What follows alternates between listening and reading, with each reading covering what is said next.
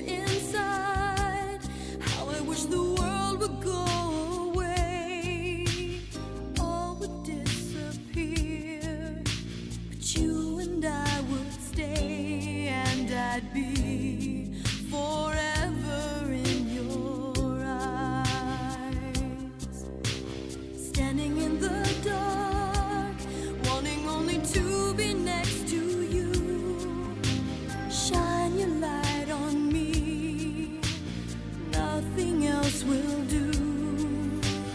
Deep inside my heart, I believe that you and I could be friends forevermore, through eternity, and you'd see me forever in your eyes. The two of us together, I see it in my dream.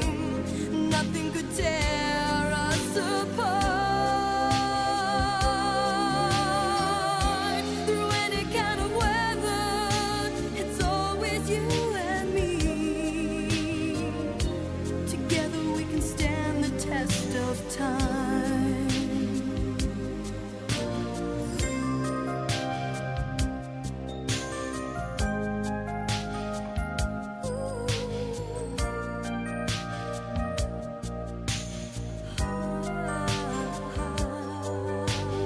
Feelings here inside, how I wish the world would go away, all would disappear, but you and I would stay, and I'd be forever in your eyes.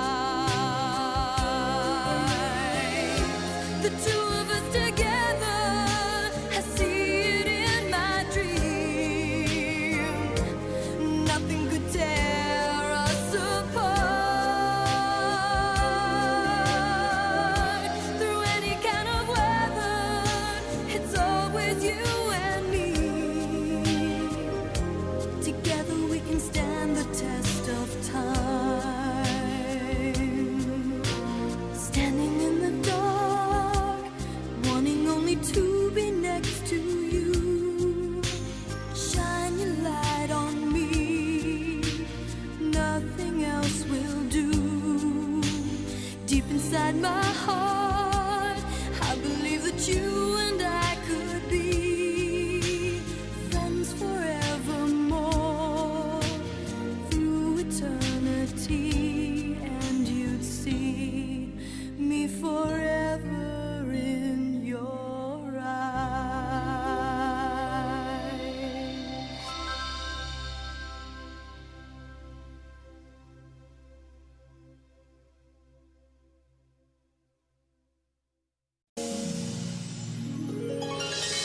I wanna be your girl.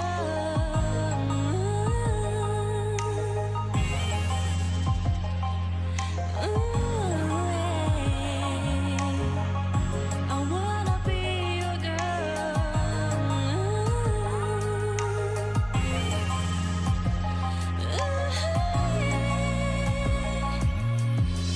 Somebody say I'm good girl, with a drink and apple wines. Every man seems so happy to see me good. Do I look nicely enough? I got dressed up before you. Look at me, this is my love all for you. Stay all night long, sit tight in sofa, drink wine.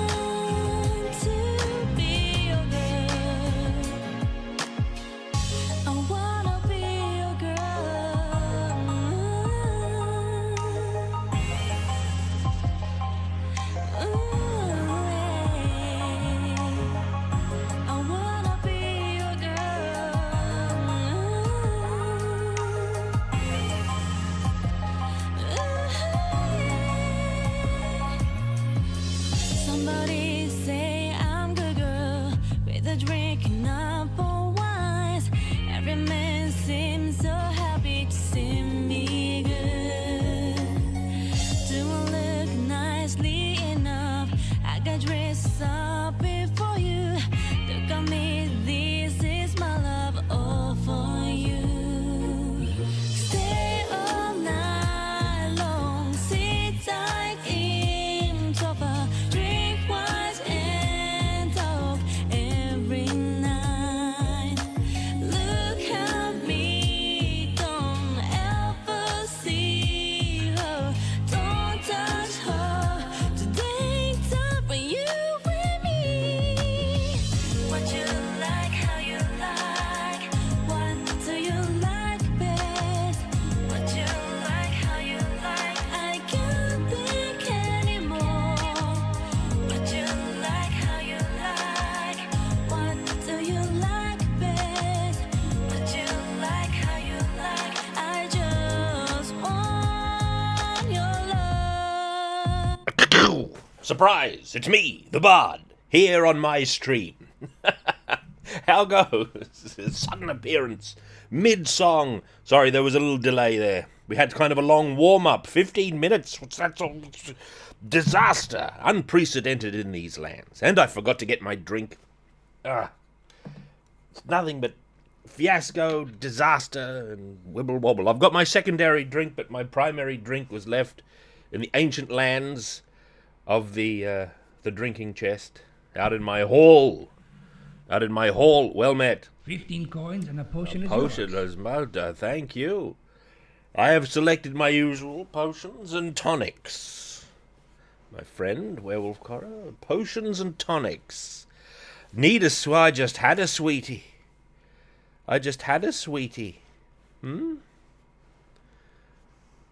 What? How do I sound like I need a sweet?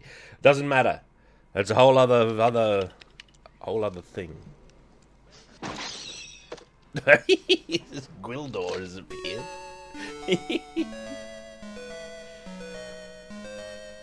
Speaking beast. Thank you. I was going to share. Well, thank you very much for 200 globets, speaking beast. The old conch knows I always want sweetie, yeah. It's true. Listen, there's going to be a computer noise here in a second because I forgot to do something. Actually vital to the affairs here. Hang on. I need to destroy this. There we go. There, that's normal. Now we're living in a world of normality and well-judged maneuvers and excellent taste. There we go. Shop Girl rankings. What does it mean? A long time ago, after several experiences with shop girls in games, I said one day we're going to rank these shop girls. We're going to get them all together and we're going to put them in some sort of hierarchical order. This day is that day. Well, it's going to be a starting point.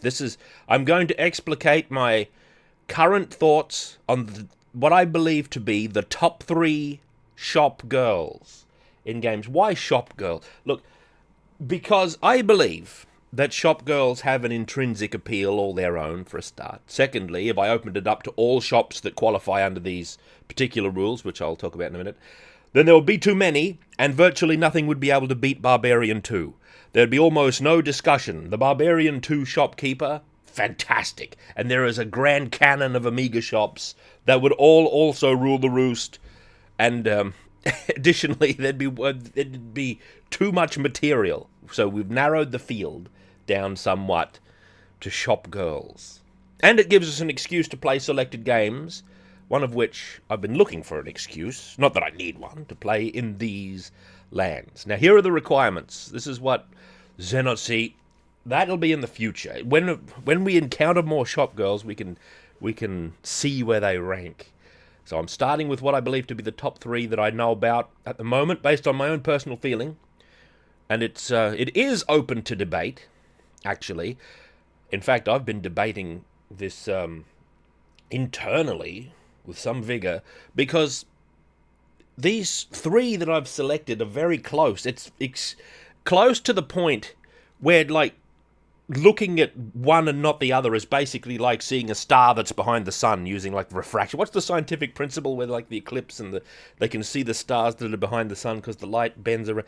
Whatever that is. They're kind of like distant stars all stacked on top of each other, and it's very hard to bring them up. That's how close the rankings are. And I'm not even sure about if I've got them in the right order. Well, that's a whole other matter. And that's, disqualified Recettear because of this. Or is it... How do you say that? I guess it's Recettear. Because it's like a racketeer joke, isn't it? Gravitational lens. Yeah, this is... gravitational lensing is the principle used to determine the order of the top 3 shop girls of this day, which will no doubt change in the future. And we may have to resort to a spreadsheet. Who knows? Depends on how many. Now, what they need is a separate shop screen, right? Distinct from the rest of the game. So it can't be an NPC that you just walk up to and just have a dialogue with without going to a separate screen. It can't be just someone you talk to and then a little shop menu pops up. You can't have like the such and such an NPC, the Shattrath bank girl in World of Warcraft. It's not allowed. Has to be a separate screen. Secondly, they have to have a detailed portrait. That doesn't mean that it has to be super detailed. It's not the quality. It's just that it has to have their own portrait that focuses on them and gives you just a good look at them. And somewhat of the experience... Well, we'll see. I haven't encountered the brandish shop girl yet, so we'll see. But assumedly, she may qualify. But you have to get something of the vicarious experience of encountering a shop girl in real life. Like, I'm sure that we've all, at some point, been charmed by some girl in a shop. Right? This is a common experience to everybody, I believe. I choose to believe this. And woe betide those who have not had such an experience. Thirdly, related to that previous statement, a level of intrigue. There has to be something about them that sort of captures the imagination, that implies that they're a person of interest. Something that makes you sort of think about them later, after the game's over. It's not just an appealing image. There's some mystique. There's some inner character. There's some context to them that makes them particularly interesting. And all of the 3 that I have selected qualify under these rankings of rule. All right, this is important business. Insane couch. You should have bought that couch. Not because of any of the reasons stated, but just because having a champion level couch is like one of the requirements of modern life, I believe. So, rank number 3. Let's just get straight into it. All right. We'll just... Whoa, really? 50k? I don't know about that. I knew the storyline was moving forward, but I didn't think another 10,000 years had passed. You know? That's bad. Has the Emperor returned in this world of luxury couches? Thank you very much, Domon Cashew Nuts. Perfect. Thank you. Thank you. Great ending. I presume you mean Master System. Oh, thank you. It was the Master System, actually. Sega machine, but it was the Master. If only there was a Mega Drive version, and if there was a Mega Drive version, I bet you that it could be made to run well on the Amiga, and I've got this weird dream where Basement Ape's fantastic port of Rastan to the Amiga is going to be ported somehow to the Mega Drive, and it's going to be fantastic. We can only hope. Now, shop girls, let's get in. Let's get right down to the true business straight off. This is the power up. This discussion. Shop girls. The first one is this Behebiont with 8 devils. We have a visitor. 8 devils, no less. How interesting, because that's not unrelated to the game we're about to play. That's a nice whistle. As related, 8 devils, arguably, is related to the affairs. Oh yes. Did people subscribe? There's Behebiont. Verbal power up. You better believe it. 43 months of power, Perhebion. That's right. And I missed somebody. I missed Hell Knight. 50. There's Ezixius as well for 43 months of power, not to be outdone with Katanga Battle the Axe. No, thank you. And Hell Knight, immediately when I started the scream, was ready in the bushes, leapt out for 41 months of power. Thank you very much, Hell Knight 58. And the rest of you in Perhebion, and Speaking Beast and Domon Cashew Nuts for Chloe, Ezixius, the whole crew. Now, this game featuring the third ranking, although she should probably be higher, actually. Domon Cashew Nuts. It says it gave out a community gift sub, but didn't tell me to who. It's a mystery. Can you, by pure chance, gift a sub to yourself? Thank you, Domon Cashew Nuts. Very much appreciated.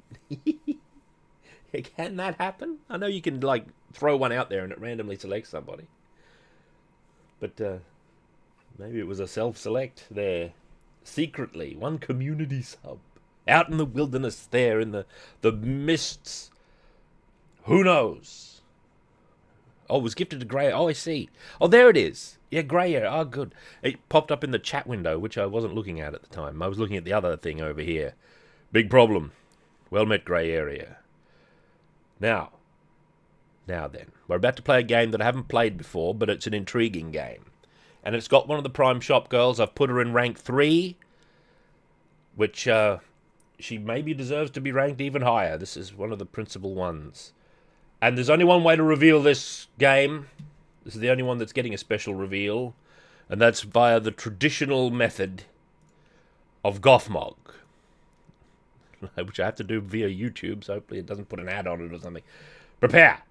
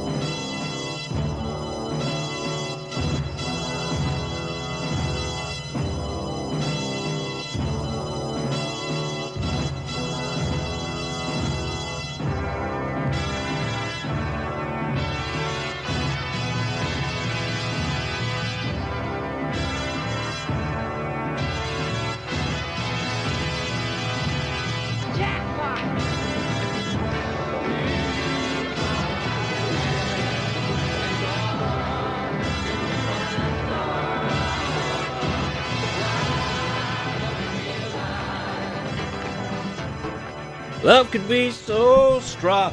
Hey, thank you. Hey. And oh, arise. Forgotten Worlds.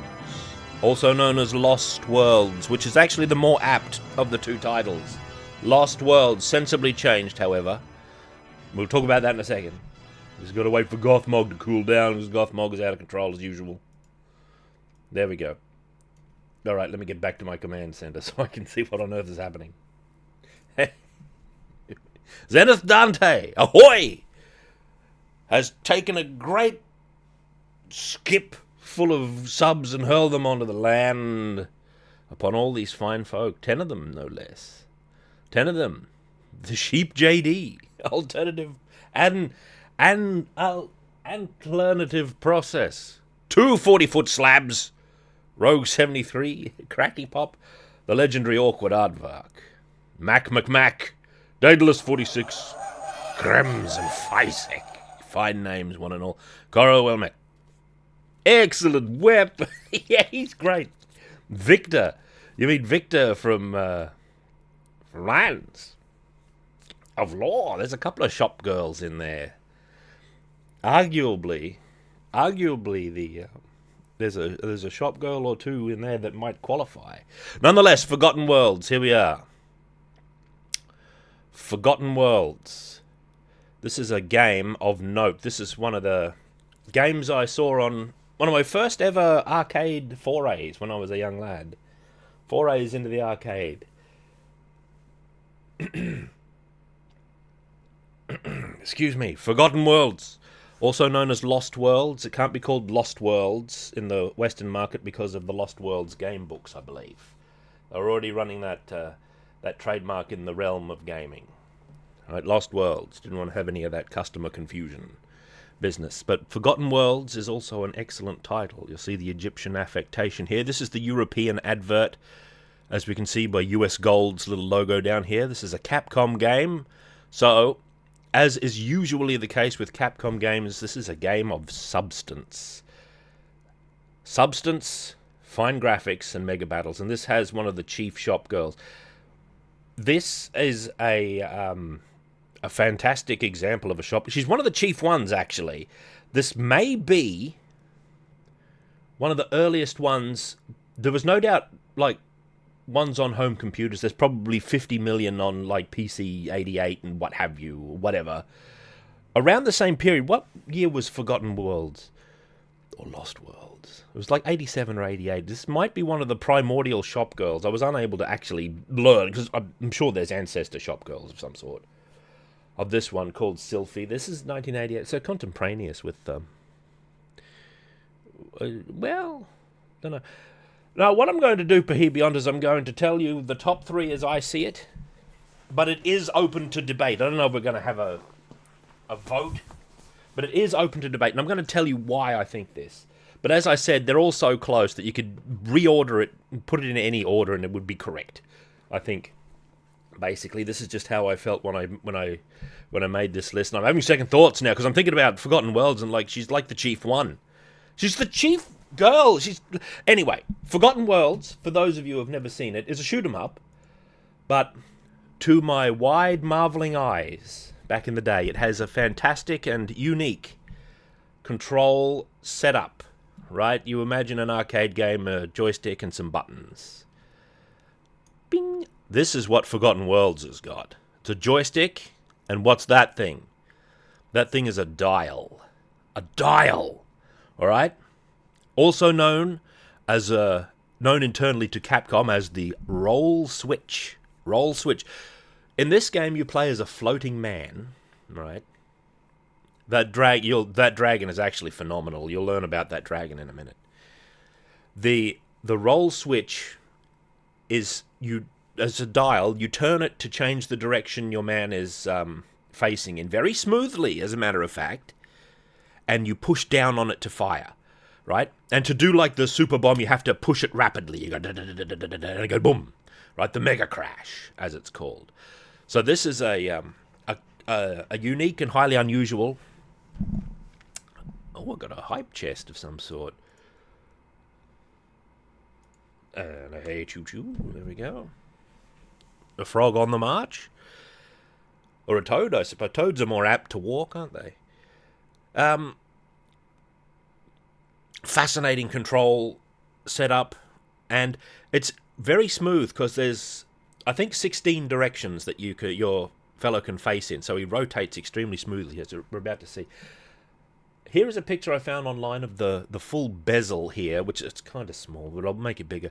It has a very attractive, like, bezel around the monitor, right, with the full explication of the scenery.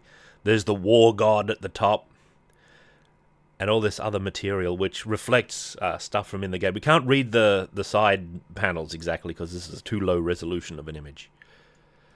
But such a striking cabinet. There's our heroes up there.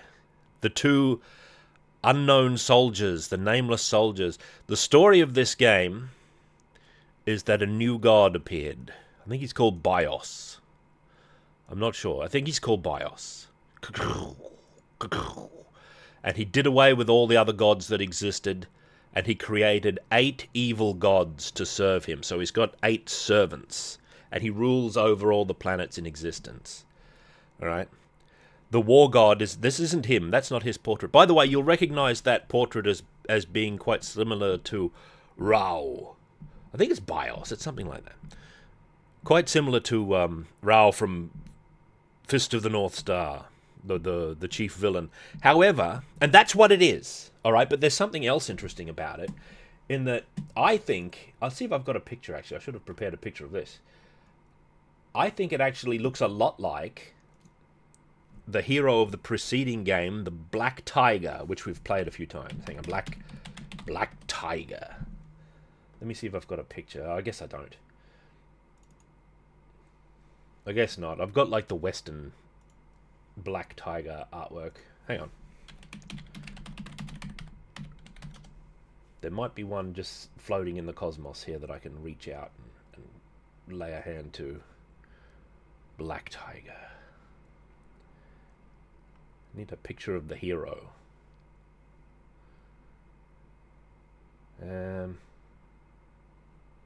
They're all back-facing portraits. It looks like his helmet, and I like to think that maybe the Black Tiger had ascended into godhood. Oh, here we go. Here's one. This'll do. Oh, it might be kind of small. But it sort of resembles the pattern of his helmet there, with the downward-facing, curving inward horns. Right? Probably also influenced by Fist of the North Star. But I'm not sure. Who knows? Maybe we can trace a line of influence there.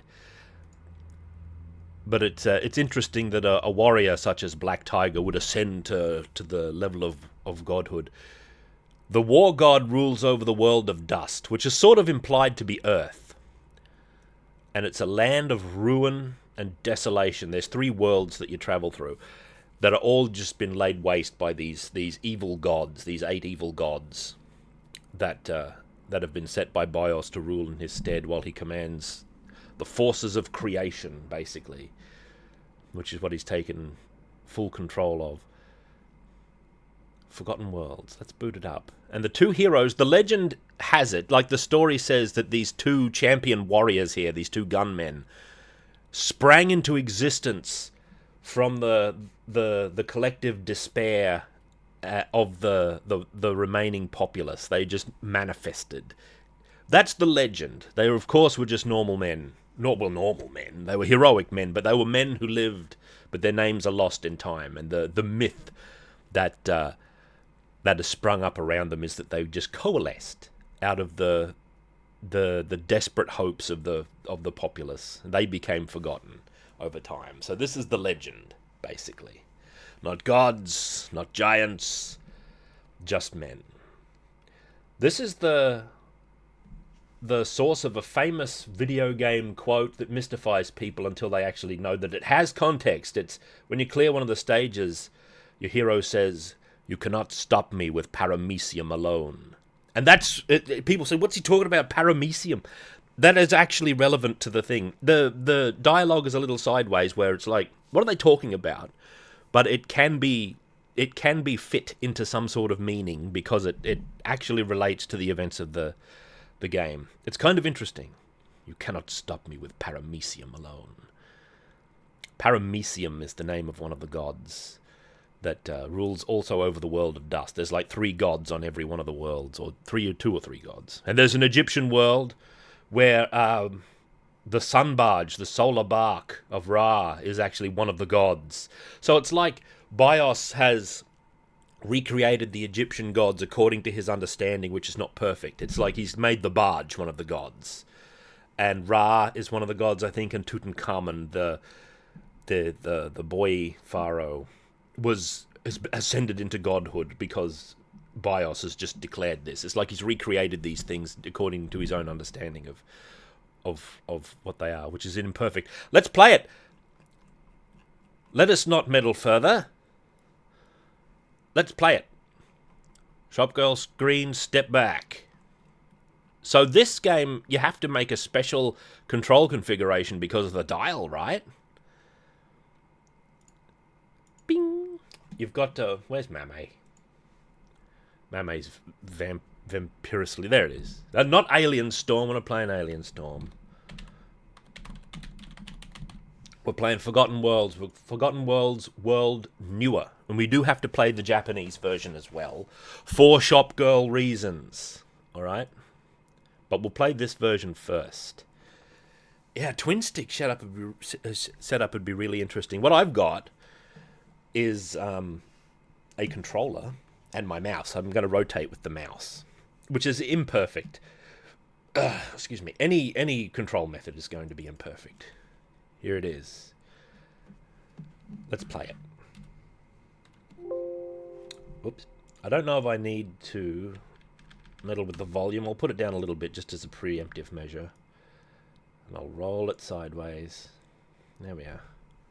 Forgotten Worlds. Let's see if we get a demo. Actually, never mind that. There's an intro here. Look at this.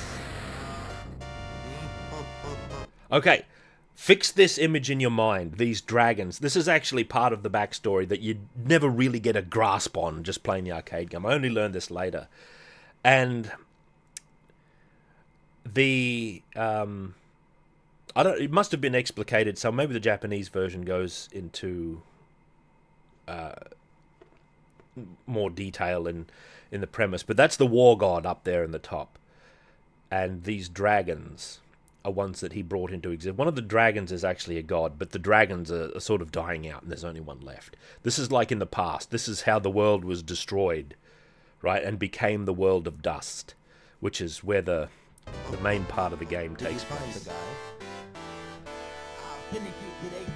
This is the second player here, who famously is adapted into Final Fight under the name of 2P, right? And he keeps showing up. Capcom keep bringing him back. These are really excellent hero designs. They're not overcomplicated. They're very plain, and everything's extremely clear about them. Did you find the guy? I'm not sure what guy he's talking about. I'll finish you today for sure. I like his voice. I thought BBH was doing a impression of 2P actually when he was saying, "Who knows? Who knows?" But he wasn't. Let's play it. Okay, immediately pause. I want you to... It's easy to get distracted, as it is in, like, Psycho Soldier, but look at the tremendous detail in the background. It's just wonderful. Alright. So it's a shooter like this, and you can rotate the man around. It's one of the early appearances of the Zenny currency as well.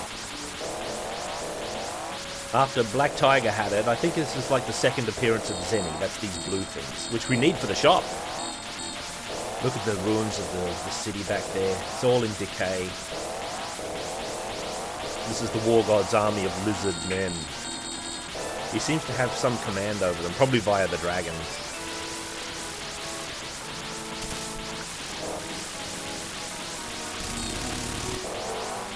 Oh, yeah, there it is. There's the shop. Okay, mysterious.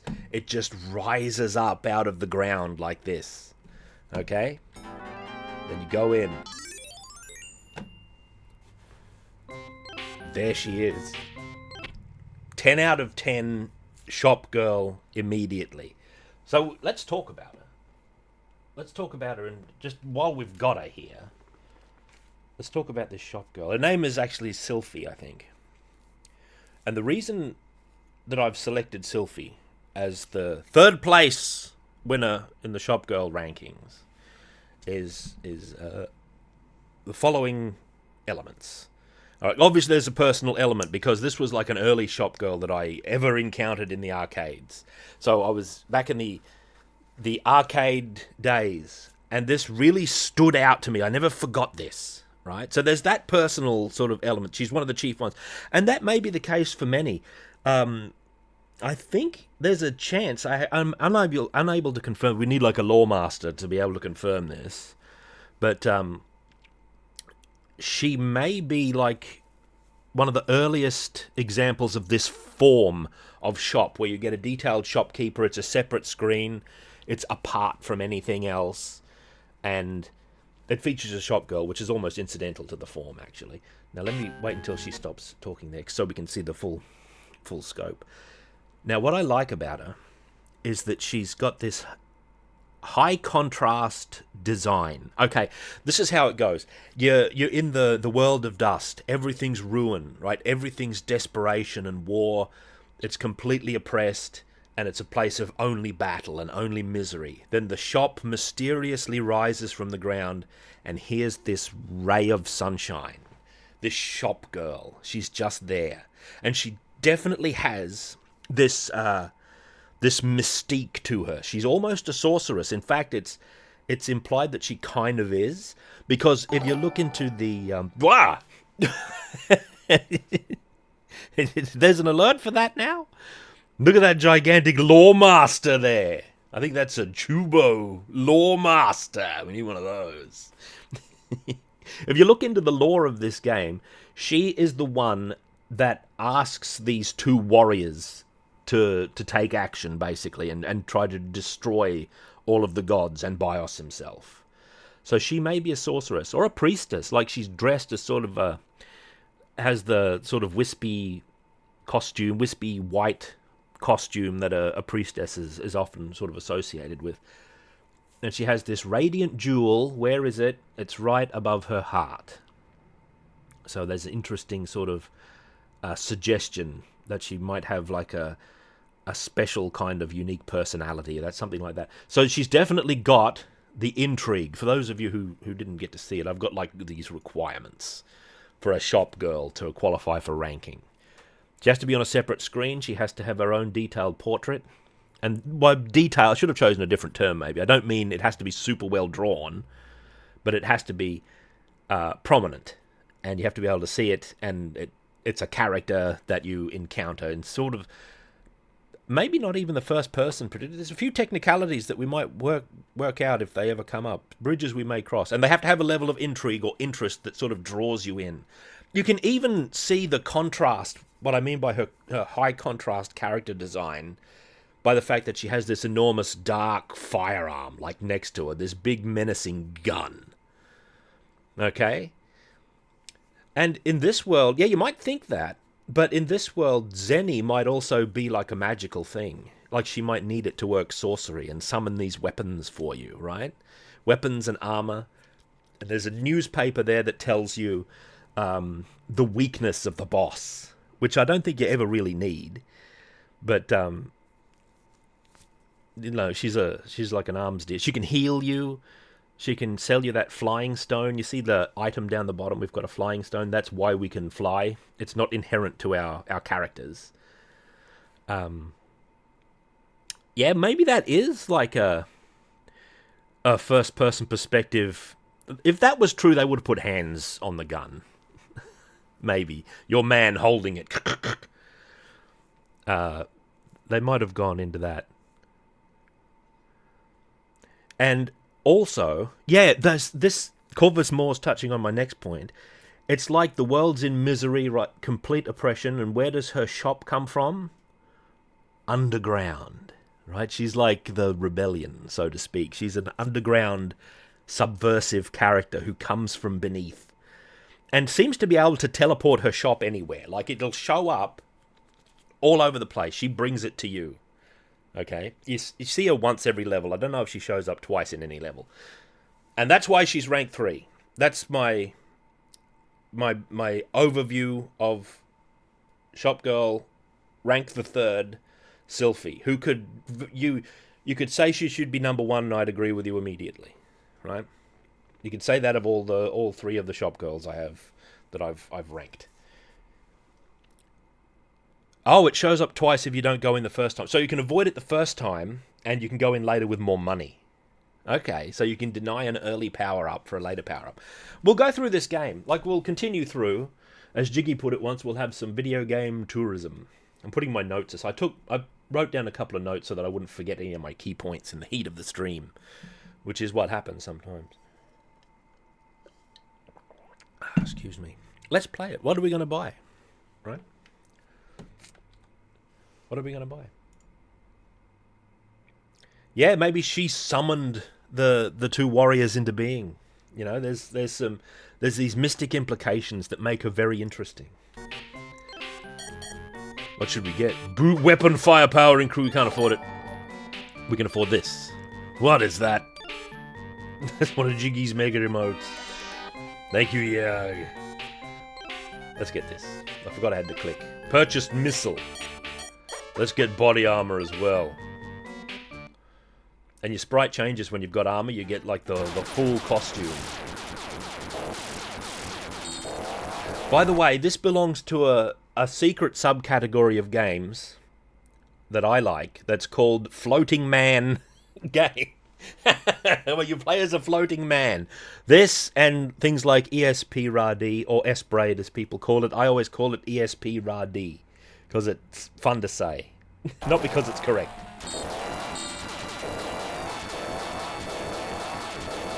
Oh, where are we going? Is the game too loud, actually? It might be a little on the loud side. Might be a little on the... Yeah, Legendary Wings is kind of a floating man game. There's a subcategory of floating man game that's winged characters. So, you know, Gynog is a floating man game as well. Superhero games often have floating man elements. So we're in this factory. Oh, God. Oh, Kudasai cow. I think these fall down in the Japanese, but I think the Japanese version is like the hard version, too. We'll look at the Japanese version, we have to, because there's a shop girl element to it that isn't in this version. Oh, God, this is a difficult play with the rotating control. Right, see this thing? That there is one of the gods. This horrible biomass that's infected this factory. Like it's infected the very idea of civilization. One of the most civic things is a factory, right? That, a civic thing, a factory, a forum, you know, all of these, a theatre, all these civic buildings. Well, I guess a factory's a civic, but it's a core civilization kind of building. That is one of the gods. It's a biomass. It's called Paramecium. Its name is Paramecium. That's Paramecium. And it's completely helpless. What it is a vital organ that's sort of grown like into this place. And its weak point is its very body, its heart that's on the outside. And it's kind of a tragic thing because it's in a completely helpless state and it tries to protect itself with its telekinetic powers. It has psychic powers, of course. So it raises up these objects to protect itself from them. Oh, what chance does it have?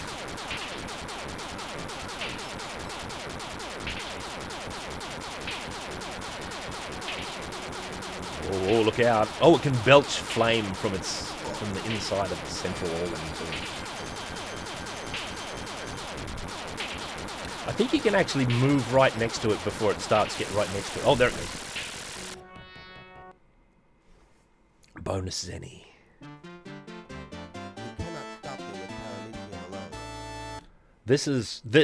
Now all of a sudden it makes sense. You cannot stop me with Paramecium alone. He's calling it by name. This was for a long time one of the mysterious, for people who weren't privy to like the premise and the names of all the gods and that sort of thing. Oh yeah, the turret can also block stuff. Is that true?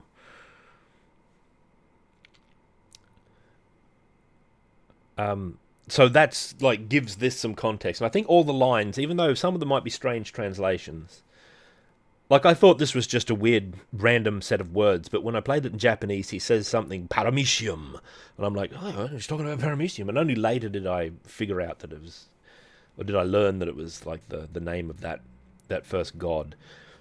So the gods aren't really gods; they're like super beings, so to speak, because they can be destroyed. Right, so they're not actually gods. So even Bios himself is like a mockery of what a god is. He has like the shadow of the power of creation, but he doesn't actually have it. And that drives him insane, basically. He's the final boss, obviously. You cannot stop me with Paramecium alone. Here we are, still on the world of dust.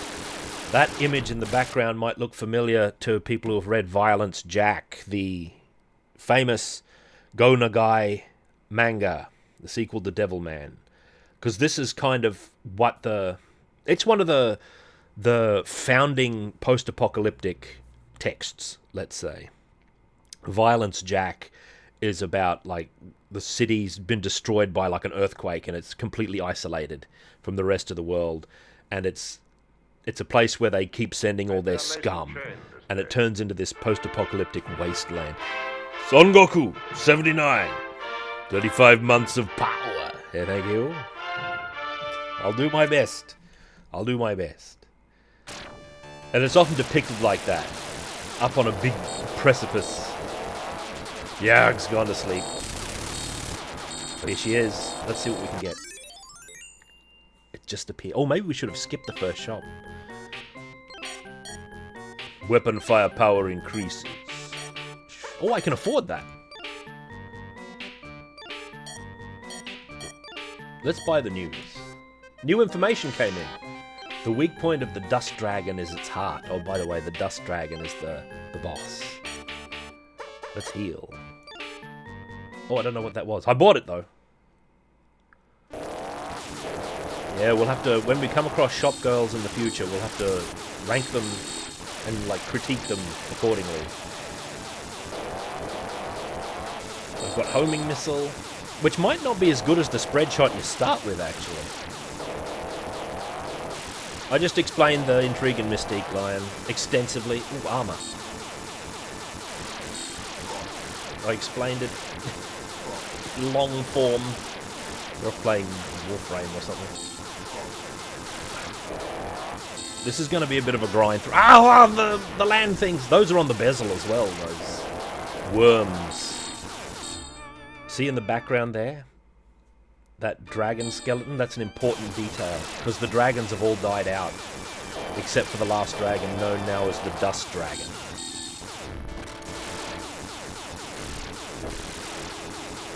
Here in the world of dust. So this is like a... Oh god.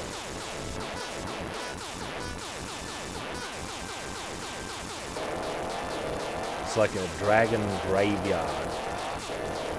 There's all these bones, primordial great beasts. And here he is. This is such a great boss, right? Here he is. And what is he doing? He's dying.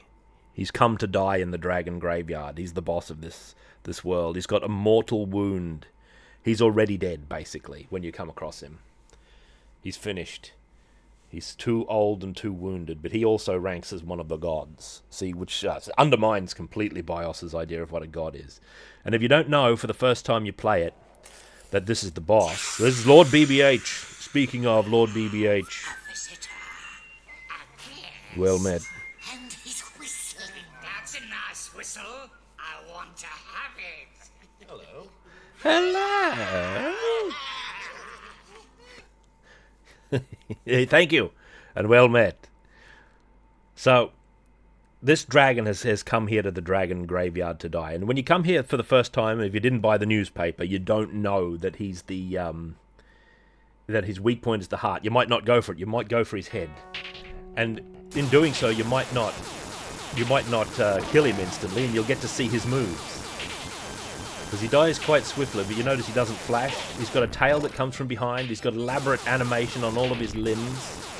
And he spits globbits of plasma, or something, that form into the lizard warriors. Which is no doubt... Well met, Korg Master. Something. Sorry. Well met. Which is no doubt how the war god furnished his army with all of these lizard men. Right? He had a whole force of these dragons. They've all just died out. Maybe the war god himself slays them. Who knows? But there's something intriguing about this boss where he starts with a mortal wound. He's in the dragon graveyard about to die. Dash no Chris. Hail. And you've basically come to finish him off. It's basically a formality. His weak point is down there at his chest. You blow it open and there's his heart.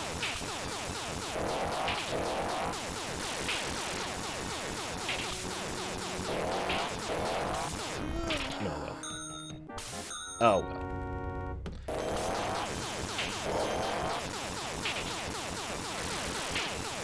And then you can shoot it. Oh, his hand has been destroyed. You can destroy parts of him. Look at what his ribs do. It's such a fascinating, like, attack. What I need is to just shoot the heart. Why don't you just shoot the heart? Yeah, kicking a dragon when he's down. I can't rotate properly.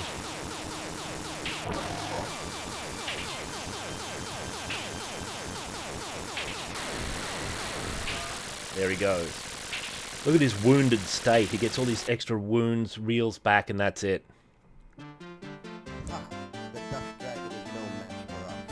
It didn't take much to get rid of him. And that's the end of the Dust Dragon. Now we're out on like this strange like flats area with these craters. And there's the ruins of a city out in the background. I'm just looking at the background mainly. Let's skip the first shop if it does come back later.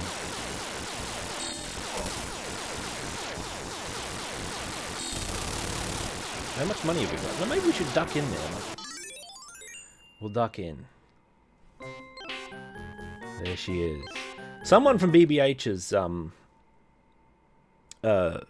stream, some of those mystery raiders might know if this is the earliest of the shop girl, or this form of shop where it's a separate screen, there's a distinct character there. There was probably someone like Personal Computers or something earlier, maybe. But this is the earliest one encountered by many people, it seems, myself included.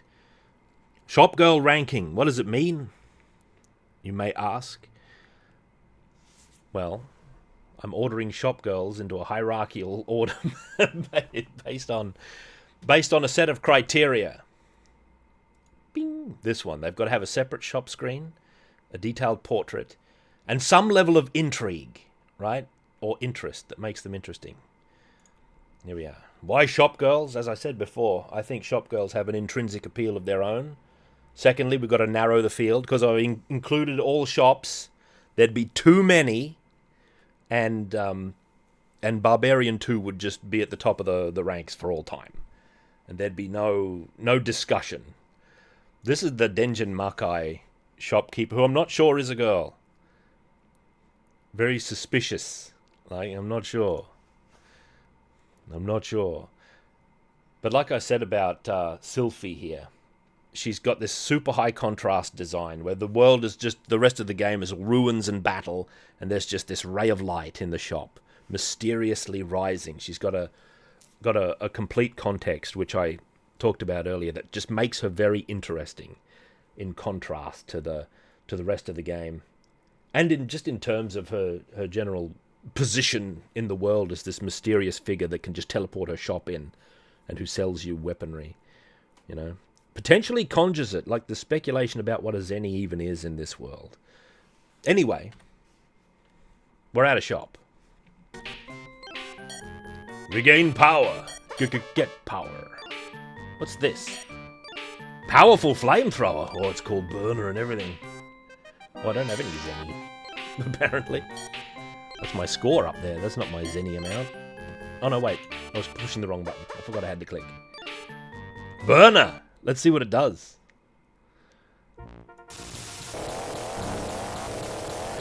This is the final level of the World of Dust, which is ruled over by the War God. I like this flamethrower. I'm sure Lord BBH can once he see Forgotten Worlds with almost no trouble. Enough shop talk. There'll be plenty of shop talk before we're through. Yeah, man, like, Sylphie could easily be, like, regarded as #1 shop girl, and I wouldn't be able to argue. I have no counterpoint.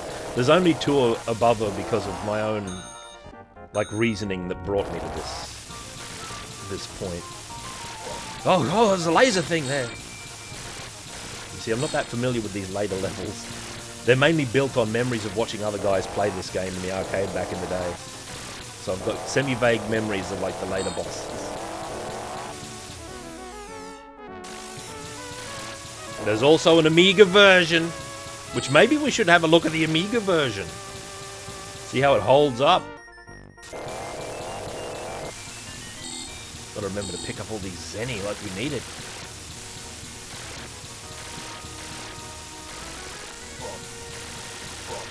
Oh my god. Oh, it's quite a detailed sort of gameplay that you've got to adopt. You've got to know when and where to rotate the orb to so you can block the bullets. A little bit like Prehistoric Isle, where half the technique is knowing where to position the option. Look at this, being worshipped by one of the lizard priests. Statue of the war god. Who, arguably, in this, like, statue form here, looks even more like Black Tiger. See, I know what it is a Fist of the North Star thing. It's Rao's sort of helmet with the distinctive horns on it. But such a thing was also used on Black Tiger, so I really like the idea that Black Tiger has ascended into being a war god, and there's at least a little implied continuity between these two games. Right? Black Tiger and this. Black Tiger doesn't have... Oh, hello. Black Tiger has that shop format, doesn't it? It's got the little wizards. The dwarfs that you rescue. They're not shop girls, but... There we go. Ding, like that. Now, what was I doing? I was ascending here. There's a whole drama that's playing out. The War God. We actually have to ascend. Yeah, he's not the final boss, but he is the most distinctive character used in all the imagery and the marketing and on the bezel and on all the posters. I think we can shoot his codpiece. See, I guess not a codpiece, but yeah, you can start breaking his armor as you ascend up to him. Which immediately puts the lie to his godhood, right? Oh, God! Ooh! I realized just now... There we are. What's this, Maiden Paladin? 23 months of power. Thank you. You can post a link if you like. Him and the Dying Dragon. Yeah, they're the two most well-known bosses. Yeah. The two most well-known images, potentially. Although I'd argue that the Shop Girl is also a well-known image. So this... When did this come out relative to Tecmo Knight? Does anyone know off the top of their head? If this or Tech... Because I often talk about the hands from the side boss, which I often think is based on that one cover. Where is it? That one cover of Conan. Savage Sword of Conan. Do I have it to hand? Here. This Earl Norham fantastic painting. This was in the 1970s at some point. I don't remember exactly. But it's like an ape in the background with the hands that come from the side. It's such at this point, a well-worn trope of bosses. That the boss is in the background and the hands come out and that sort of thing. And I thought the earliest version of that, and it may well be, is Tecmo Knight, where you fight an ape in very much a similar configuration to this. Okay, with the hands at the side and the ape in the background. Which I think may be based on this painting. A year later. Interesting, because this is a background and fists boss. Also known as Wild Fang, right? So if there was a delay between the Japanese release and the Western release, there usually isn't much of one in old arcade terms.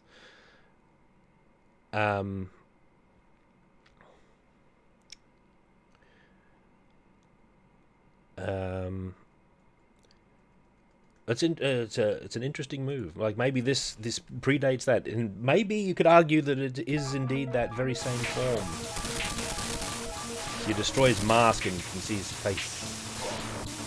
Oh, what has become of Black Tiger? Oh, his face armor regenerates. Wow.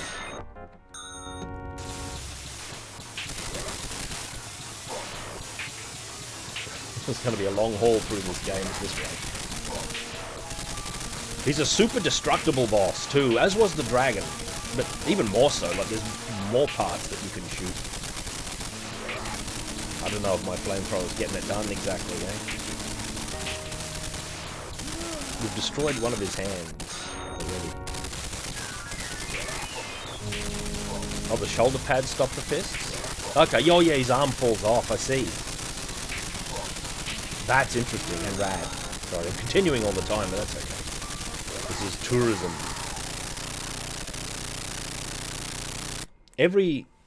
Sorry for pausing, but every level so far they've mentioned the boss in their post-level utterances, these characters. We've had Paramecium, the Dust Dragon, now the War God.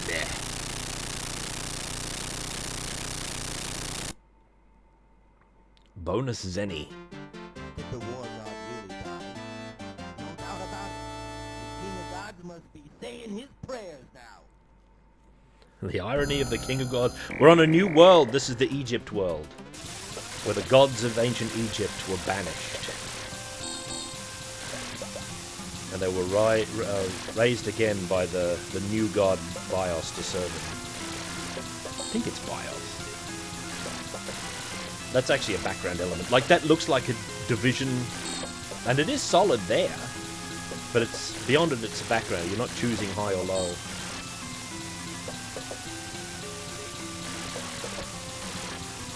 So we've got a completely different sort of tone. We've left an apocalyptic world behind, and we've entered one that arguably isn't any less grim, really. So we still have the high contrast shop girl design. There's a tomb-like atmosphere to this one.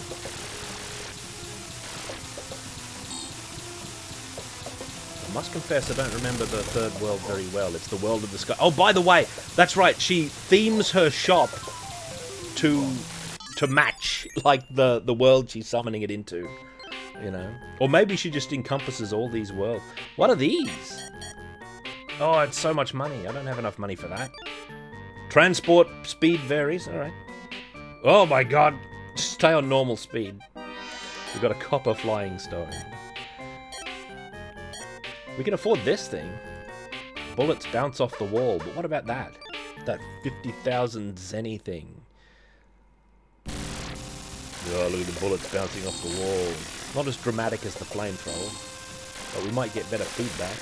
I still suspect, like, maybe the default gun is the best one.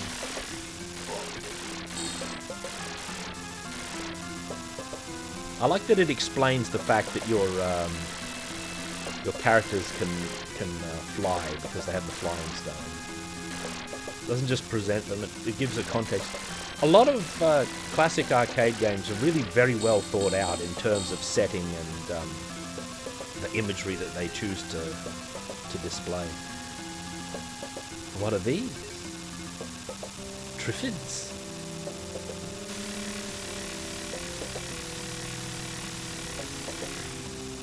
Oh, right. Remember these now. Look at that slime. What is a slime doing here in the Great Tombs?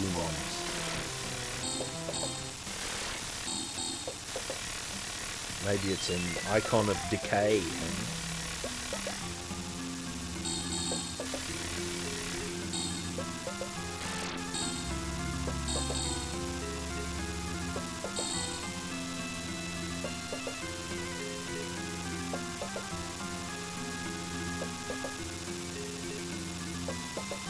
The labyrinth down here. No doubt to prevent the soul from escaping, whoever's entombed in here. Or that only the worthy souls can escape. So all the slaves have to stay in the tomb in which they were buried. It's quite elaborate, with grand staircases in the background and everything. These slimes seem to have a human form when they get close too. No doubt were once human themselves. If I remember right, we're about to encounter the barge of Ra, the sun barge, or solar bark. What's it called? I forget its proper name. What is this? A storm of particles.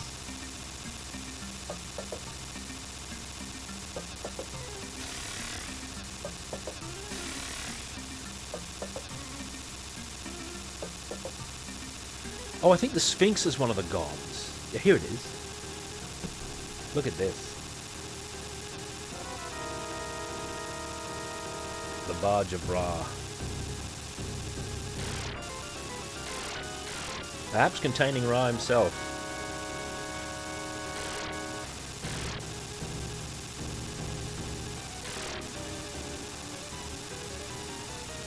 Oh, look.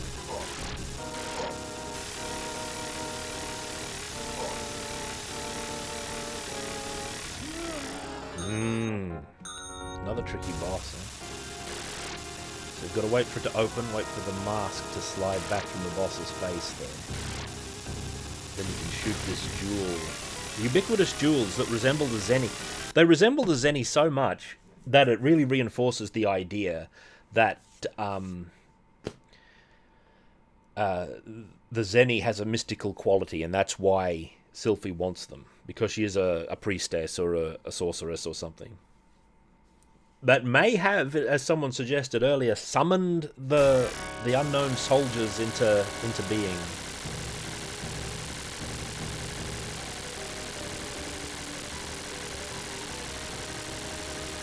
Look at all the use of all the jewels and the mysticism of this area.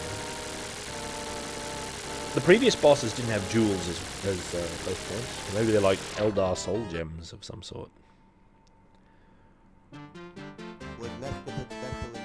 Mescatet's a vessel. I'm not sure, but he won't be getting seasick anymore. Player 2 is great. He won't be getting seasick anymore. Right, so you can rotate the orb around. This is quite a high technique sort of a game. I've got 50,000 Zenny. Maybe she's selling one of those. Oh, she's not selling the same thing anymore, but she's got wide shots for 50,000. You can't use it properly. The judgmental nature of the shop girl is coming through. Oh, I think I might have just bought that twice. Oh, you already have it. Booster 2. Let's get armor. Actually, we're out of time. See you later, shop girl. Her name is Sylphie.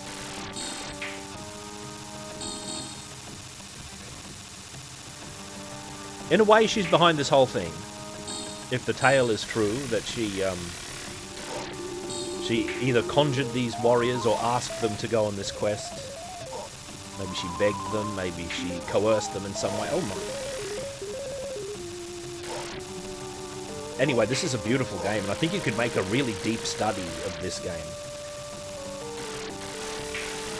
And its choices. Images. Look at this. Look at the background here.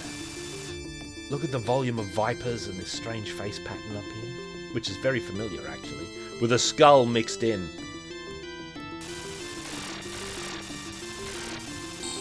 I'd love to play this on the actual cabinet again with the dial or the roll switch. Roll switch. Look at that. Look at that. Shades of Bart's Nightmare in the background, actually. Roll switch. Yeah, a lot of old arcade games had an artistic element to them, which gets overlooked a lot when you see videos about them and stuff. But a lot of them concentrate only on the gameplay elements and strict mechanical things, and they sort of gloss over the stuff. They see mysterious images and they shrug their shoulders at it a little bit, and they're just not bothered about it. These things do come all the way into the foreground, right, and they block your movement.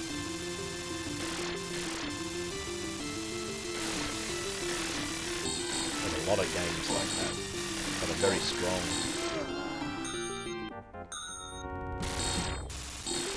Capcom are particularly good with it, I'd argue.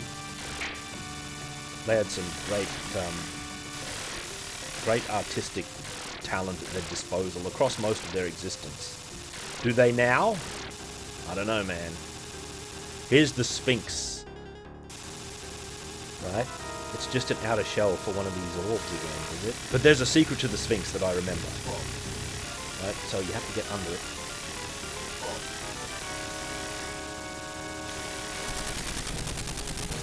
Now its head is destroyed. But what's the real Sphinx? What has BIOS actually made? This thing. A serpent. Its weak point is right behind its head. Its head is invincible, and its weak point is like the first part of its neck there. Which, with this control scheme, makes for a really interesting boss fight, actually, because you've got to maneuver, you've got to lead it and maneuver it, which I'm not particularly good at, and then you can shoot its first joint. This is the actual god that BIOS has created that he calls Sphinx.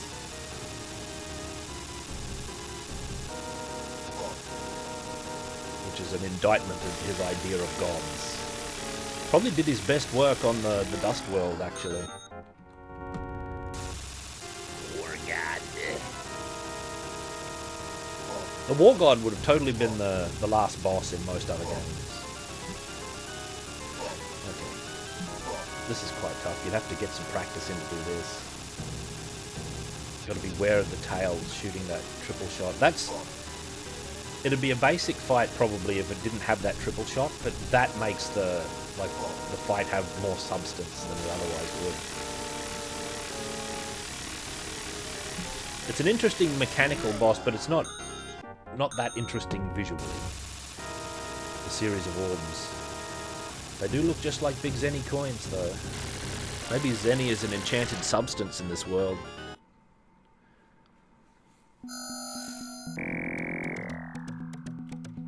Now where are we?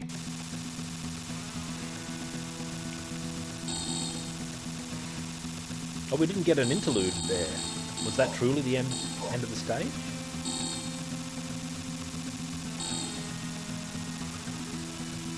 I don't have a good memory of this half of the game. Oh, look. Comes in from the side now. This is our shop girl. I'll skip this one. Oh, this is Tutankhamun. A Tutankhamun, a person. You come not a whit too soon. For is this not the weather fair? And this the Ides of June?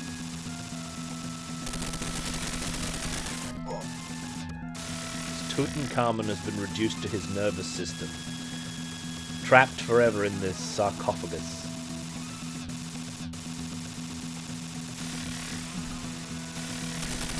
What a fascinating image, right? Bursts apart, and then with the telekinetic sort of power that Paramecium also possessed, pulls his coffin back. This actually seems to be the only god that has like a physical substance. Like, this may be the actual Tutankhamun resurrected by BIOS, I don't know. Resurrected into this sort of sad and pathetic form. Has a lot of power, but nothing to do with it. I'm going to save my Zenny for the next shop. Now I've got you cornered. There's no escape for you now. No mention of the previous boss in that utterance there. Now we're in the world of the sky. So there's 3 worlds, all of which are conquered by BIOS's. That's why it's called Lost Worlds. Ah, yeah, good point, Corvus Moore. I forgot about that. All of the other parts of him are in canoptic jars. Maybe his sort of his canoptic jars have been through the levels all along, and we were destroying him piece by piece. And all that's left is whatever is in the headpiece and his like nervous system, which has become mutated and corrupted. A horrific sort of thing that remains. Anyway, in Japan, this game is called Lost Worlds, which is a more appropriate title because it reflects the actual setting. Right? These worlds that are just lost and completely under the control of the 8 gods and BIOS. I'll have to double check his name is BIOS.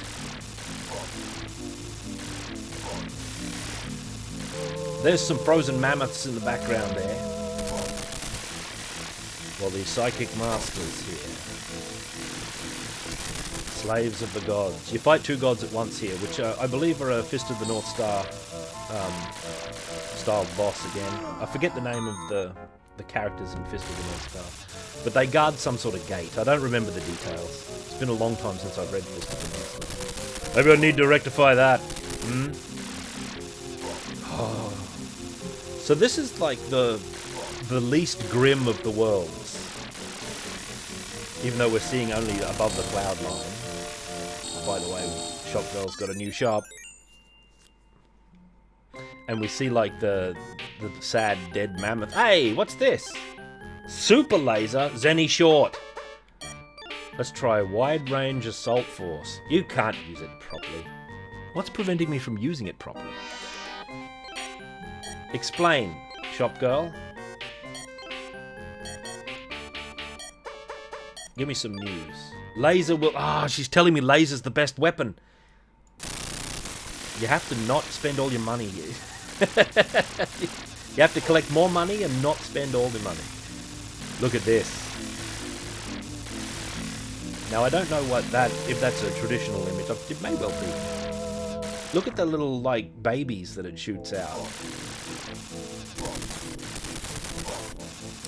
In all of Eastern lore, is there such a thing as that? There must be. This resembles heaven, actually, like Eastern depictions of heaven, which is where you find the gods. So no wonder it's idyllic. But just under the surface, there's like this sense of decay, like with that boss, that sort of mummified image that came up. Boris Karloff. Oh, that's 2P only weapon? 2P's lording it over us.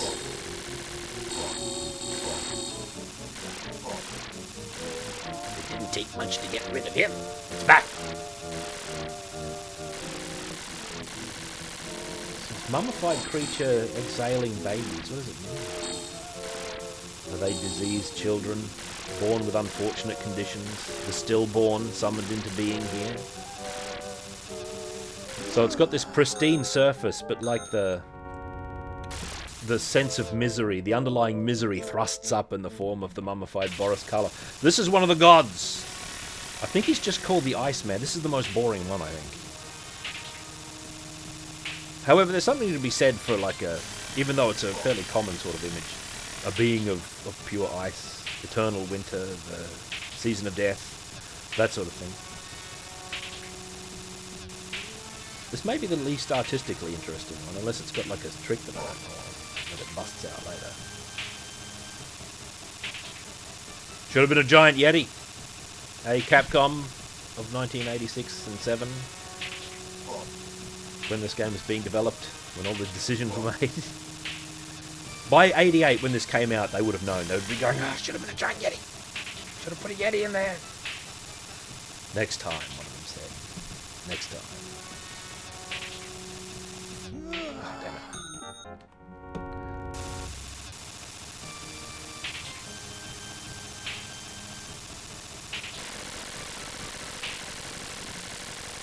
The Yeti! The Yeti is taller than the giant. Now I'm going to do it my way. Wait, don't underestimate the gods of thunder and wind. Yeah, don't underestimate the gods of thunder and wind. Now look at the chaos leaking through here. Idyllic, like heavenly, even though the pillars are shattered in the front. So that's a good sign as well.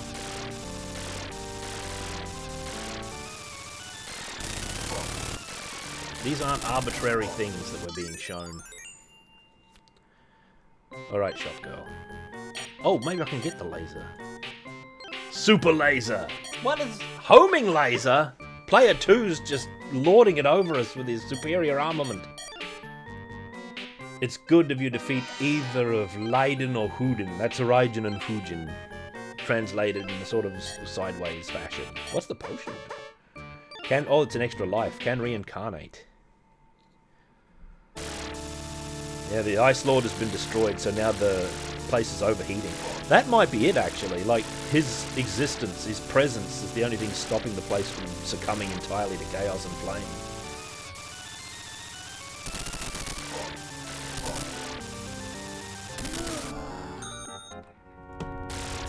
This game is extremely rich That's what I'm saying. Which is why I've been after an excuse to play it for a while, even though I don't really need one.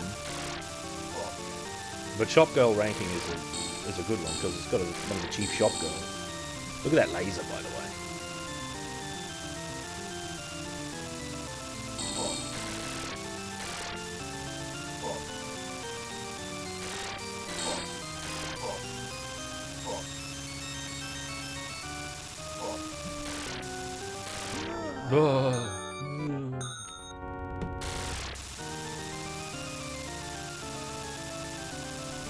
In typical Capcom fashion, those hollows in the mountain hide bonuses.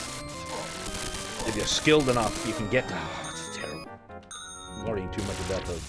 Hey, look, a lion. The golden lion.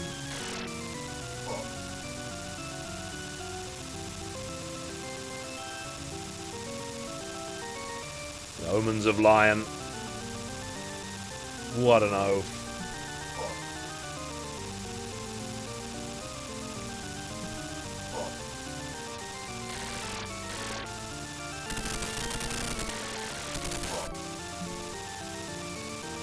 This is the Tower of Babel, I believe.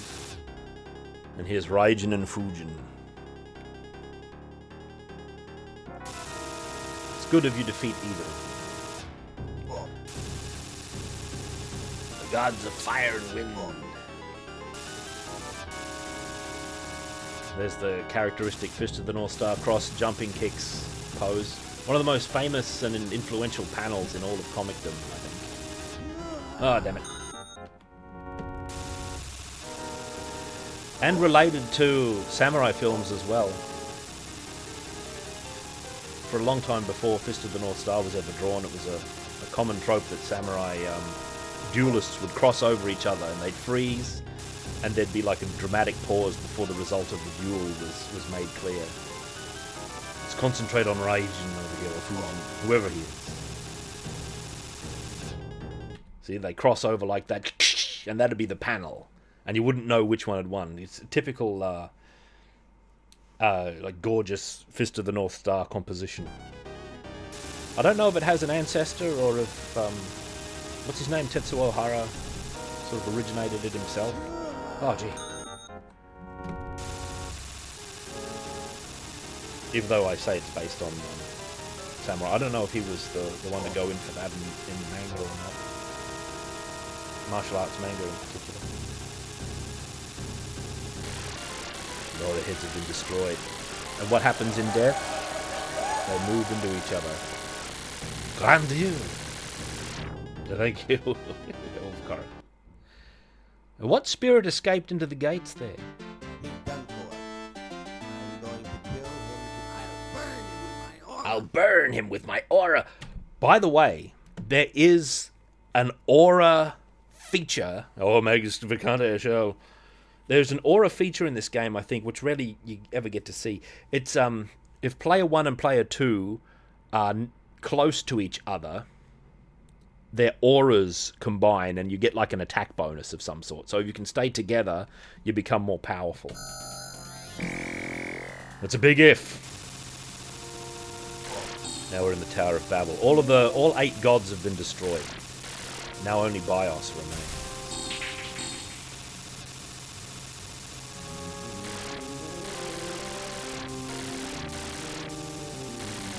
Shop Girl appears here too, I believe. She may have a new shop. A new shop design. Maybe she exists on all these different worlds simultaneously. Oh god, battleship cannons? Bios has gone mad. There she is. What do you got? Yeah, the plushy classic image, like a child's toy found in like the devastation of a world. Right? A reminder of more innocent times. A classic image, right? A classic wartime image, actually, which has lots of real-world antecedents, or at least it has some prominent ones, but I can't name them exactly. Yeah, we're sure she's not the villain. Everything powers up. Who could say no? She's a babe. she's got no news here for us, so she doesn't know the weakness of BIOS. His weakness is that you shoot him. Oh, I see. We've got double. Oh, damn it, laser. Do better. Oh, better prioritize those, like, battleship. Whoa!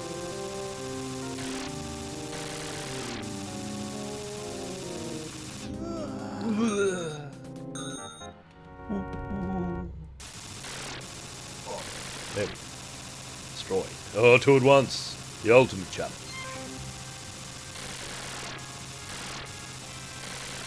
This is a great game. I'd really like to play it extensively, I think. Because it's quite fun to play. And by extensively, I mean like restart from the beginning again and again and try and get further every time you play it. The way I usually play arcade games. Which isn't exactly like good stream material, I guess.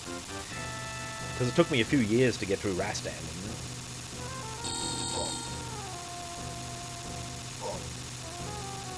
Few years of power-ups. Moved into the claw like a goof. Shall we see BIOS? I think a lot of the home conversions of this game don't feature all the gods as well. There's probably a big bonus hidden in that sort of cul-de-sac back. So many things, I don't know which way to shoot. Like, I want to destroy these suns, but look at the volume of... And like, my credits are just dying. This is a one-life game. Maybe I should just forget those suns down there. Oh, they're protected by terrain this time. A unique challenge.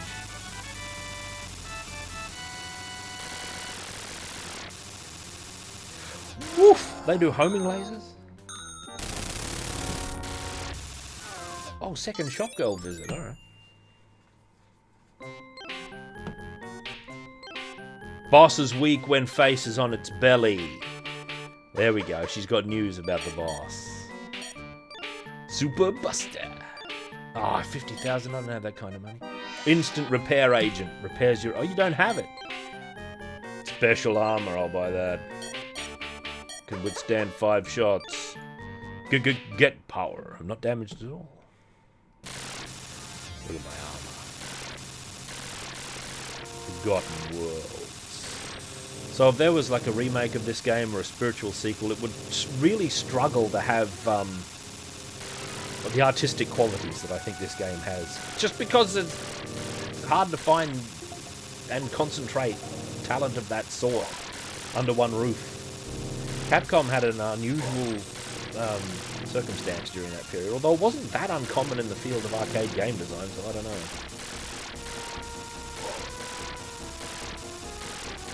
Namco also had some pretty strong work going on. Look at the last boss. This is BIOS. A devil. An archangel. But he also has... See, when he attacks, he gets multiple arms. He gets like 6 arms. And a face on his belly, which is also an Astaroth thing from Ghouls and Ghosts. And Ghosts and Goblins. Also by Capcom. Reminiscent of medieval art depicting the devil, as a matter of fact. Some Luciferian imagery. Their faces would appear in odd places. That's an array of lasers and a half. You've got to be ready for that. You've got to be over there. I don't know if you can lead where he's going to shoot in such a way that you can make it clear. Sort of like the Dragon's Breath in... Gate of Doom. That's a very broad thing.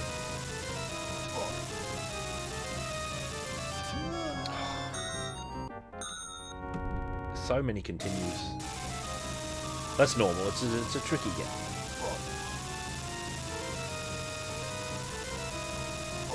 They follow you extensively. Oh, you can destroy them. Ah, but not in one hit. Oh, and he's lasering.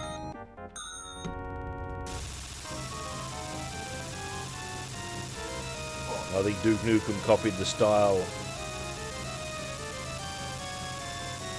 Both player 1 here, the unknown soldier, and Dolph Lundgren occupied the same physical space in our world. Duke Nukem was trying to co-op such a classic style. I've never used a Mega Crash either. Was that it? I don't know.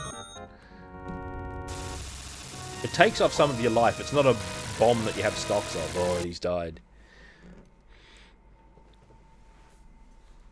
It's a Schwarzeneggerian silhouette.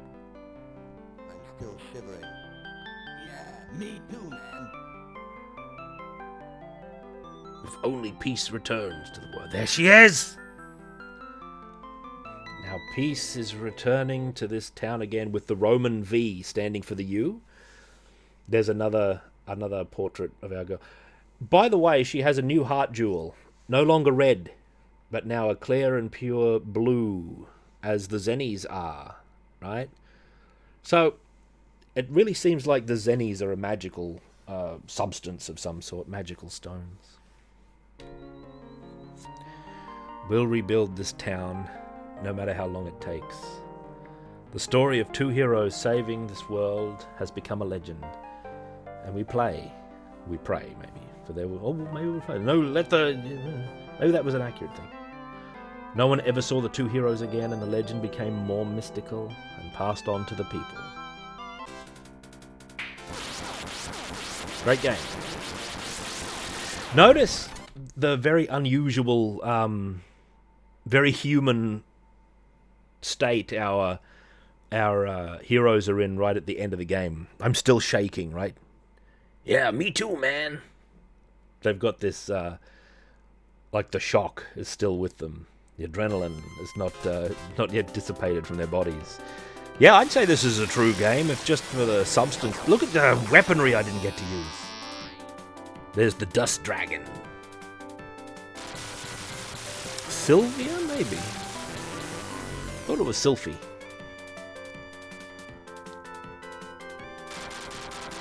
Maybe she had a secret name change. It's a chief game.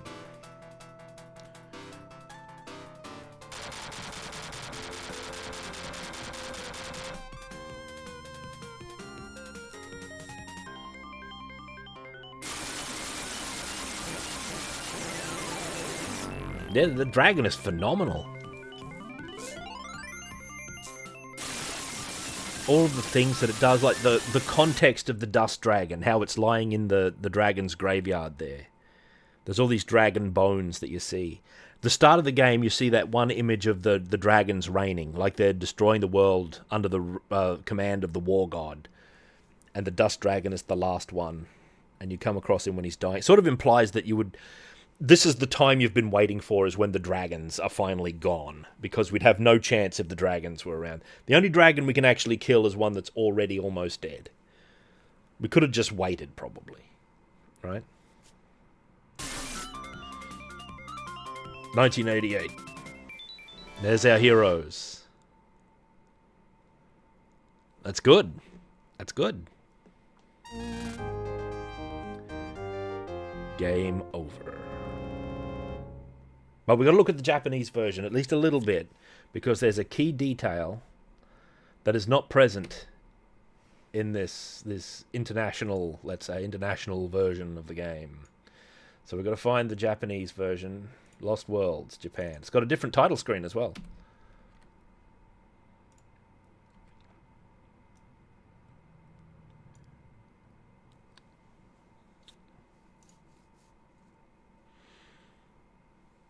Lost Worlds, different title screen. Probably not as interesting a title screen, perhaps.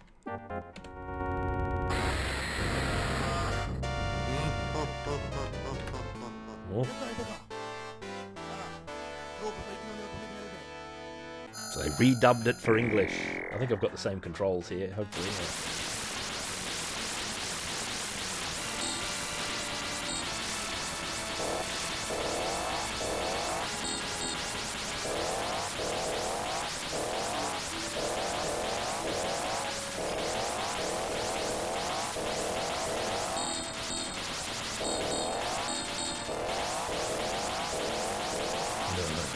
Straight back into the game.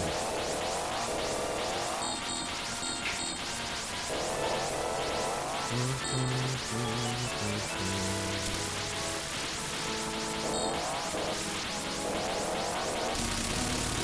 shop girl. Okay, now watch.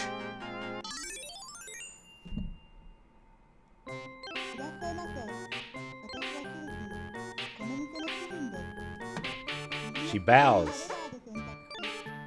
She bows and says "Irashaimase," which is correct, proper Japanese shop girl protocol. It's an interesting detail. She doesn't even bow in the Western version. They could have left that in. Yeah, it's a cute affectation. This is number 3, right? Third place winner in the Bardic Broadcast Shop Girl rankings, right? And you could argue she says quite a lot, but I can't make any of it out exactly. It's quite muffled. She doesn't blink in the US version either. See, she has even more personality in this version. All right. Third place, shop girl. An early memorable shop girl, right? So that's a personal note. I've got these notes here attached. Early memorable shop girl with a high contrast design. As I said, high contrast, which is meaning she's unlike anything else in the game, which arguably, except for the sky stage, which affects itself as like a heavenly place. Most of it is ruin and danger, especially early on, all this danger and destruction, this ruin, post-apocalyptic sort of imagery. And the second planet's a tomb, and the third one is like a false heaven. And you go into the shop, and here's this ray of sunshine, right? This vital image of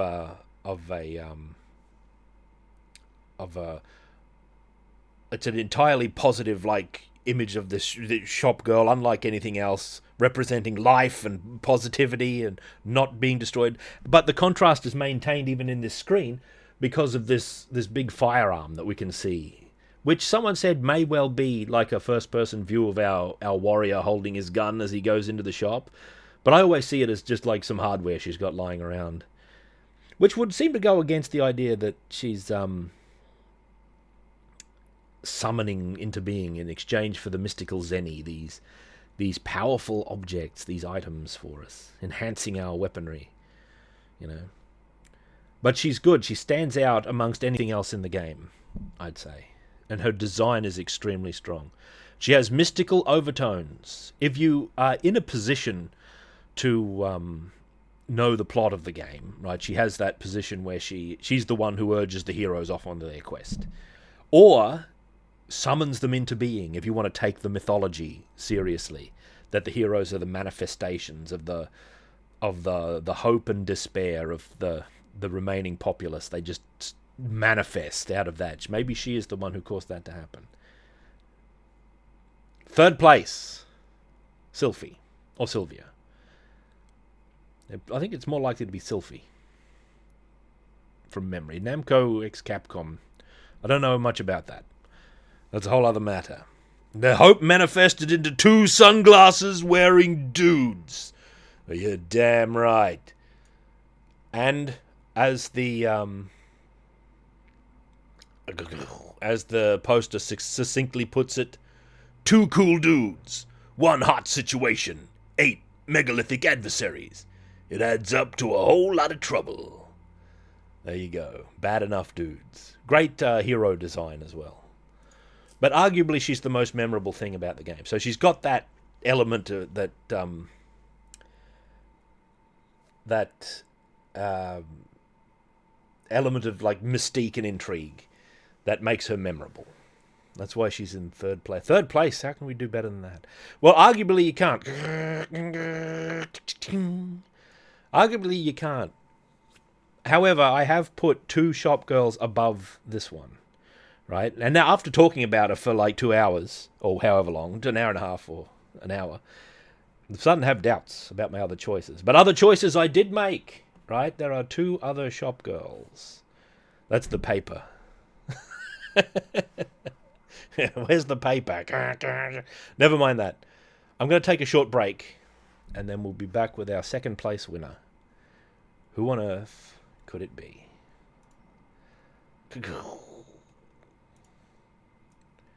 and a Krakow. I shan't be long. I'll see you all in a moment or two. Hey, up. From a dark, primitive time of a barbaric empire comes the epic battle for the throne of fire. A time when the power of evil triumphed across the land.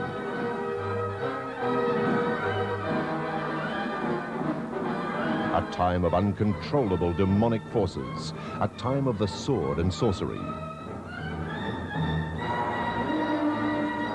A towering spectacle of merciless warlords, fearless warriors, lusting women, and awesome conflicts.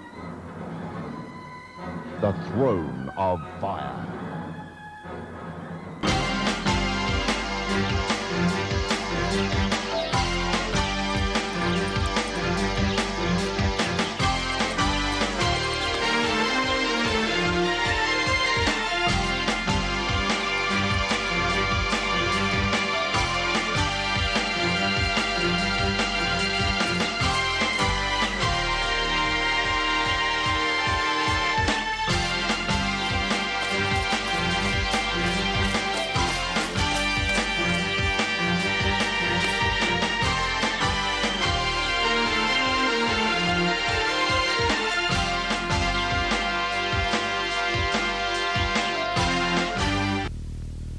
After you drop me off at Felicia's, round up the boys and meet me there. Good idea. Now let's get going.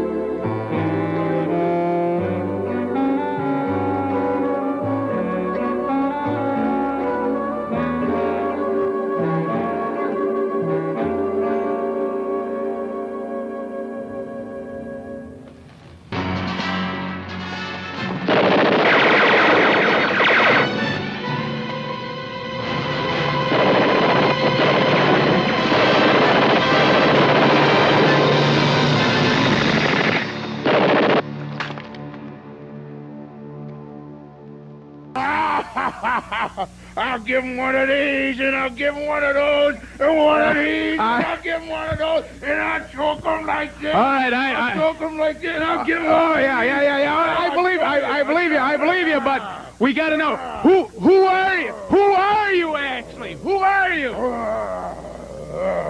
What's your name?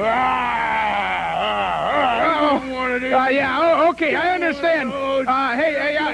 Hey, Sinister, come on in here. Easy, Big Daddy. Well, Easy, Big Daddy. Hey, I think we need a little interpretation. Who or what is it? All right, I'll give you interpretation, because that's what they do. He gives them one of these, and he gives them one of those. And you know who he gives it to? He gives it to Bruiser. Give him one, Daddy. Give him one. That's right. That's it. Mads, look at this guy. Hey, what? Look at his butt. お兄ちゃん、小学生なんだから新聞読みながらご飯食べないで。ママ、30過ぎたピンクのでんぶご飯にかけて食べないで。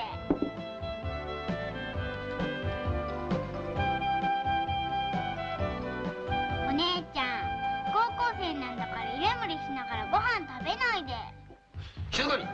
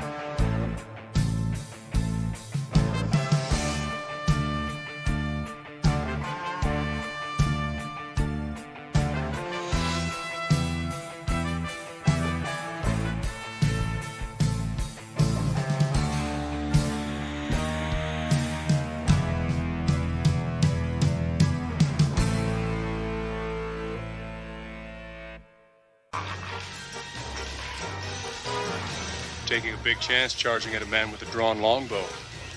Must have heard about my reputation for fair play. Can't believe everything you hear.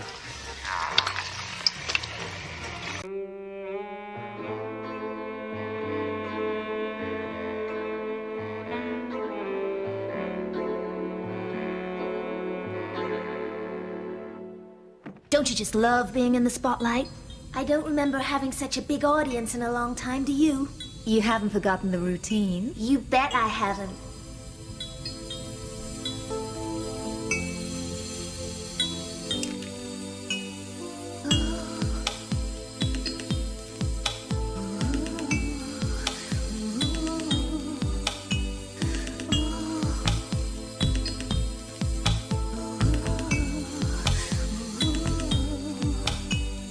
Keep your body moving. Keep your body moving. Keep your body moving. Keep your body moving. Keep your body moving. Keep your body moving. Keep your body moving. Keep your body moving.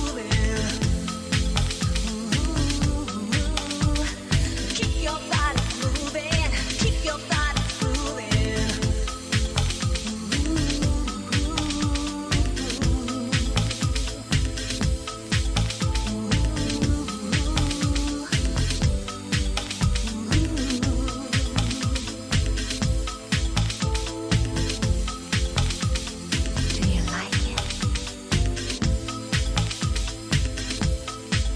Do you want more?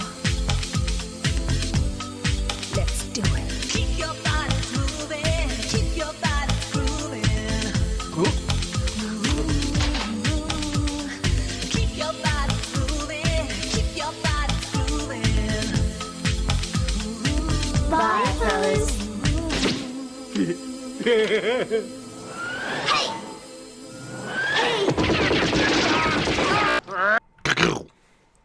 Bloody Puma twins.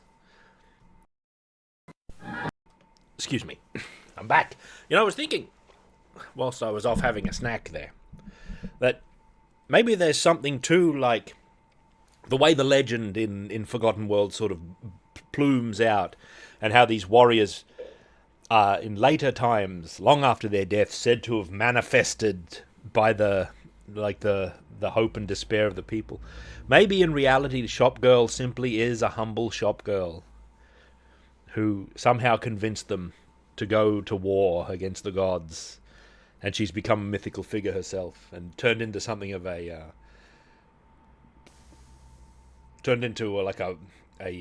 figure factored heavily into the legend, right? She just handed out some jetpacks and big guns.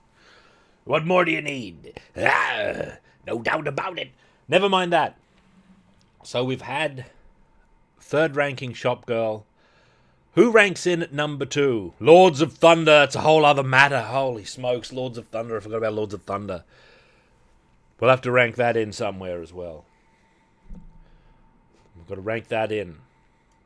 Now, it might be worth touching on the requirements. Once more, I've lost my thing here. Here we are. Oh, no, wait. No, I haven't.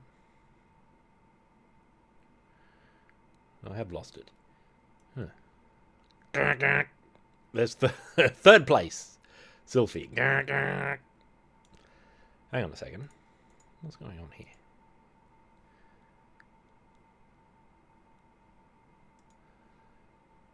Krakow. Here we are. The requirements. They have to be in a separate screen. Has to be a separate shop screen. It can't be an NPC you talk to and a little menu pops up. They have to have a portrait. A detailed portrait. And they have to have a level of intrigue. Something about them that makes them interesting. And a Krakow. And I've lost my chat window, of course. For what else could happen at this hour? Let's have a look at the who placed second. Who placed second in my own rankings? The Snail. The Snail just takes your money, doesn't have a separate screen, and isn't a girl, as far as we can tell. Yeah, well, we'll have to experience all these wild side shop girls. These are just the ones that, through virtue of the last factor, really, the ones that are most memorable to me, the ones that came most quickly to my mind. So these are the rankings. These are impermanent rankings that can be argued with, okay? That can be adjusted and fiddled with. See, I couldn't remember the Lords of Thunder shop girl. She didn't spring to mind, so she didn't come into the rankings. However, there is one. There is one other shop girl who was really remarkable, whom I have never forgotten, in a game that I always say that I don't like, and yet I always seem to have a good time playing it, so I don't know. Yeah, Morgan, my friend the elf, said, why isn't Morgan on your list? Because I was talking about this. And I said, you know, I don't really like her that much. She's kind of intriguing. She has her own screen and her own portrait. But I'm not that fond of Morgan. So in my own rankings, if we come up with some system where there's voting, she can probably be voted in. Right? They can be adjusted in the ring. Maybe. But, you know, she didn't place for me. She's not interesting enough. Right? I don't think I'd like hanging around her for too long. I'm not sure that I'd enjoy her company exactly. Right? She's not just intriguing, she's slightly suspicious, arguably. Nonetheless, let's boot up the game that contains Shop Girl number 2. It's probably going to require a volume adjustment as well. Like I said, I keep saying I don't like this game, but I have a good time with it. So I don't know, maybe I secretly do like it. I think it's just the tragedy of the gulf between what the game is and what it could have and maybe should have been. Commence.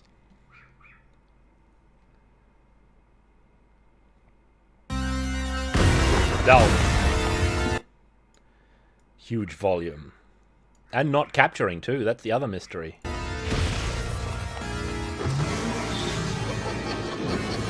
Silence. It's Battle Axe, except you can't see it. There it is. Except it's too huge. It's misaligned. Who remembers the Battle Axe shop girl? Why is it misaligned? What's going on here, Battle Axe?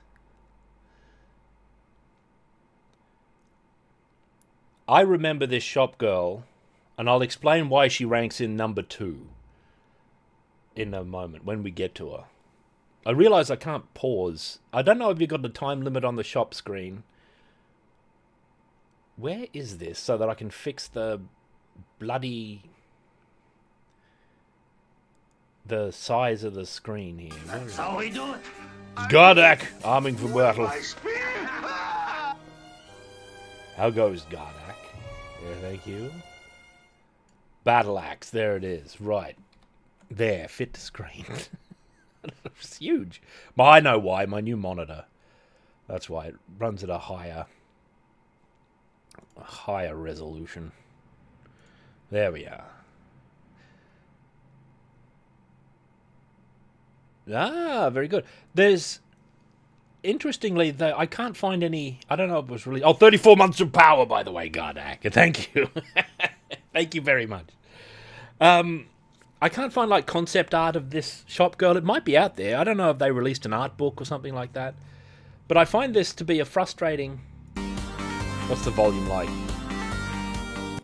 Maybe a little high. How's that sound to you?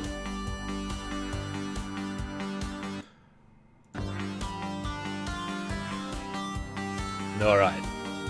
No, the Skyrim shopkeepers don't have a special screen or a special portrait or anything.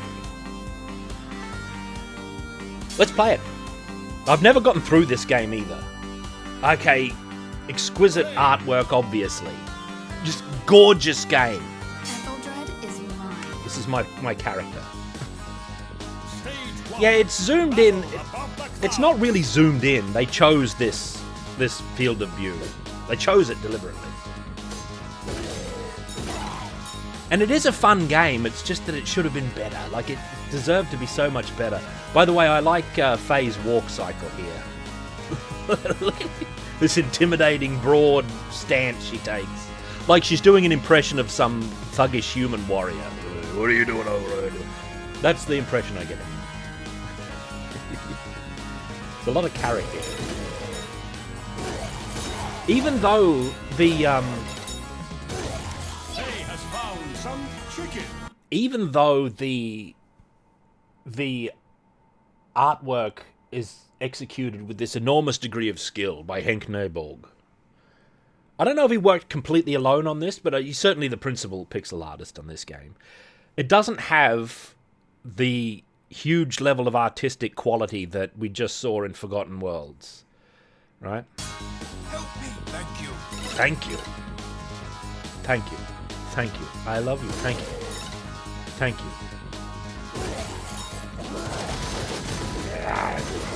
I mainly do melee attacks in this game. You're supposed to shoot as your primary attack, I think, but that's not satisfying to me. And you collect satisfying money, though. It does feel sometimes like the viewpoint is too close. In particular, I struggle with, like, the Lancers, the Knights on the second level, because they can do their charge before you can actually see them. I think you can hear them before you see them, but when I play this a lot of the time, in the past, I've been streaming. I've, like, streamed it, so I'm either talking at the same time the sounds are happening and I don't get them, or I'm otherwise distracted. My oaf mod. What an oaf. Where is he, that bloody lion? He's probably left. I'll change the category. Forgotten Worlds, great game. 10 out of 10. Battle Axe. Choose the axe.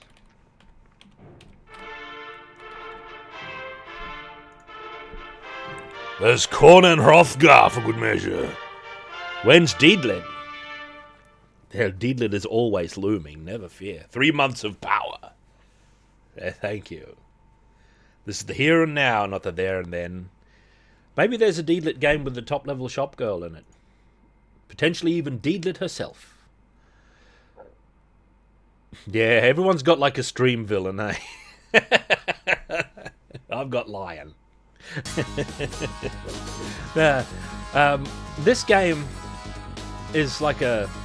I've got to say, this is like a 6 out of 10 game, despite its very, like, level of good qualities. And it's not even that I can fully articulate exactly what I would prefer out of it. It's just that it's evidently lacking and there should be more, and it should be more robust than it should be done. Other people can probably articulate more strongly what they think should be. Like I said, it doesn't have the highest level of artistic achievement. Like Forgotten Realms, I'd argue, actually skirts that. A lot of other games skirt that as well. But it is very beautiful, and it is fun to play, obviously, right? But with just a little more, it could be one of the best of its kind to ever take up this mantle. Like, I'd say that Chaos Engine outranks it, which it takes after in certain respects. It's especially on release, it styled itself as very much in the spirit of the Amiga games. See, the first time this was released, this was impossible. You couldn't do this. You had to face the direction like that. You had Alien Syndrome style, whatever direction you were facing. You couldn't hold the button and maintain a direction of fire. This was added later, and I think maybe somewhat begrudgingly, but I'm not sure. It's very beautiful, but it doesn't attain the highest level of beauty. It's probably not a 6 out of 10. Depends if you're using Game Journalist scale out of 10, because they use it really stupidly. And some of them use a 5-point, like a 5-star scale or something like that. And a 5-point scale is a 10-point scale because they always go to half points. And everything rates higher on a 5-point scale. Or they're more likely to rate things lower. Things don't rate higher. They are more likely to actually rate something 2, aka 20%. on a 5-point scale.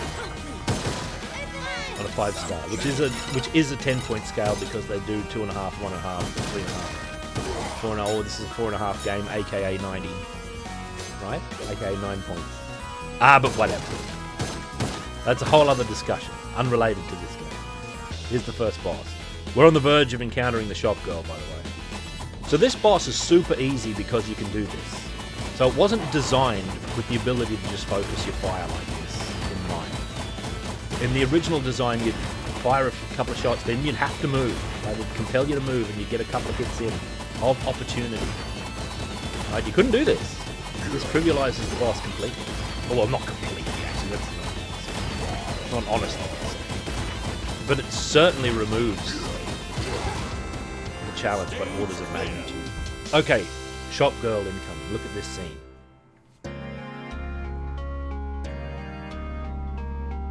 Can I sell you something? Brilliant. This is great, right? This is maybe the highest level of shop girl achievable. All right, I've got my notes here justifying my choice here, why this is above Sylphie. Although in like 10 minutes I'll probably say she's not really a shop girl, but we have this distinct clear screen. It's a camping screen, this super cozy like camp screen. Now, obviously, the visualization is first rate. This may be the best looking shop girl that I think I've ever seen. There might be some out in the wilderness, but this one is just the most well drawn and like characterful shot. Actually, it's important to say that this shop girl, we have this scene with her only, but they cram in like maximum personality in like really just a minimal space, just in this one scene. It's not just the way she's drawn. It's also like the attitude, how she comports herself, the voice clips. She has a very tired, end of the shift like vibe to her, as someone said. She's like, the way she looks, she's sort of guarded, not giving anything away. You know, she's got a high level of mystery. She's probably the most mysterious shop girl, because she's like, at the same time intriguing, because like her design like implies so much that she's not just a pretty character that's been drawn. The way she's been illustrated says that she's got some sort of history and like a personality that we're not privy to, and that makes her like mysterious and intriguing. She's looking around with her good eye. See? She presents you with these choices, which are on a scroll, so she may be a mystic, like willing to summon things into existence for you. In fact, the buffs might well be like your speed up and your extra strength and what have you. Might well be enchantments that she casts on you, although that's not explicated. And she's got her hand is like the onwards thing. It's worth knowing, her name's Elfwin, by the way. I learned that somewhere. It's worth mentioning that one thing, like looking at this, I might as well bring the thing down now. I might as well go. Where's the paper? Let me bring it down. I've lost the paper because I had to find the... Yeah, the eye patch adds a lot of personality. The voice adds a lot of personality. Like the setting, this remote camp, which unfortunately they didn't do a new scene for every stage. Even though you're traveling apparently through space, not space as in outer, but you're traveling across terrains one after the other. You always return to this exact screen. And I think this could possibly be number one if we'd had like a different camp scene. Right? There we are. If we had a different camp scene for every time we encountered this shop girl, then it could possibly be over the top. There's Sylphie. Second battle axe. First-rate visualization I've got here.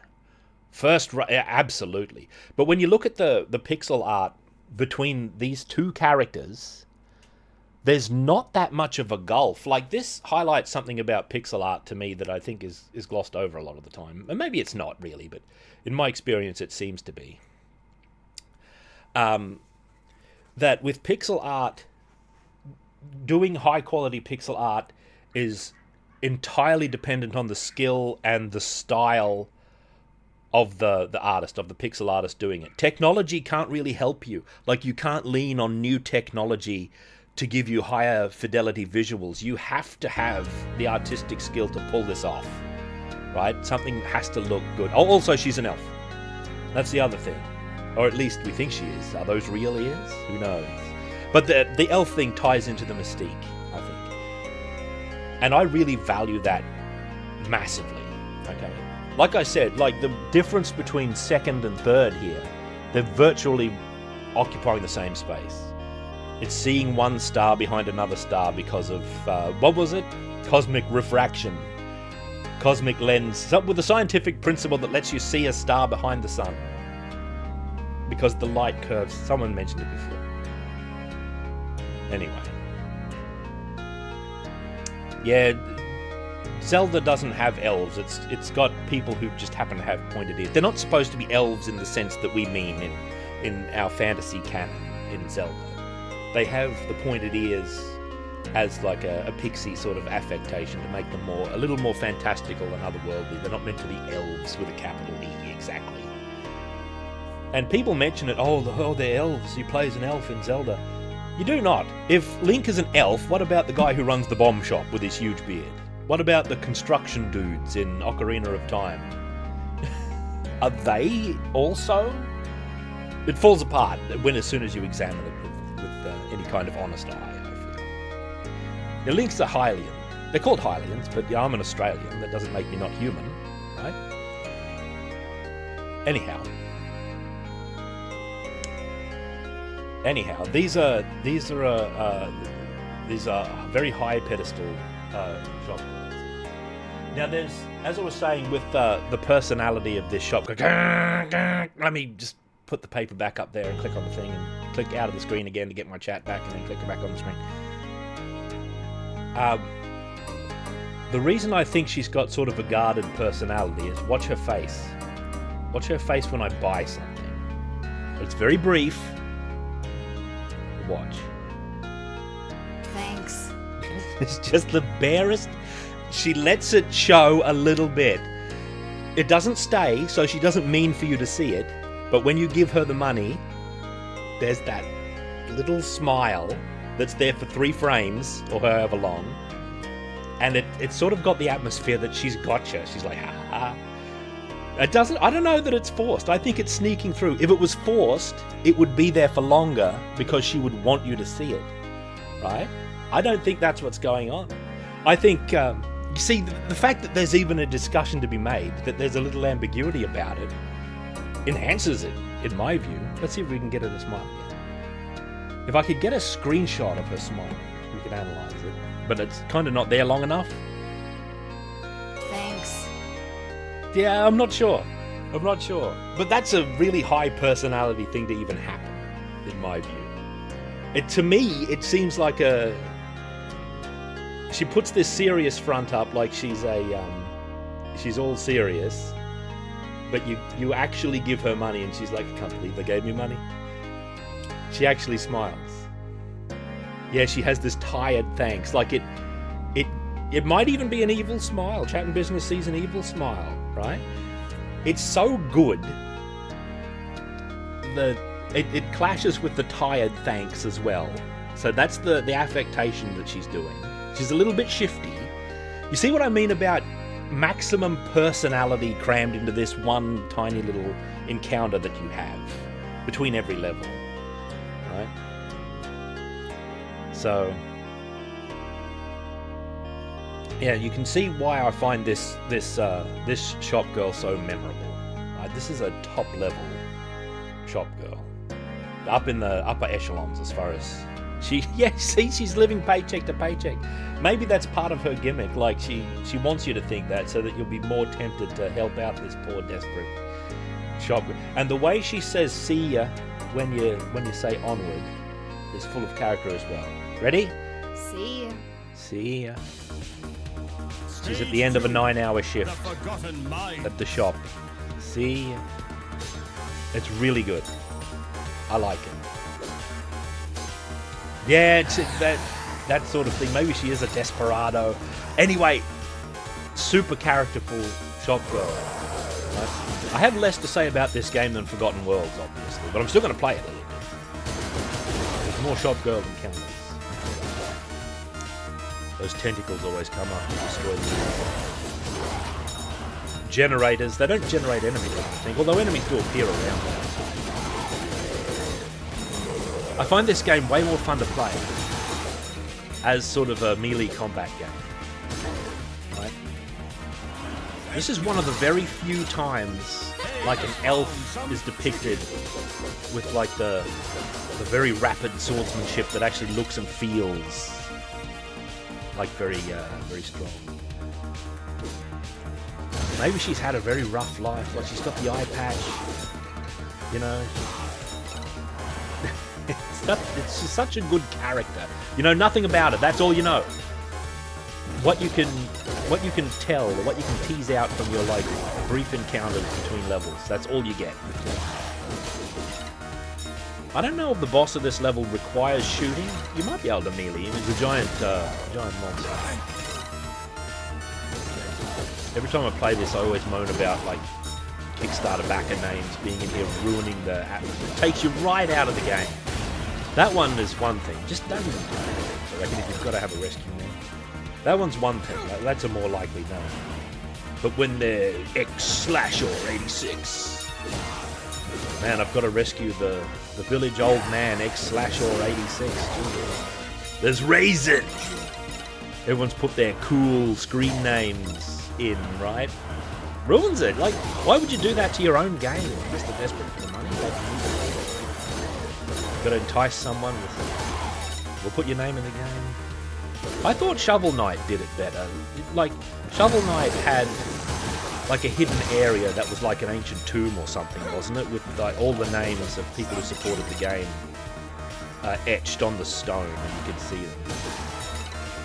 They also did a similar thing with Xeno Crisis. What's it called? Xeno Crisis? Another game I don't like very much.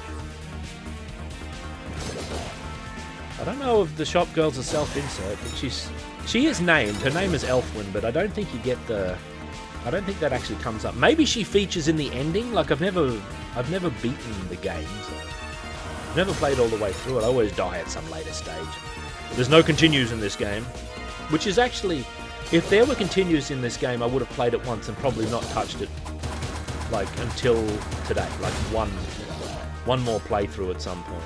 But because it's a game you can have attempts at, this is a good quality of it. That you can have attempts over time. It's made it last and been more memorable. I've enjoyed it a lot more over time. Because now and then I'll just play it. You know, every once in a while I'll just bring it forth. I'll have a go at Battleaxe, see how far I get. It's 1cc or no cc in this game. There's a secret here. Where is it? There it is, a magic scroll. Let me eat my chicken. A magic scroll. You've got to destroy these things to lower the like force fields.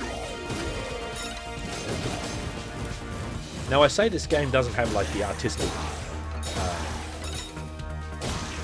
greatness of something like A Forgotten Worlds, but it does have a lot of character. The visuals are definitely like very good.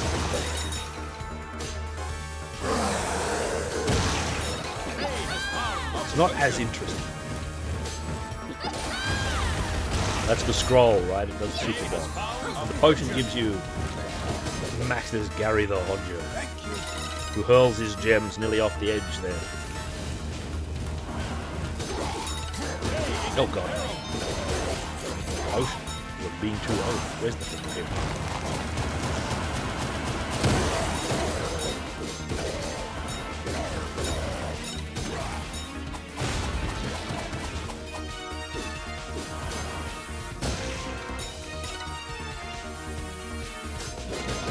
Not Gary the Hurler. Gary the Hurler was banished in an earlier age. This chest is a trap. If you come from this way, you'll hit it from the bottom naturally, and it will hurl its prize off the edge, and you won't get it.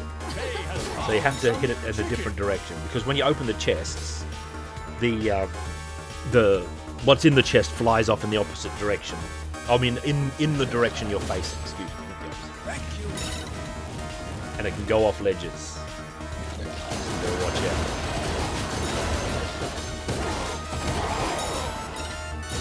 shop girl gonna have a heart attack when she sees what I've got. I've got 151 glods.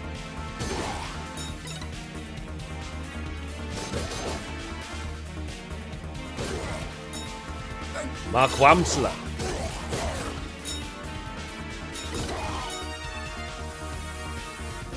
I didn't back this game, so what did I? Well, whatever. I don't know if I did or not, but you won't find my name attached to an NPC. I saw Goaty in here once. There's a Goaty NPC that can show up. Goaty _ He's in here.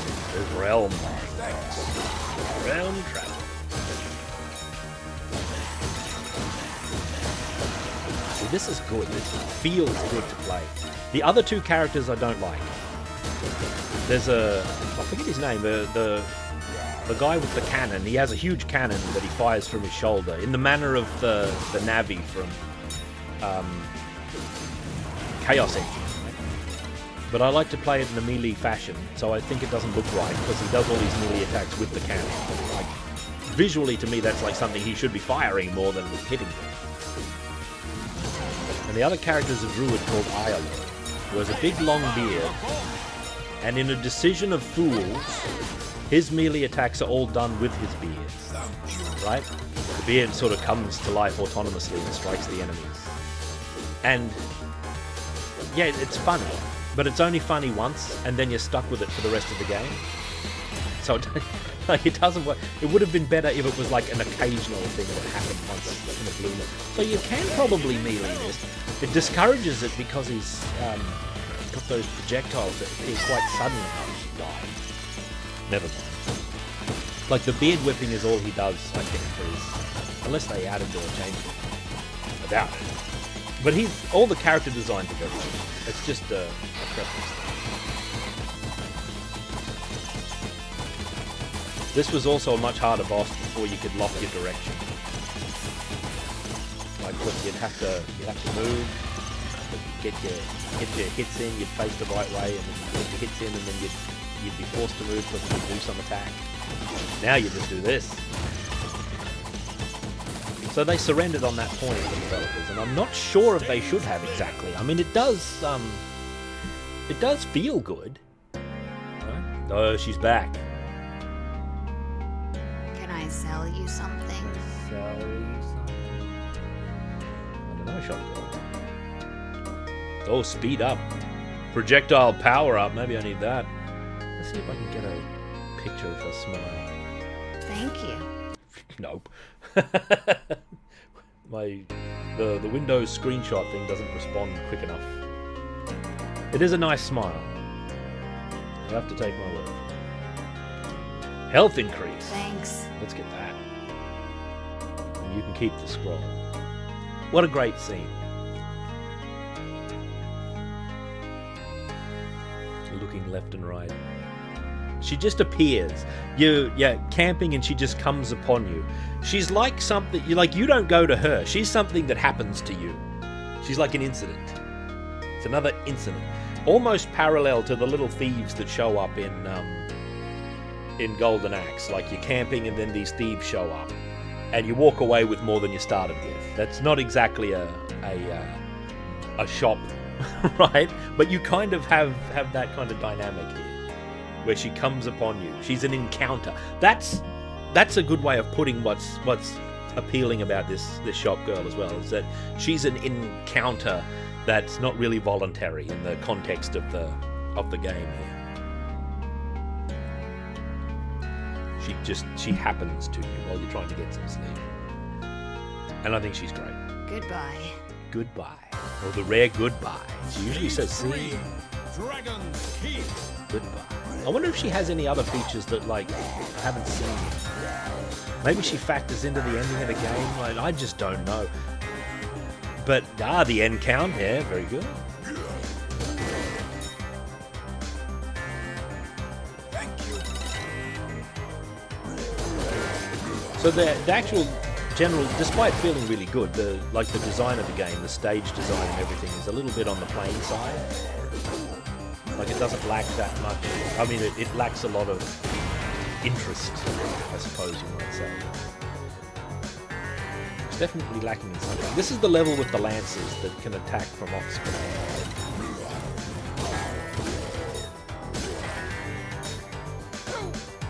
There they are. That's one of them. Quite sudden. Don't know the full... I think their shields block your projectiles too. I think the way to deal with them is to know that they're there. Or detect that they're there, or see them. And then you do this into them. Or you go through them with it, perhaps. I don't know.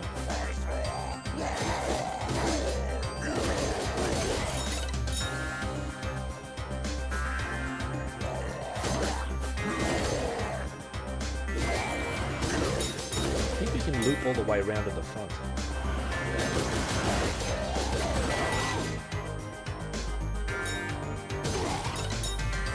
Dragon Castle. It does have a spectacular boss, as all the bosses are. I haven't seen the last one though. I'm too oaf to complete this game. I'll do it one day, and it'll be satisfying. I've already lost a life because I was oafing. This is the start of the level, isn't it? Nah, good. We'll just walk around again. Yeah, they added an endless mode. That's all you're going to get out of them, I think. I should go to their website. These are the same developers of the upcoming Conan game. So if they've got not Conan, He-Man. Sorry, the upcoming He-Man. If I go to their website, they might have some Shop Girl concept art or something. I didn't think of that. Bitmap Bureau, who do a lot of games that are very visually appealing to me, but quite often I don't like the games that much. Like, I didn't like Terminator that much. It was pretty good, but I got sick of playing it. And, the Terminator's not that appealing to me, but,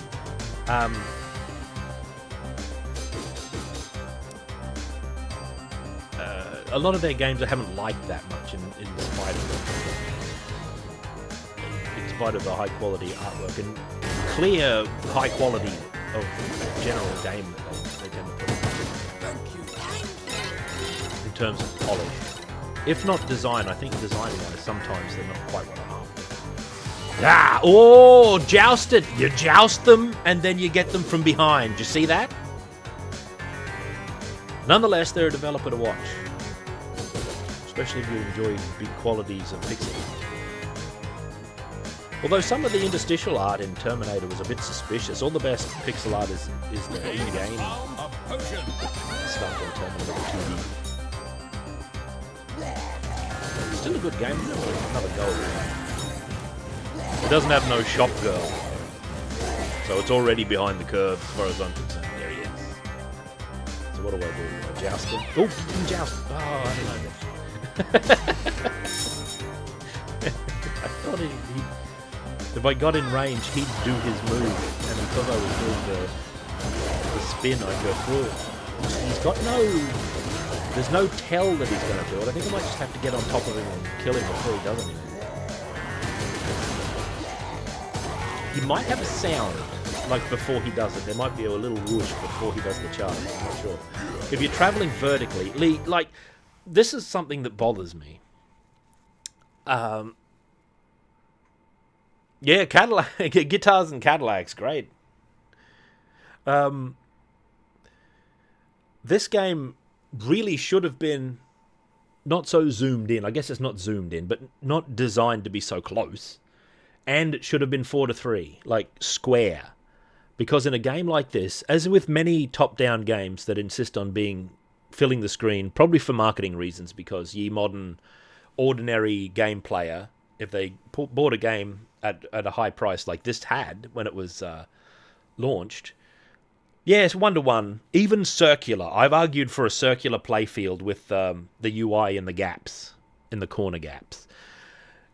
When they're like this, you can see far less up and down than you can left and right, and it unbalances the game. Like, they've got to do specific design to account for that, and it's not as satisfying when it's square or 4:3, or if it's a circle, which actually does have a few examples out there. It's much better because you have like an even sense of awareness in every direction. Like, look how close to the edge of the screen I am traveling up this. It's usually not much of a problem, right, because most of the enemies can't threaten you from off screen, but the lancers can.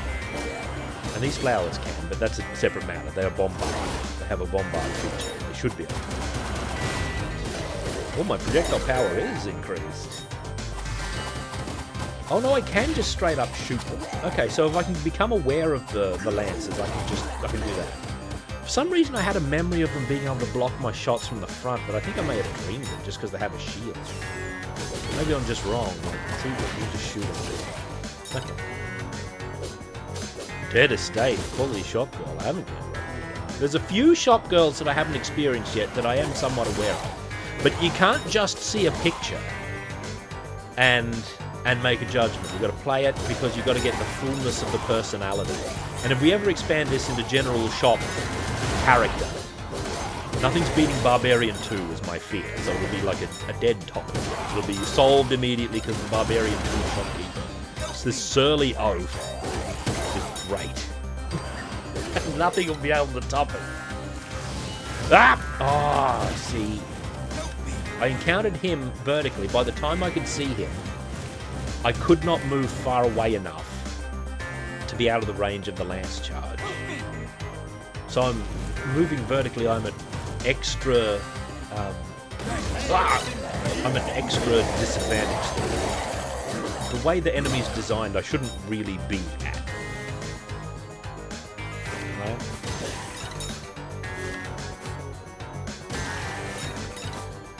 So it's a whole thing. It's a topic for it's an avenue of discussion. Do I have lives left? Hopefully, I'll make it to the boss. I'll die in the next stage, probably. I usually do. I'll die in peril to some stupid aspect. Maybe I had to use that power for a secret.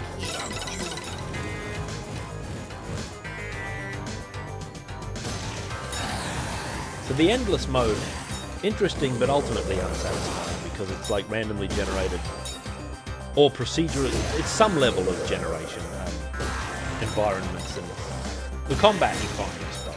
It doesn't have the interesting context that a properly designed extra level. Oh. Just shoot him. Oh, damn. Should have attacked him. Well, what enough. I might not even get past the boss now. So that's a good bit of interesting level. You have an excursion inside the castle. But it's not as interesting. Even though everything's super well drawn, there's a blandness to the levels, I feel. Farewell, Rocky Raccoon. Shall see you in the future. You wish? Knife him and then... Maybe I should just walk around with knives going forward. How do I open that one? Where's the Watsy? Is there a Watsy?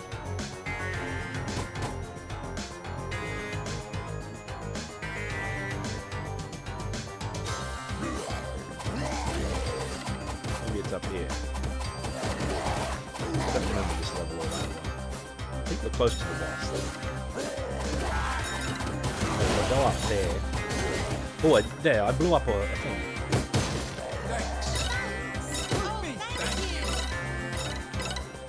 I like Bitmap Bureau and I want them to be even better. I think they're good and I want even more quality. And the big hopes is that He-Man is going to be super top of the... Oh, these are still here. Okay, I don't know that. It's going to be super top of the line, robust, well-designed beat-em-up. That will actually harken back to some of the level of quality that Capcom was able to manage in the genre. Because it already has the look of a Capcom beat-em-up. It's got that's the style it's going for. Clearly, is the CPS2 era Capcom high-quality Dungeons and Dragons. That whole era there, that set of beat-em-ups that Capcom made. The Punisher, the D&D games. That's it. Oh god, I wanted to do this. Look at this awesome boss. Which you get, by the way. I might as well use my bomb.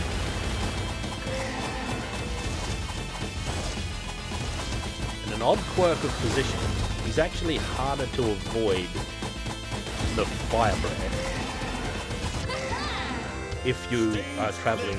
By the way, one thing I absolutely love is that the bosses die and your character goes into their victory pose on frame 1 Can I sell of you something?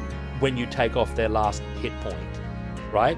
Instant skeleton, and it just collapses. And your character's already cheering. That's something about that I really, really love.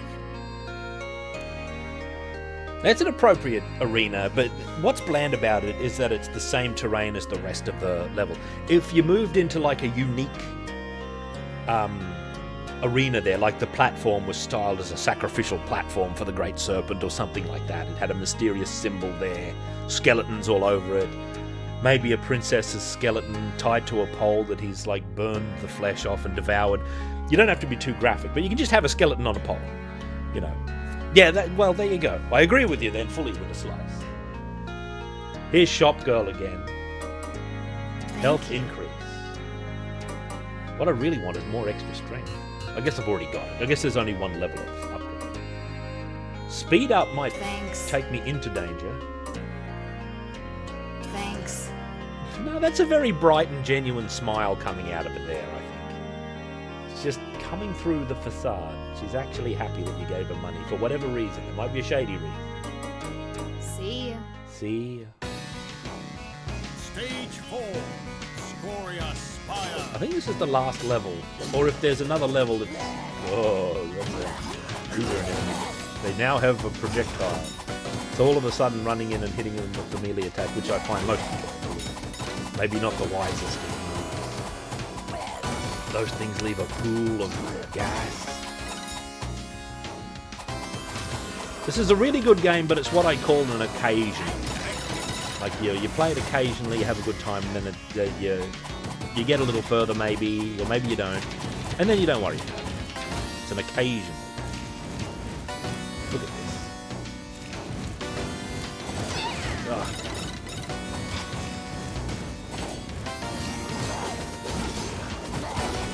Projectiles. Maybe you can hit those projectiles with your own like melee attack. My projectile went through it there.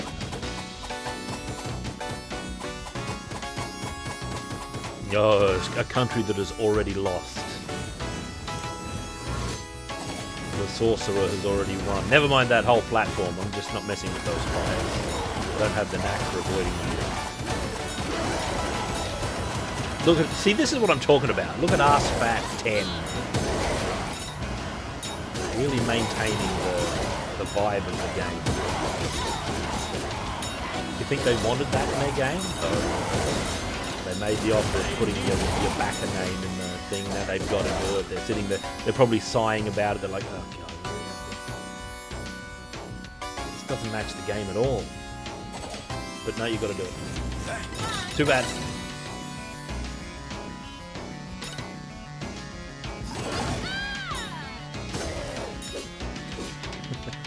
Oh my god, a wizard. I pushed the scroll button. I don't know how to deal with them. There's another one. Ooh, they teleport. They summon demons, wizard. They die swiftly. Oh, he did a projectile just as I was on top of him. The adventure ends here.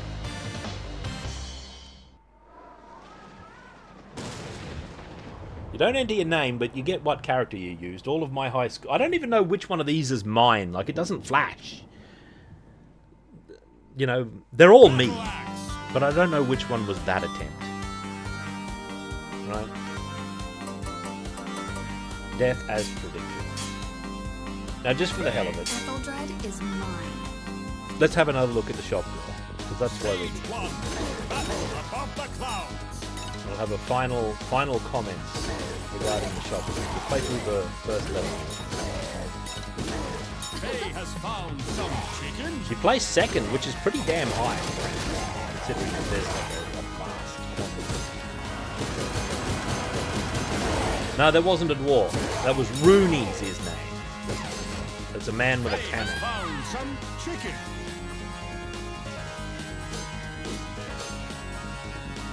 He's not a dwarf. Not a dwarf.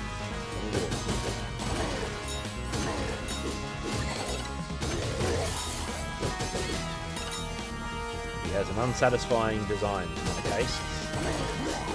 It's a good design, mind you. I'm not saying it's a bad design or gloomy. In fact, it's pretty good. But it's not, doesn't match my If he was a dwarf with an axe, then we'd be talking.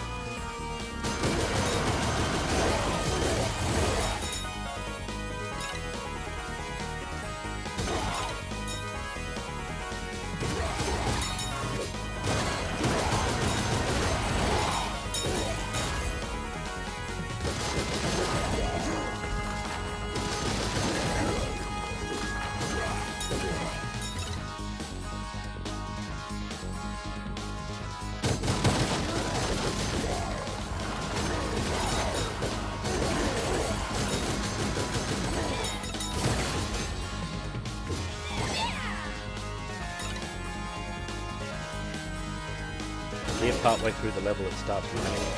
Like, that's a good feature. Drops itself. Seems to stop doing it. So little environmental change that refreshes the mood. You know, the first boss, there's that captain. See the captain, or the helmsman there on the wheel. Hitting him was like something you kind of have to go out of your way to do under the original controller. But when they added this fixed direction, you can just do it at will. And this is all you have to do now with this boss. The challenge has been destroyed. The balance of the boss.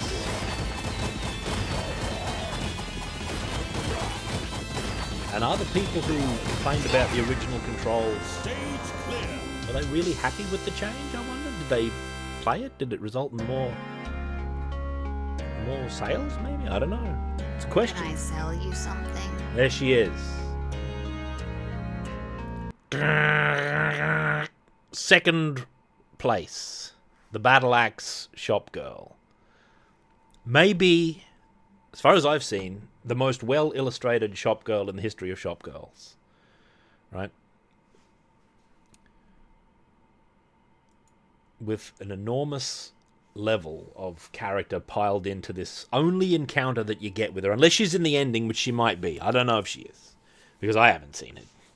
Because I can't complete the game. I think I'm not very far from completing the game exactly. Right? Yeah, she's... Here, get the chalk. Get the chalk. Put me on the Cadillac board. Barbarian Brothers? You mean the Barbarians movie? I think it's great. I've got an autographed photo of the Dirt Master. Michael Berryman. I'll show it to you one day. My autographed Michael Berryman as the Dirt Master photo. I love that movie. I think it's wonderful. Right? It's a movie that doesn't make fun of the barbarian tropes, exactly. Right? That's my fear of the He-Man movie, as I've said before, is that it's going to be ironic, made by people who just have contempt for He-Man, think it's the dumbest thing possible, and it'll come across in the film. Or a lot of jokes that are at the expense of Masters of the Universe and not, like, laughing with it, so to speak. I'll give you an example of this sort of thing. An example of it done properly would be, a good one, actually, is the first Ninja Turtles movie, right? Where it treats the source material, which is absurd. There's this absurd source material, the Ninja Turtles, but it uses it for to tell a really quality story and have a quality film that anyone can enjoy and take at face value, right? You can very quickly get over the absurd thing that there's Ninja Turtles running around, and it tells a really solid story using these characters, and there's jokes in it, sure, but that's not at the expense of the Ninja Turtles. It's not laughing at the people who like it.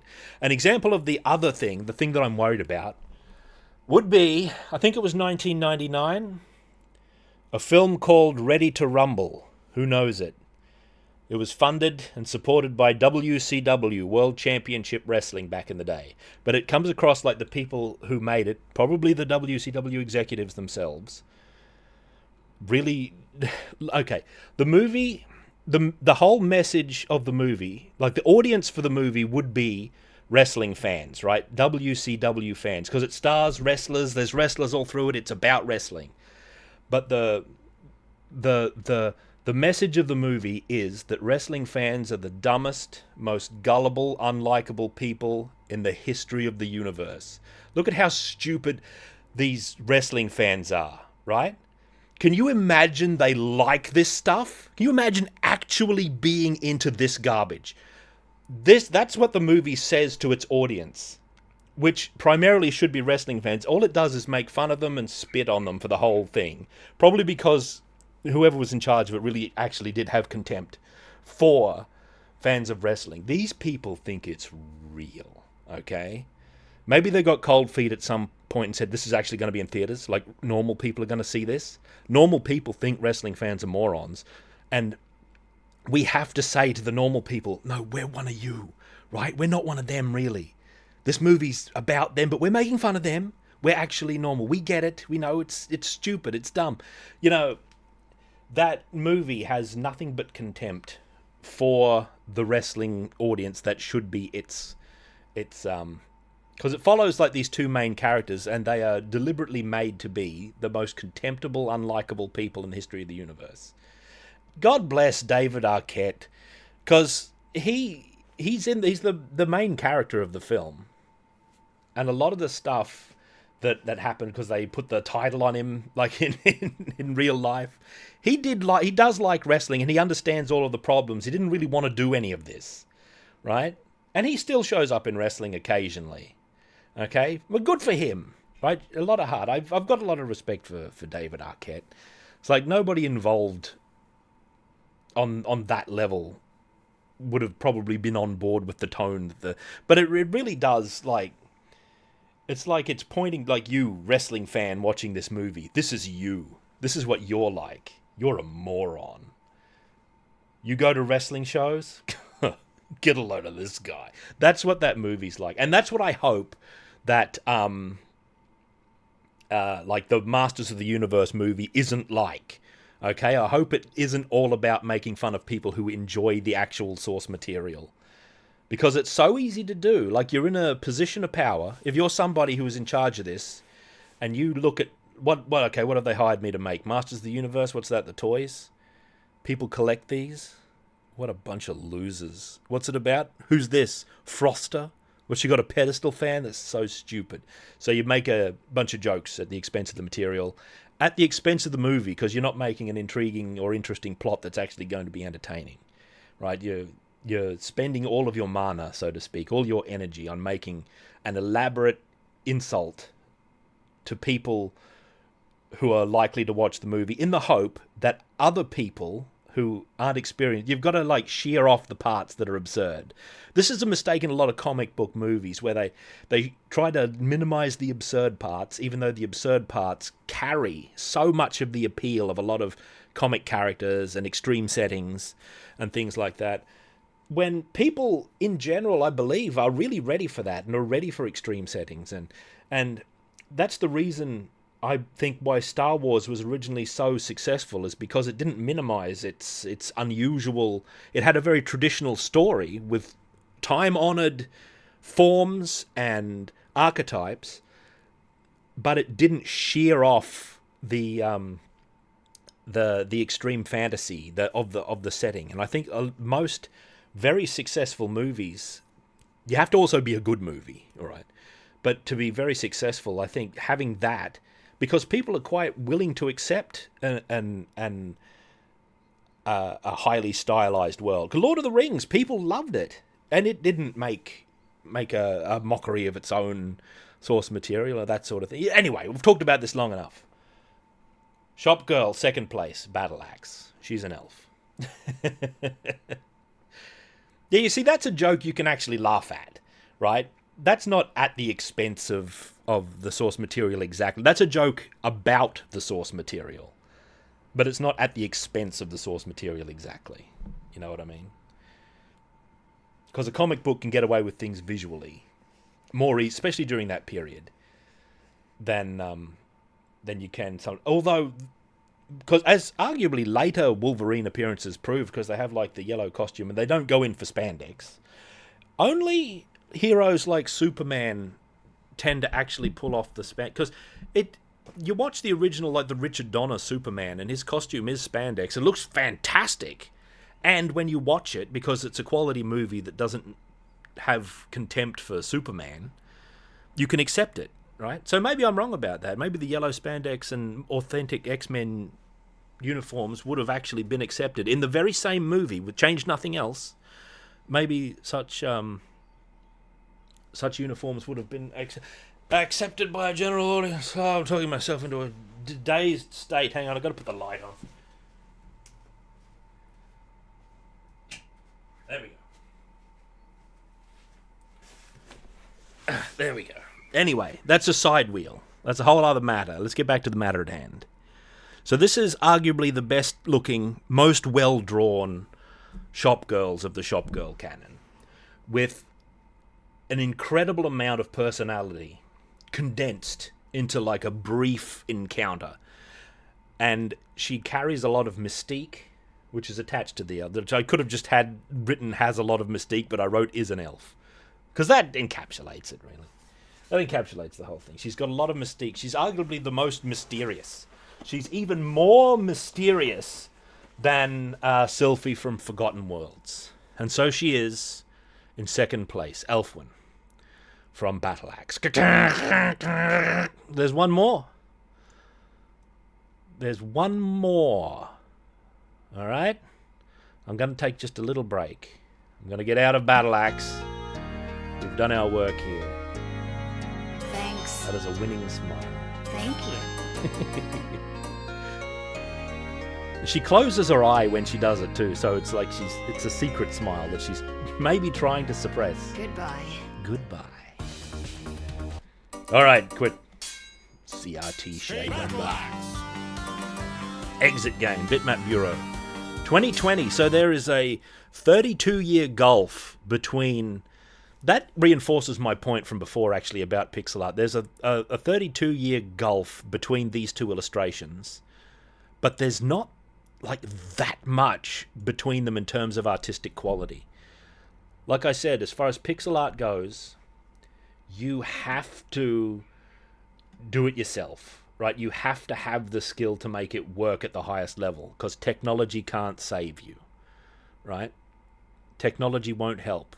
No amount of ray tracing will make your pixel art look better. You have to actually do it. Which is super respectable, and it's one of the reasons why pixel art remains so intriguing for many. Myself included. Yes, we can have a look at the criteria. They have to be on a separate shop screen, distinct from the rest of the game. So like isolated in some way. And what that really means is it's not just an NPC that you walk up to and it brings up a little menu with the shop on it, right? Yeah, pixel art doesn't age so much. Even in lower resolution systems and levels of technology, like computers of various types and arcade games of various eras, you can still see high quality pixel art that looks super good, right? It's still extremely like high quality. You can have like a lower like this character here, the shopkeeper from Legend of Makai. I almost said Denjin Makai. That's a whole other thing. Legend of Makai is probably a lower resolution image than either of the other two shop girls, but the design, the character design and making it work with the color selection and all of that sort of thing, that's what brings it into like a ranking status. Okay, the character design, and of course the final factor is like the something about them. The character design plays into this because you generate some personality, some kind of intrigue, something that makes them interesting or mysterious. They have to have some sort of mystique that installs them in your mind to some level and makes them memorable. Krakow. There's one more, okay? Just give me a minute or two. I'm just going to get a new drink. I'll be right back, and then we will have the number one shop girl.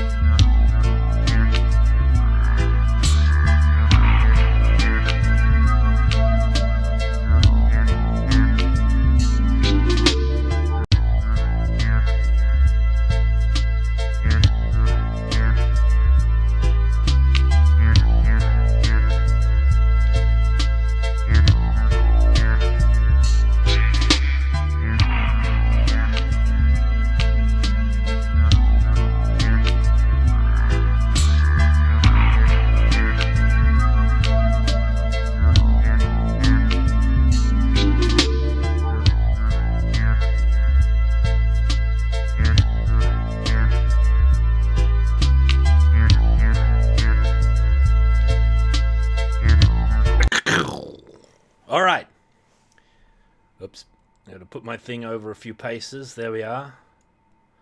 So we've had third place and second place. Who could it be? All right, many of you already know. The reason being that this is the shop girl that we've, before this day, talked about the most, that we've seen probably the most,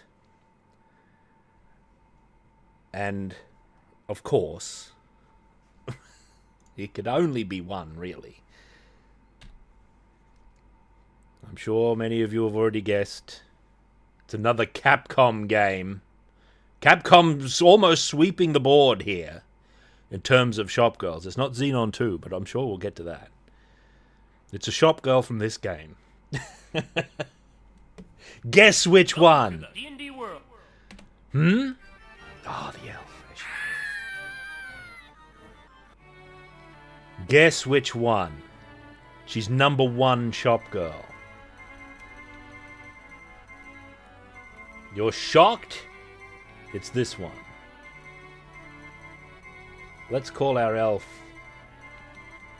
Skirl, in honor of the shop girl. Saber Viper's not shocked. Skirl. A lesser used elven name, and yet it is one.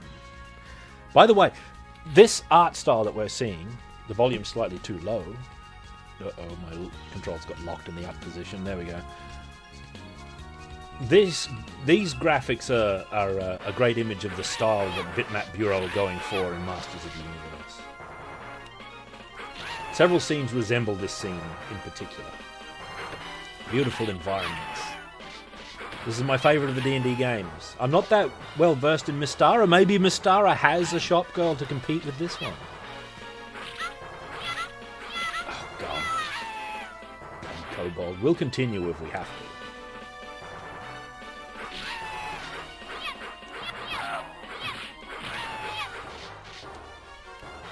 The elf. One day I'm going to 1cc this game. And it'll be a glorious experience. Many people have done it. Like, it's not an insurmountable game.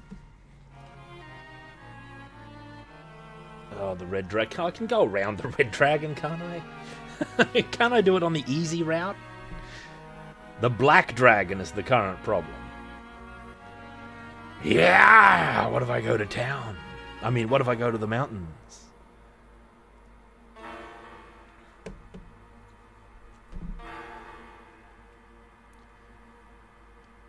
Elf as a class is just brilliant, right? It's a brilliant class.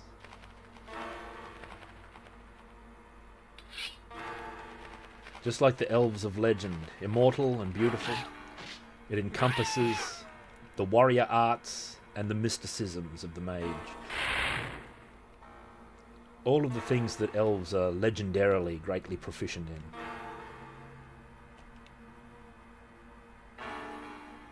I might not go into the skeleton room.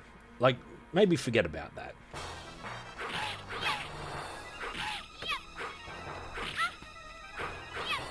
Okay. I've lost many of my skills since last I played, I believe.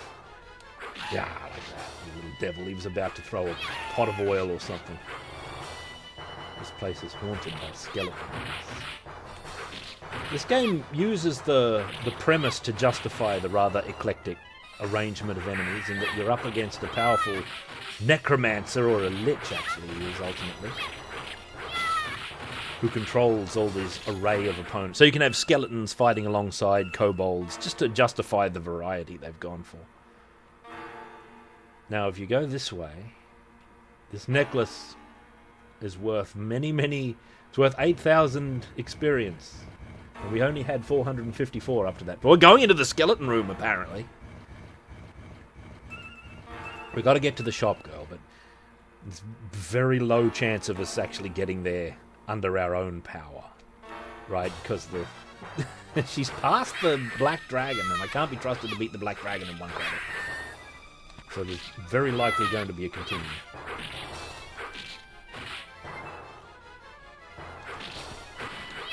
Oh god, the fire!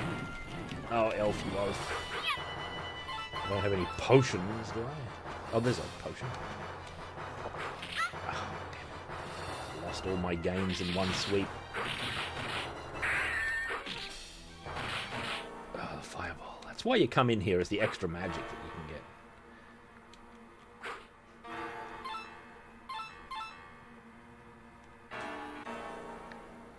get. No, you're wrong, Thunderslug. Oh, look at the elven feats of strength.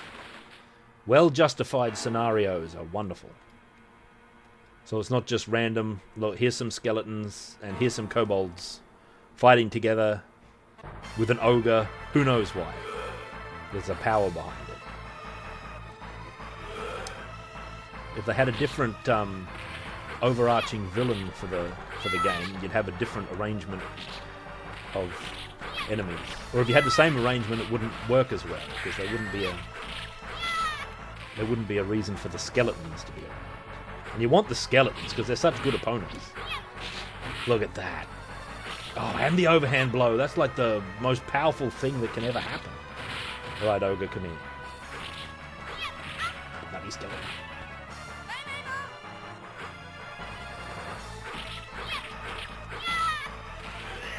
Blech.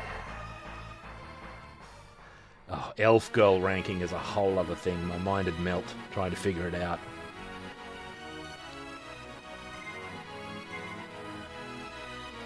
Like, do I separate this elf from the one in the Dragon Slayers and Proud of It painting, even though it's the same one? Are they two separate elves? Do I rank them separately? I don't know. Where's Deedlit? Huge questions. Not this one. This is an appealing shop girl, but she doesn't have all the qualities. She doesn't have the intrigue or the mystique. Where would you rank male? Can you rank male? I don't know. Are we allowed to have oaths in our elf ranking? Oh, the Western short ear. All these kinds of elf. Come on. The Eastern long ear. Oh boy, that's an Eastern long ear.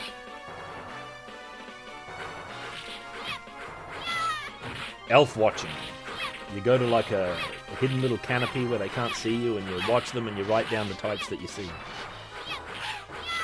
Even the archetypal ones, like the Deedlit. You know, how the elf in Wizard's Fire is a Deedlit. It's not exactly Deedlit, but it's a Deedlit archetype elf, at least in terms of visual design. Is this devil still alive? There we go. The Western long ear, yeah. The WoW subspecies.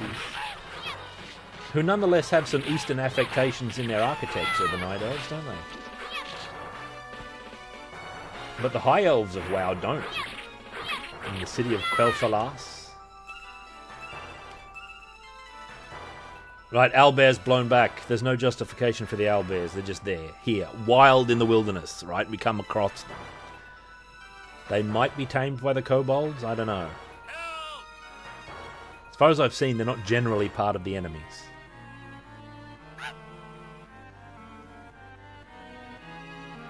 Now here's a crucial choice for us. Fort Craft is under attack.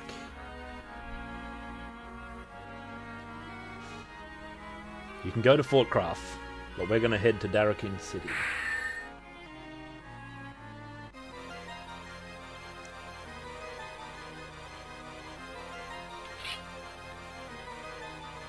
What about the non-pointed elves?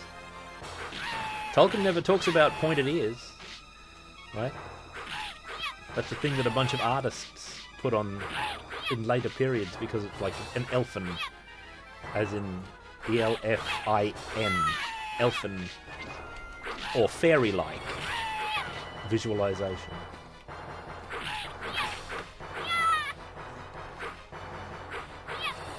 Listen, you devil, get in sword range. A bunch of artists with imaginary illustrations and in the imaginations of many readers. You can always tell a lower grade of elf art if they can only get the idea that it's an elf by showing pointed ears. If there's no other way they can encapsulate the elf, Which actually does encompass Elflin, like their last shop girl, who retains her position nonetheless, with her ears pointing out from her hair. If you rely entirely on the ears, then it's like in a lower tier of elf illustration, if there's nothing else that's transcendent about them in an elven way. Oh, it still says battle axe. See, this is why I need to have like a horn that summons lion only to change the categories.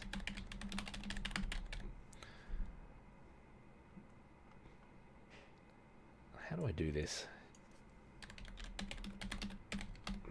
There are many, many elves that fall under that banner. And many good elves that I like that nonetheless fall under that banner. That's a whole other discussion. There's quite a lot of nuance to that, actually, that we can't get into now. I've been side-wheeled too much already. Auto-text lion. Yeah, get him in here. He's probably gone to bed, the oaf.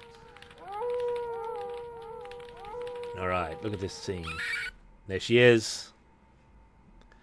This is the first appearance. She's not a shop girl yet, but she's going to be. This desperate figure coming out of the wilderness, pursued by a terrifying beast. Another camp scene, actually, in parallel to Battle Axe's elf one. Oh, I didn't move down. This is oafing. Manticore rampant. That's what you want. Big damage. He's most vulnerable after he jumps. And sometimes he jumps a lot.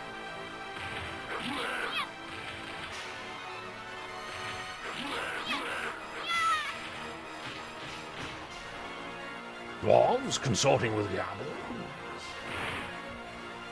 Didn't I figure out that I could get him? Oh, well, maybe I can't. Maybe I can't just get him after he lands. Didn't I do that one other time, though? If he lands... Maybe I can kind of get him.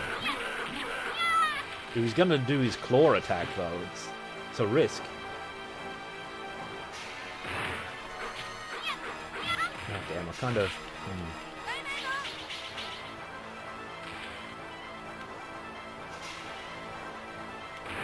No, it's a risk. It's a big risk, actually. Rampant.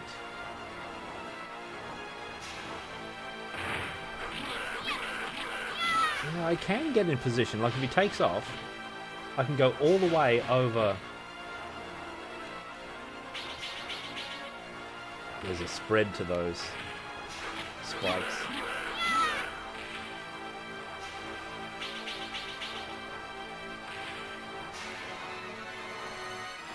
Is he flying? Yeah, oh god.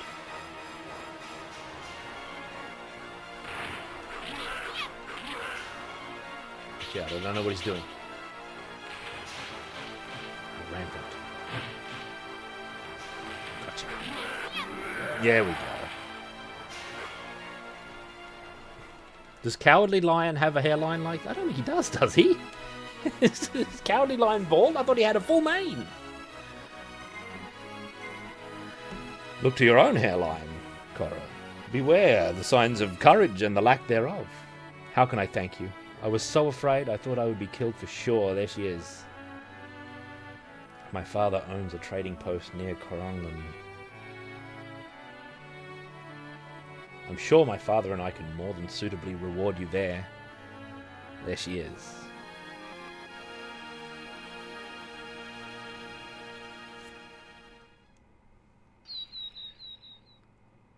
The merchant's daughter.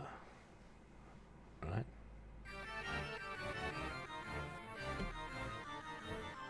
My hairline is heading toward Manticore country at this point, actually, maybe.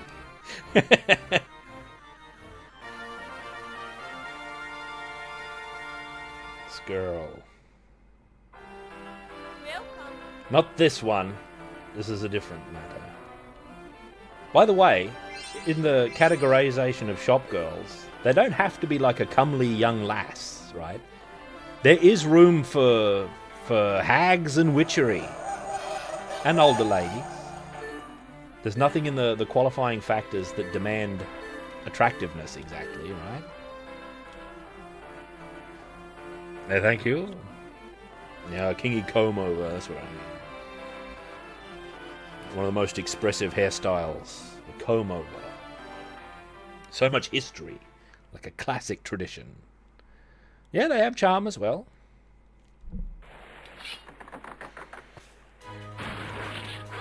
Girl implies younger, maybe. Consider it flattery.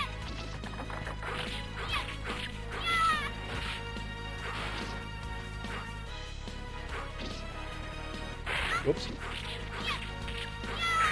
For a woman, even in advanced years, will nonetheless still go out with the girls.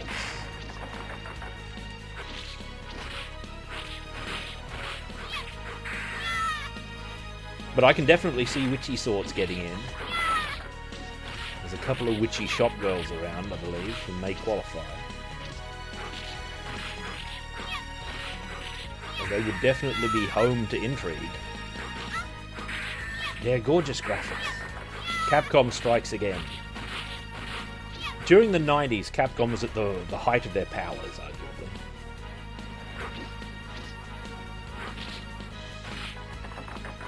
Now, this troglodyte stops at the banner there, so I don't remember when or how I noticed that, but he leaps in and you can tell where he's going to stop because he stops in front of the banner in the back. Oh, right, what a minute. The full torch! 42 months of power. You've missed the Shop Girl rankings almost. We're up to number 1. Guess who it is? Oh, the overhand blows. You gotta earn the overhand blows in this. I actually think it's quite good. Alex Electroman. Well met, thank you. I think I got your name wrong. It was obscured a little by the contrast. I actually think it might well be good design that you have to be above the enemy sprite and you can't walk through it from below, because you have to plan, not really plan out elaborately, but you have to like watch for opportunities to get the overhand blow because it's so rewarding. Alex Electro, there we go. Thank you. Ale. And if you could get it more cheaply or more easily, it wouldn't be as good. Like, you can't move through this box. Enemies that are on the ground are the same way. Like, you can't move above them vertically. But you have to be above them if you want the overhand blow. Oh, it's locked. We'll deal with that. We've got the Boots of Speed, the most important item in the game, which we'll be lucky if we can keep for more than 4 seconds. And we're a little slow there. We'll bust open the box that way. Look out.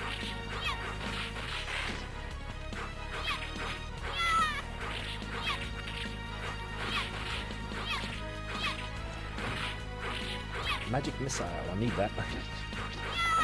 I need that if I'm going to have another proper tilt at the dragon. The black dragon, that is. Not the true dragon. Fireball.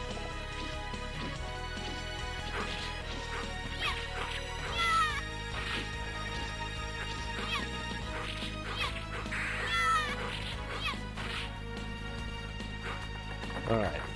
Now we're up to a very tricky part because the belt is so narrow here.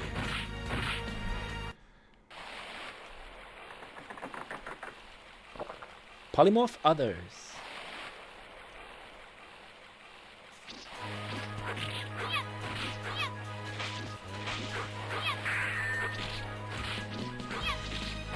Oh god. Oh, I paid dearly. I'm saving all my magic for the Black Dragon, should I get that far. Because I think if I save all of it, I might be able to just bring it down magic only. But I don't know what I die... Well, I mean, I don't know what I lose if I die and continue, which I... Just trying to... Oh, the burned corpse of Shop Girl. Welcome to the D&D world. We have to continue. For shame. It's not unknown for me to lose here, actually. Lose my one and only life.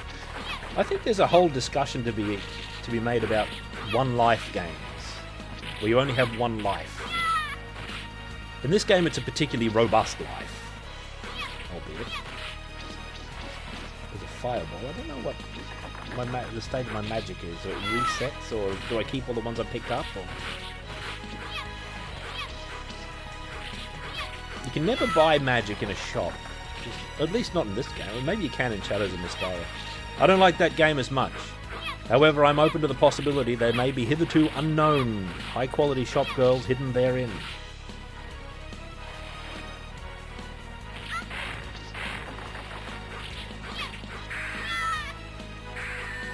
Oh god, I messed up the input for my charge.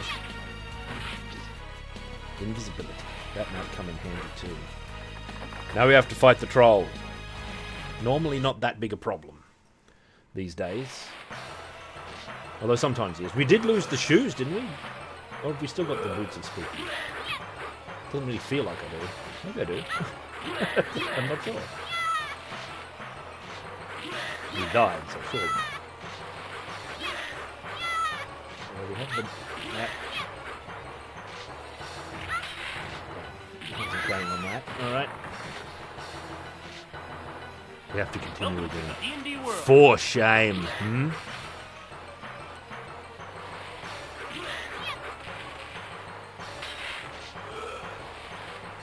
We didn't burn him. Oh, the grab. That's right.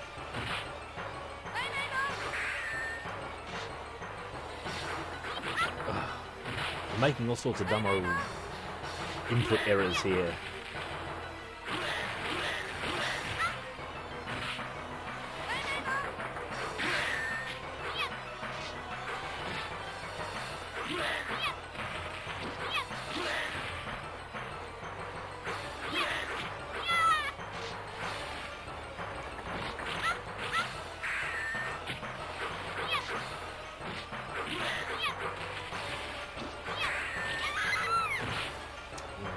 Experimenting a little bit there with those flying leaps.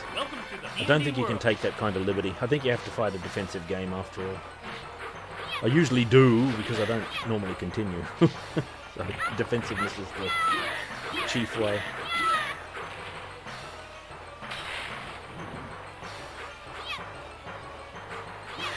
Oh good, he burned to death. God, I wasn't sure if that had finished. I didn't even open the box. What an oath. There's like a fireball spell in there and everything. To Athenos! This will be good to get some practice in against the Black Dragon. Skirl. Somewhat regret that name.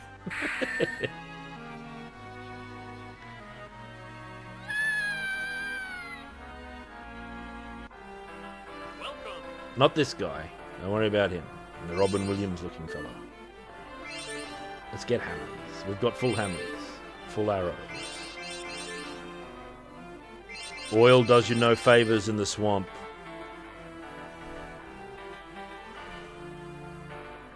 I've been skipping through the dialogue unwisely.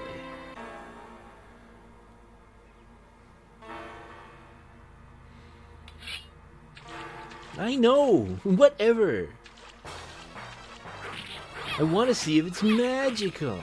It's not magic.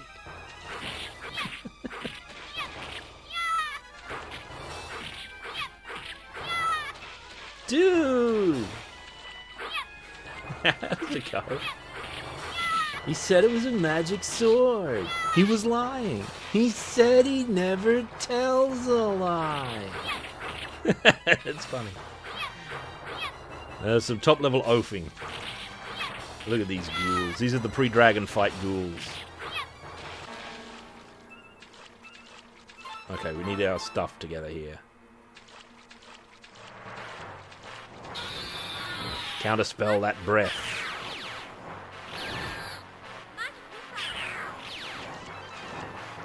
Where'd the rest of the missiles go? I was waiting for them to come back and get him. I guess I faced the wrong way accidentally there.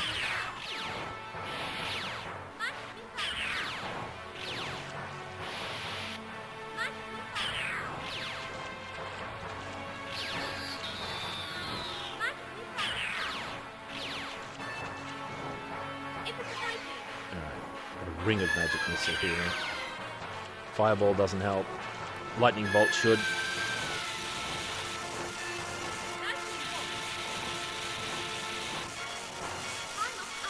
Oops. I'm out of magic.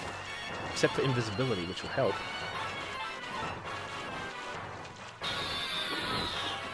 There, hammers. There you go.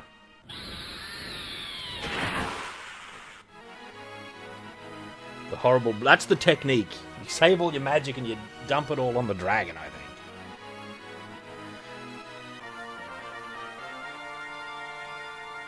The adventure continues. As you well know, monster and demi-human raids have increased. There is obviously a guiding hand behind all of this. Someone is causing these monsters to fight together, rather than each other. Find this puppet master and cut the strings. Following Corwin's suggestions, you come to the town of Corunglin. Now, we heard about Corunglin before. It's the mayor.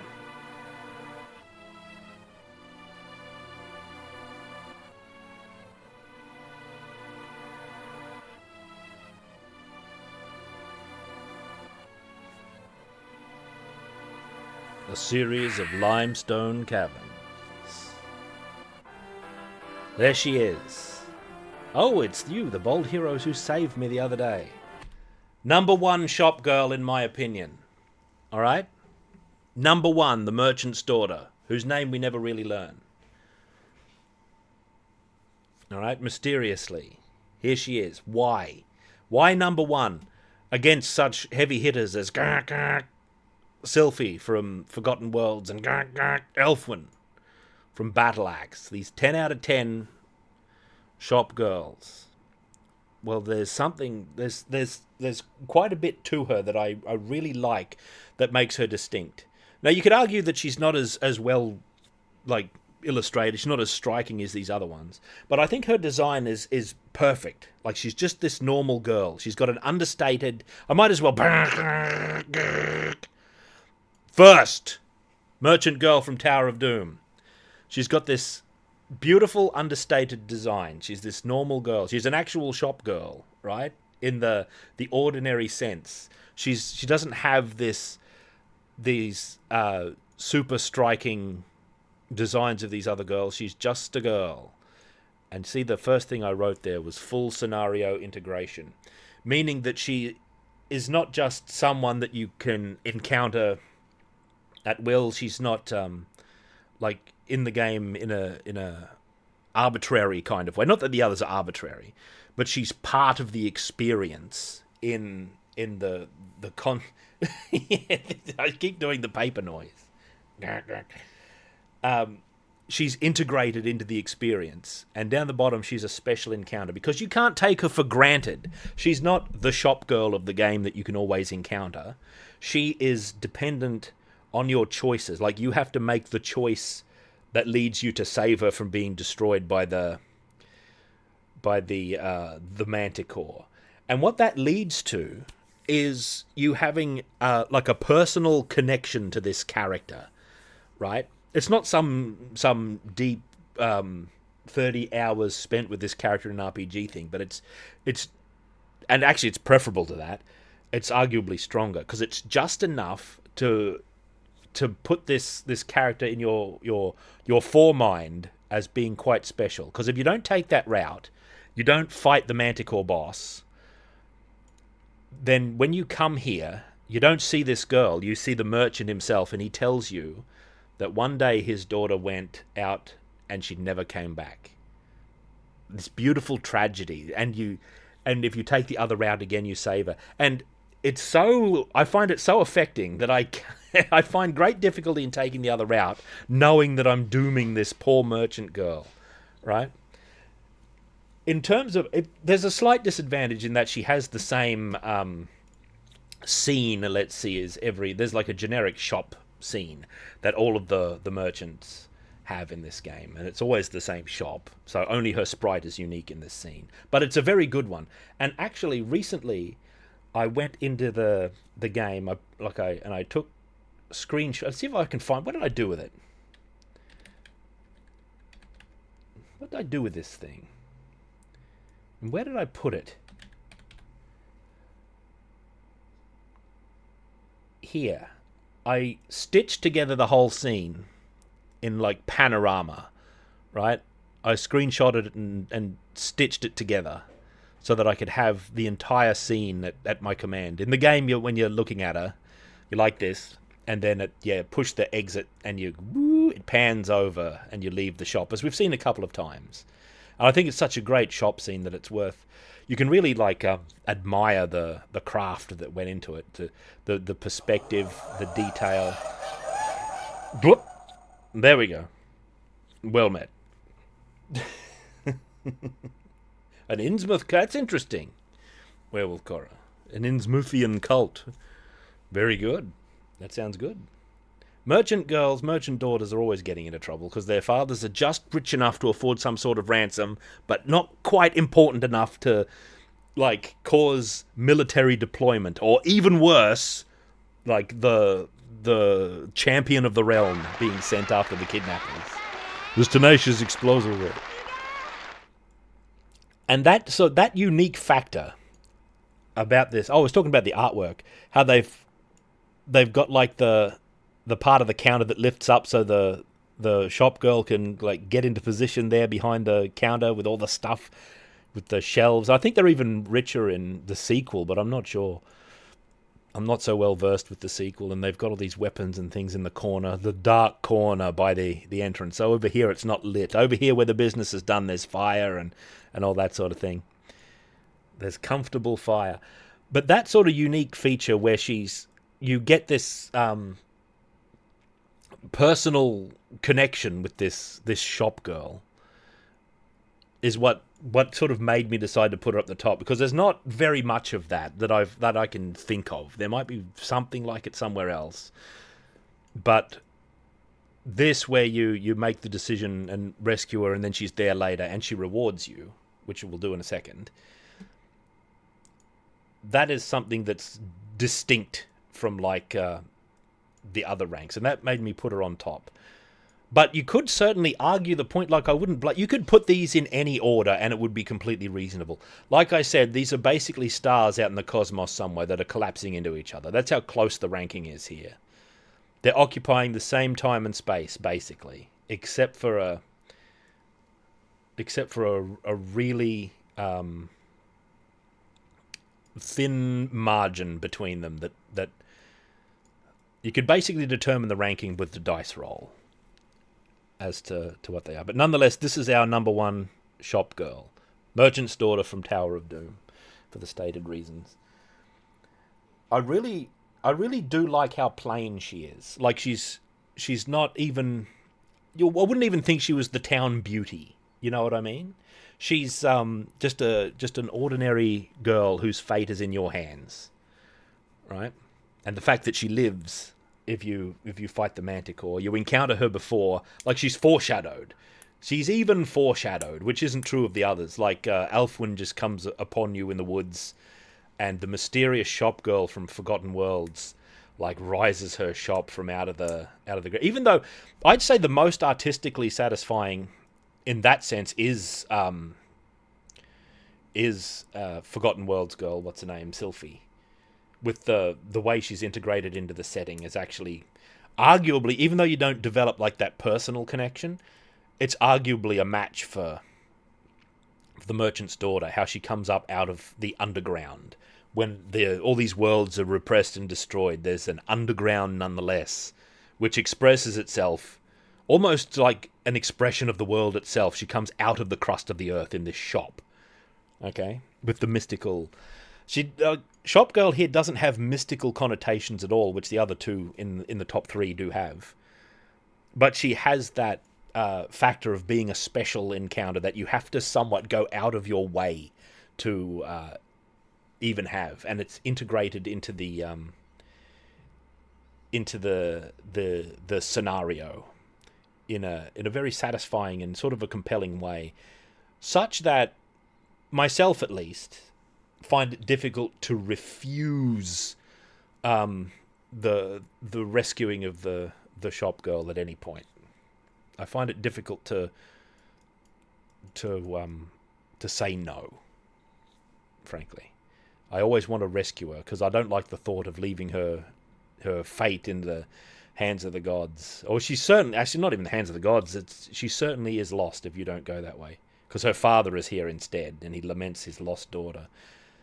And when you've taken both paths, it completes this, not a circle exactly, but it completes the picture of the story that's underneath the facade of the shop here. And I find that rich and compelling. I would actually say she is as well drawn as these other two, but she's not as striking. She's deliberately not a striking character. I keep waving the thing around, sorry. She's not a striking character. She's a plain, homespun merchant's daughter. Well, I don't know. I don't think she has her own shop screen, does she? Or her own detailed portrait. I think she's just sitting in the world. You don't get like a separate screen with a close-up in Monkey Island, do you? I don't believe you do. Because that's in my criteria, right?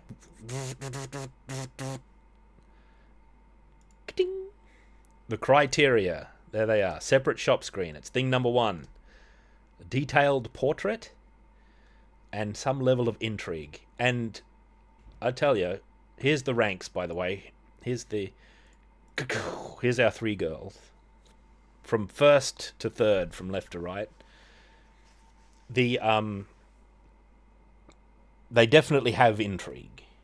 All right, she definitely has that intrigue, and it's a style of intrigue that is distinct against the other two, and because of I'm rambling a bit, but because of that personal connection that you could develop, you sort of discover that she's a rescuable figure who is not guaranteed to be there. You can't take her for granted, right? That sort of thing. She's not a guaranteed shop girl like the other two. You've got to encounter her specially. She's a special encounter, and in that sense, she's a special girl in the way that the others aren't. Like, she's a special character. The other two are special in other ways because of the inherent mystique and the hint of mysticism, and there's a lot to Sylphie actually in Forgotten Worlds that you can tease out if you take the time to appreciate the game's setting, the way it presents itself, and the setup, which you can read elsewhere kind of annoyingly. The real details about the broader story aren't exactly in the game, although they're implied pretty strongly in the ending actually, where it talks about how the nameless soldiers spun into myth, and the mythology becomes that they manifested from the hope and desperation of people. Or perhaps, as we theorize, Sylphie may have manifested them herself, because she has a sorceress quality. So there's our rankings. River City, I've heard of this. That might be a worthy girl. It's hard to say. It's an arguable point, perhaps. So there we are. That's the top 3. And if you disagree, I agree with you. That's my top 3. It's completely mutable, though, because they're so close together. And there are many other shop girls in this world, and when we encounter them, we'll have to consider them in accordance with these criteria that I have.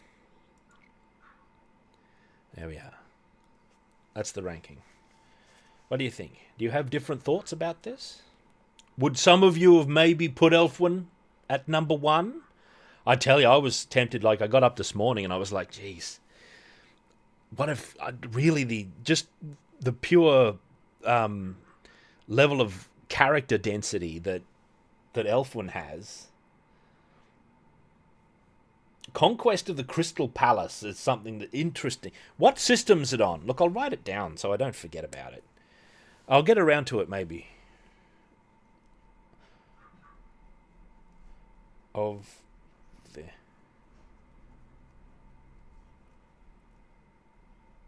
Conquest of the Crystal Palace on NES. All right.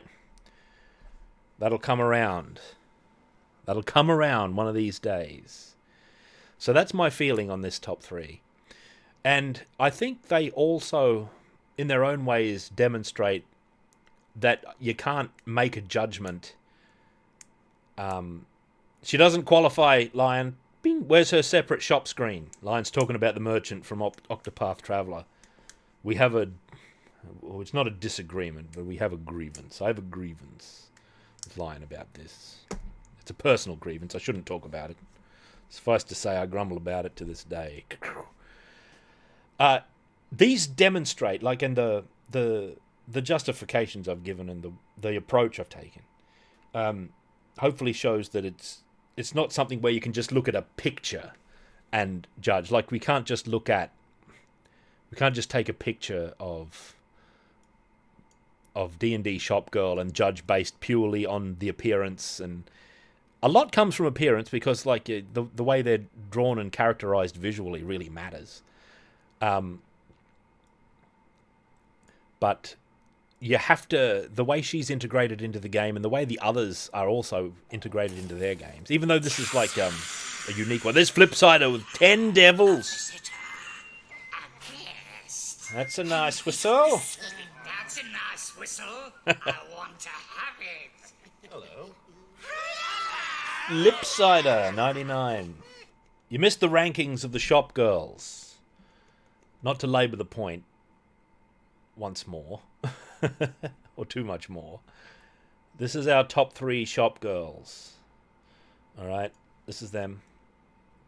Number 3, Sylvie from Forgotten Worlds. Number 2, Elfwin from Battle Axe. And number 1, the Merchant Girl from Tower of Doom. AKA Dungeons & Dragons Tower of Doom by Capcom is 2 of the top 3. That is I was going to say a chilling indictment of... Or a stunning report of the quality of Capcom's art and art direction of that period. There's our top 3 in easily digestible form. Bias? No bias. I only realised that 2 of the 3 were Capcom late in deliberations last night when I was making these graphics and stuff. I was putting these screenshots together. Capcom were really, like, between these 2, the first and third, this is the first Capcom shop girl that I know of, unless there's, like, shop girl answer. I consider Forgotten Realms shop girl, I consider Sylvie here to be like the archetypal shop girl, because it's so early. This is like 1988, right? This is a 1988 shop girl. And it's the earliest one that I can think of, and it's certainly the earliest one in my experience. And if there's ancestral shop girls, those are somewhat like, you know, Horde of the Gibberlings, right? Or the Fortress Unbreachable save for Saknoth, as compared to the Shadow Kingdom. Oh, I'm talking about sort of sword and sorcery there. The Shadow Kingdom is, as far as I'm concerned, the first sword and sorcery story by Robert E. Howard, right? The Shadow Kingdom. And before that, there's like ancestors of sword and sorcery where you can see the elements. But Shadow Kingdom is the first time where they all crystallize and you can say, oh, that is sword and sorcery. There it is. There's all the elements together, arranged in what we would henceforth thereafter recognize as the form of sword and sorcery. Well, this is the shop girl arranged in the form of the shop. This is the archetypal one that you can point at and say, shop girl? What's a shop girl? There she is. In a lot of ways, Sylvie is the shop girl. And even for that, you could make a strong argument that she should be up here, right? Up here in number 1, arguably. Devil May Cry 4. I don't know, I haven't played it. Like, the world is full of shop girls. Like, this is my list based on my experience, and it is open to argumentation, reconfiguration, and discussion. There's a universal call girl has appeared. Well met. Universal, really? Like Deep Space as well? Who knows? Who knows? It's a mystery. There we are. So these are the chief ones, and I think even if I branch out into the wider world of shop girls that are hitherto have not seen, I think these would still remain in the upper echelons, even if there's some complete world beaters that go up here, like above and beyond the column, I think these three would still be in the conversation for reasons that I have outlined, I believe, at some length during this stream. And that brings the discussion to something of a close for now. What a happy day. Shop Girls. Top 3. There they are. So what are we going to do now? We're at the end. We're at the end of the stream. We're at the end of the stream. It's finished. It's finished. We might as well just walk away. I'll just leave the stream on and walk away into the sunset like Ryu at the end of Street Fighter. Karnov! I don't know. I don't know about no Karnov. Are there any girls in Karnov? Whoa, there's the false princess. Arcana. See, people have been suggesting a couple of games, and I'm going to keep them in the pocket. I'm not going to overtax myself by getting into games now. I've got Conquest of the Crystal Palace. I'm going to write down Arcana, also on the NES. Anyone else got any other suggestions? And we'll get to them in the future. It's kind of a good way to find interesting games that we could try. DJ Fuse Deluxe, 19 Devils. And he's whistling. That's a nice whistle. Oh, maybe Magus. Maybe so. Hello. It's a nice whistle. DJ Fuse Deluxe, coming in right near the end of the stream. We've got our top 3 shop girls of all gaming. Sylvia from Forgotten Worlds, Elfwin from Battle Axe, and finally, the Merchant's Daughter from Tower of Doom. The Storyteller series? Yeah, excellent. A lot of people got their first contact with a lot of folk stories from the Storyteller. I think it's absolutely tremendous. What's arguably the best thing about the first series of Storyteller with John Hurt? The second series has Michael Gambon. Is that it goes into a lot of folk stories that people don't really know. A lot of Germanic and Russian stories that aren't that well known. And the second series is the Greek myths. And a lot of people know the Greek myths really well. Okay? Even ordinary folk who aren't that into mythology can tell you about Icarus. All right? Or can tell you about the Gorgons and Perseus and things like that. But not that many people know about the Soldier and Death, right? Or the Giant's Heart, or the Scraggle Tag, and things like that. Those are new. So those are all my first experience with that sort of thing. So later on, when I see those things referenced elsewhere, I can recognize them as coming from those folk stories. And they are particularly excellent renditions of those folk stories, right? They're particularly good. The Storyteller is an absolutely 10 out of 10 show. Not least of the reasons, of course, are Jim Henson's fantastic puppets, right? What about the story of the boy who couldn't feel fear not, right, in his adventure? And the Griffin, a particular favourite of mine is the Griffin. Snuffle snort, other sort. That sort of thing. All right. Did I miss any more suggestions? Let me scroll up a little bit. If anyone's got any suggestions of games that might have shop girls in them. I know there's an argument to be made about River City.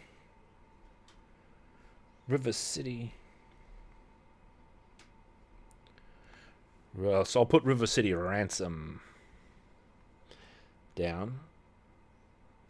I don't know if we've got any more suggestions. I kind of went on a little bit of a... she doesn't have her own screen.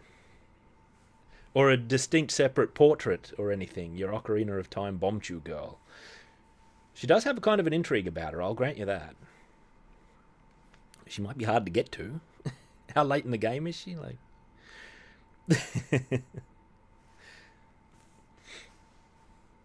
If we open it up to shopkeepers in general, what about the bomb shop guy with his huge beard where his sign is just his face on the outside of the building?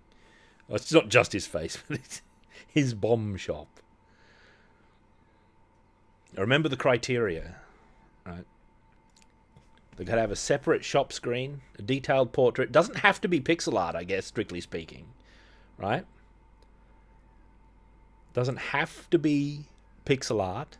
I'm sure there's some modern ones out there, but they've got to be in a separate screen, distinct from the rest of the game, and they've got to have that level of intrigue. They've got to generate some sort of interest that makes them memorable, or in some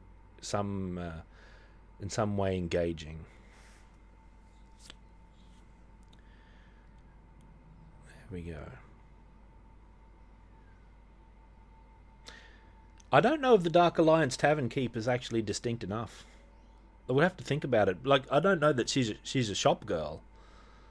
You might be able to, like, buy booze from her, but she's not like the shops in the game. There might be a shop girl in those games, though.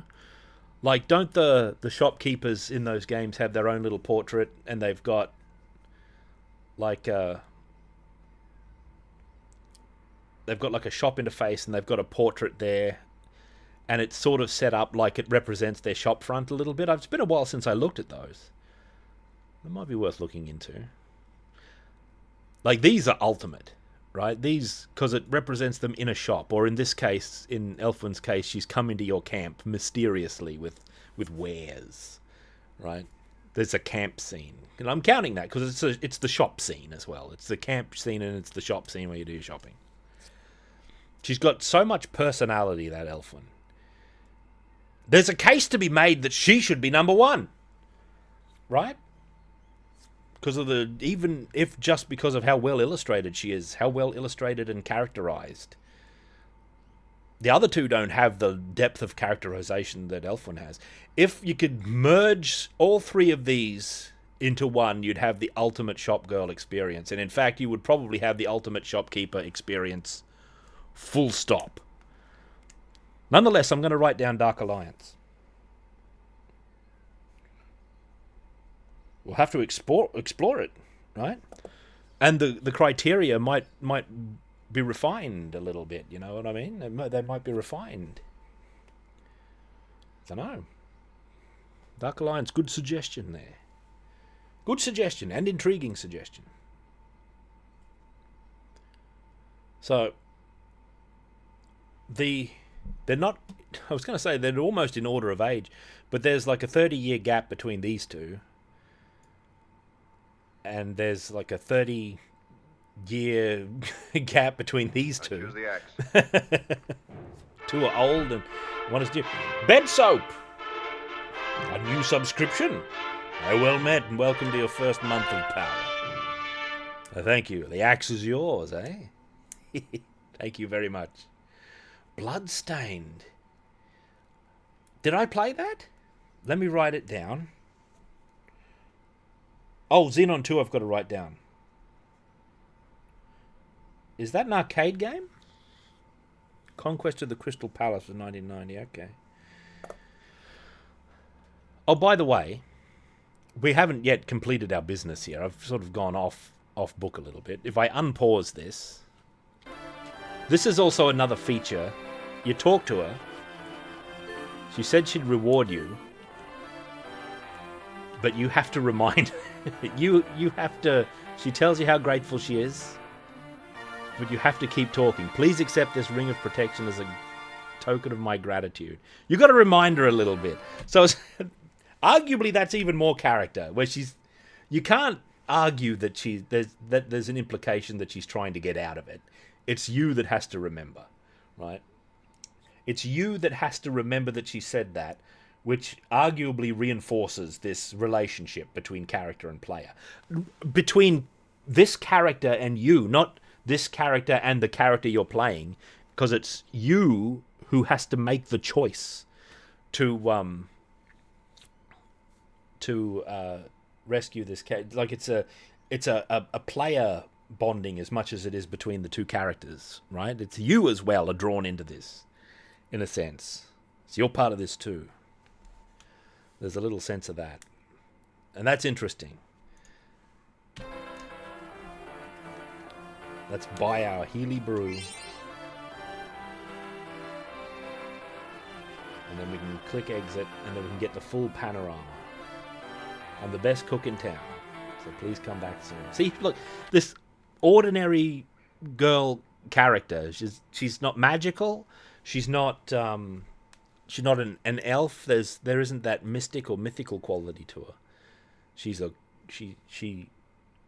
says she's a good cook. She's the best cook in town. And is there anything more like earthy and down to earth and ordinary and homely than cooking? That's why hobbits are such enthusiasts for food, because it's one of the most human and ordinary things that have to be taken care of, that you can be in on. Everybody's in. It's the most ordinary, common thing, right? There's nothing clandestine. Yes, I remember Bloodstained, and I remember like the pseudo 8-bit version they did being remarked upon, because I didn't play as being way better than like the supposed main version. This is what many people have said, and I wonder if it's true. I played a little bit of the retro-styled version, and I'm not sure what I thought of it. It's been so long. Clandestine. Is that the name of a game with a shop girl in it? I have to go now. I hate to do it. I have to go now. Please be careful. Do you think there's an implication here that she doesn't really want to hang around with these dangerous adventurer types so much?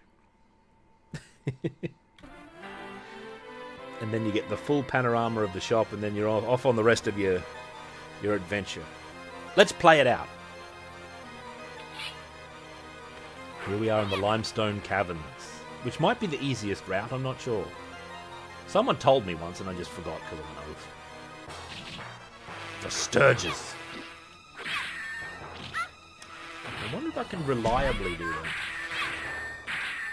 There we go. Witcher 3, right. Do they have a separate screen? Or do they... Because my criteria specifically disqualifies NPCs that you just talk to and it brings up like a shop menu and doesn't go to a whole separate screen. Like, it depends on the style. Like, could we consider like a zoom in and a interface that pops up a separate screen? Have you played Crossed Swords? For example, I would consider that a shop screen. Alright, I'm talking about it now, so I'll do it now.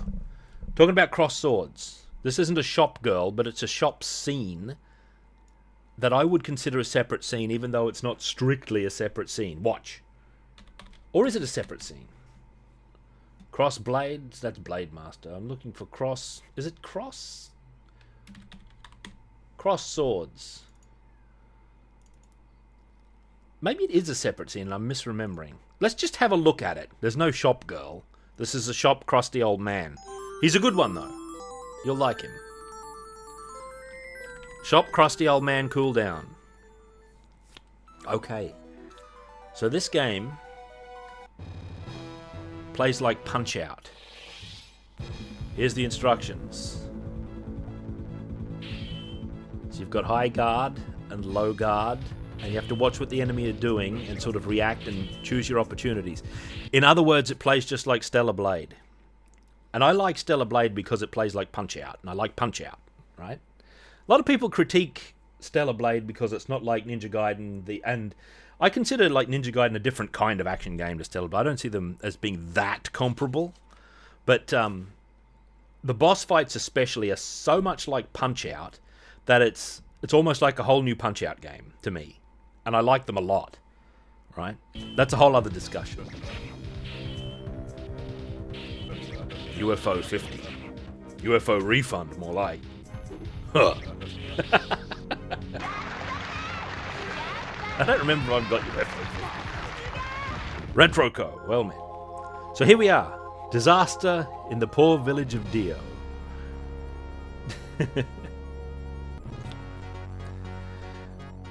Yeah, I think there is a UFO 50 game. Sorry, I side-wheeled myself. There is a UFO 50 game that's based on this, at least combat-wise.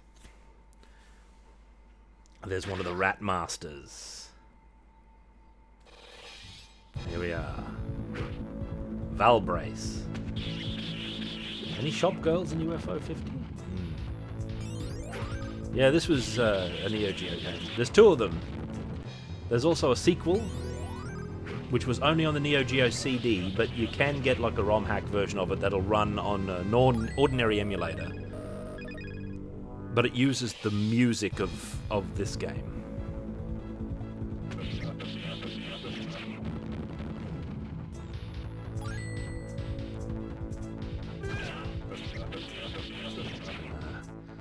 The enemies are also very deceptive, right? It's like they're quite hard. As far as punch-out fights go, these are like quite difficult opponents. Oh god, see, they trick you. They're very tricky. So what most people do when they play this is they sidestep a lot. They go, They do a lot of evading.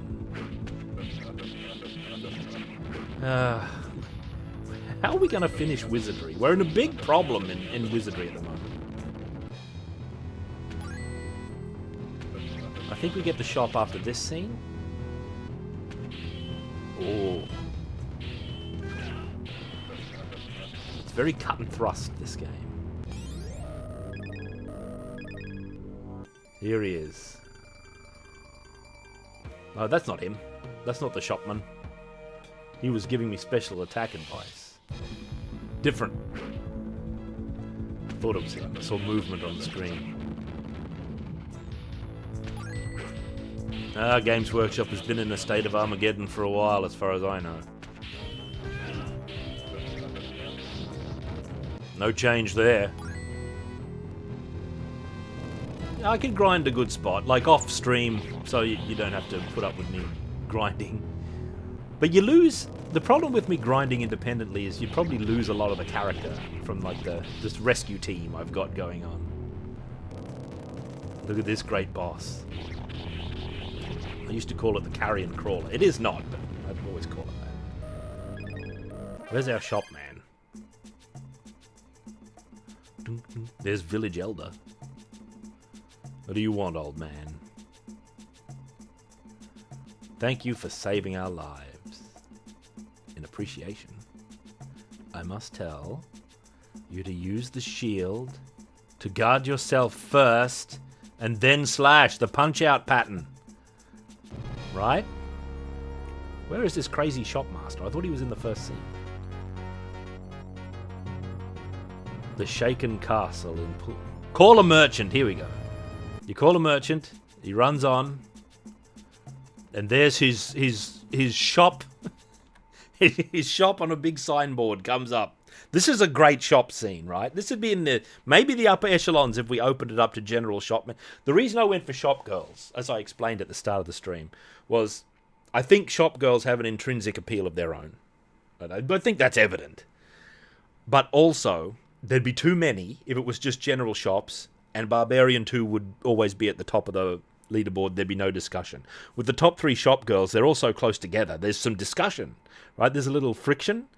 But here, if it was open up to everybody, it'd be Barbarian 2, a Void of Space, and then everyone else would start piling up for the second position. Big problem. And not as interesting. Your power has returned. That's how it phrases the meat.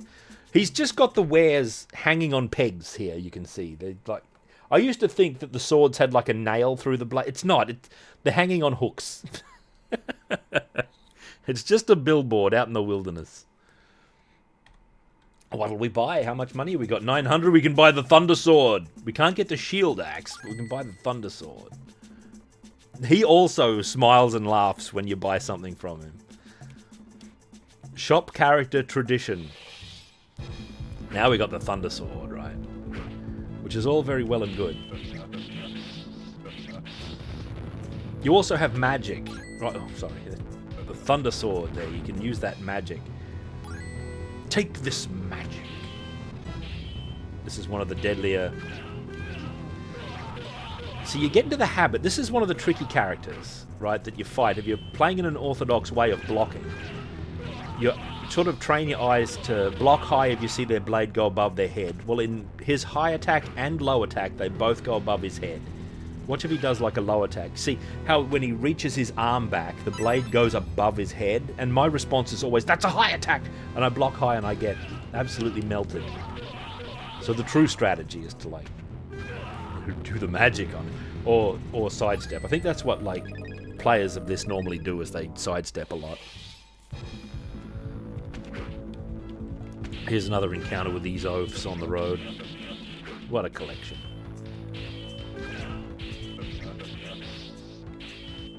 Nonetheless, it's an enjoyable... I wouldn't want to play this like all the way through. It'd be so tiring, so mentally taxing, like a punch-out fight that almost never ends. Because you're watching for the cues all the time. Your attention is always on like a... on the string of the sword of Damocles, you know? It's always at a heightened state.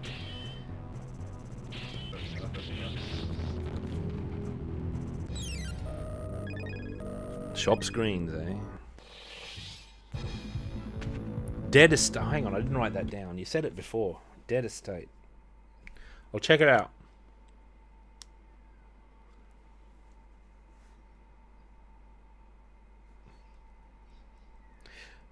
I think maybe I won't go looking through these games ahead of time. I think I'll keep them mysterious, and then when I play them and we encounter a shop girl, we can talk about it in accordance with the guidelines I've established, which might be refined in the future as well.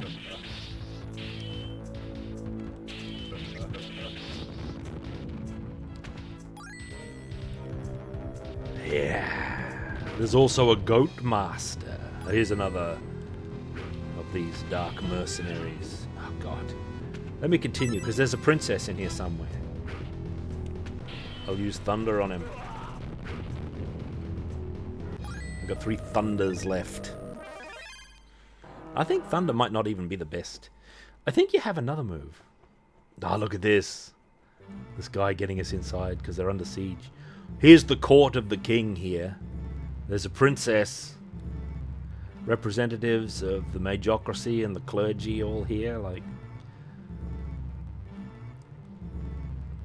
The monster noises. I don't know about playthrough of Stellar Blade. Oh, see, look at this scene. This is so good. Oh, God. And then they teleport her away before you can, like, defeat this first enemy. So the game starts out with you just doing some general... Oh, God. Doing general heroing. Just in the world. Look at that stone tablet. Oh, that's magic. Okay. Yeah, this is a hard game. This is a hard game. Oh yeah, this. That just melts enemies if I remember, but it costs you your life, I think.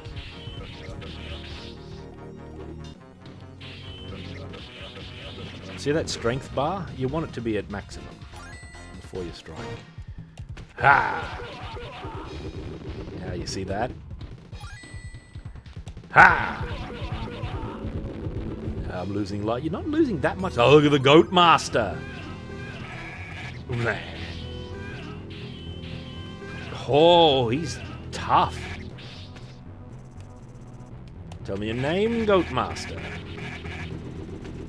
Yeah, you better run. Have some lightning. God, lightning's a liability. I think lightning can hit them in the back row, though. Yeah.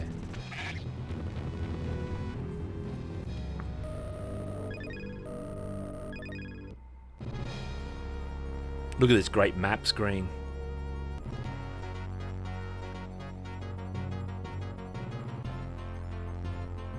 Call a merchant. What do you got, old man? We still wouldn't be able to afford the shield axe. I don't think I've ever even seen the shield axe. Right?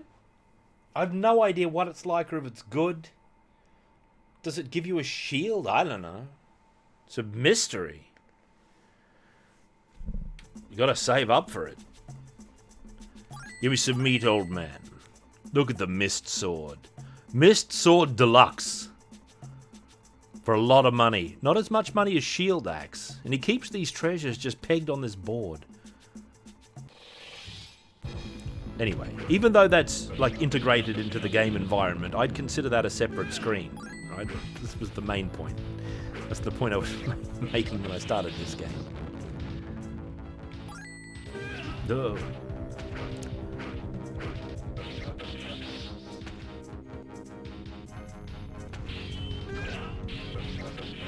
Look at this. So yeah, like people normally play it like that.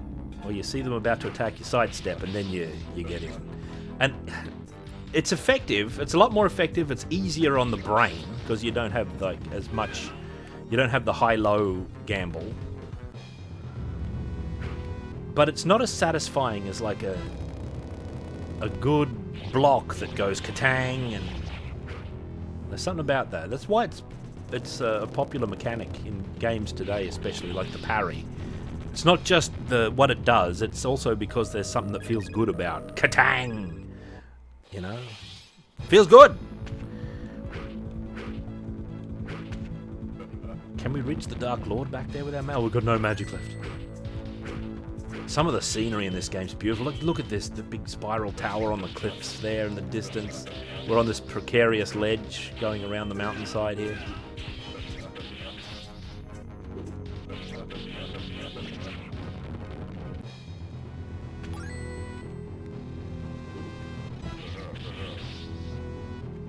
You just dodge and you go, ha.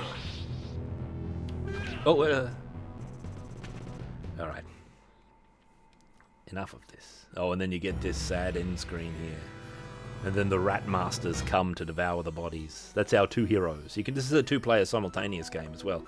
Unlike Punch-Out. Right? And unlike Stellar Blade. Maybe the Stellar Blade sequel will fix this. Maybe it'll have two-player simultaneous play. Let's look at this gorgeous scene here.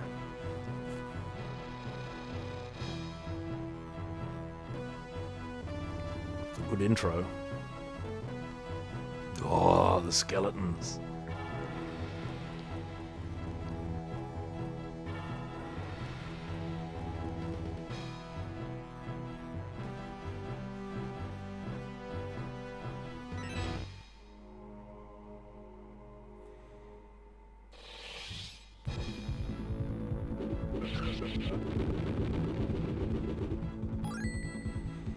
See, look at this. Simultaneous. It's kind of like you both have separate enemies. Tag team, but well, that'd still be just taking turns, wouldn't it? It'd have to be Tornado Tag. Arnold Rimmer. Shop Girls. All done. I think I had like a save state, actually. Tower. Do I have to type Dungeons and Dragons? I think I had a save state in Tower of Doom. That it was set up a long time ago because I wanted to show off the dragon for some reason. I don't know if anyone remembers this. I think I had a... Let me have a look at this. But it's either at the dragon or it's like at the shop girl. I used it the other day to get like the screenshots of the panorama so that I could make the panorama. It's from last year. Oh, well. Oh, this is at the dragon. Never mind. There's Tay Win. Tay Win.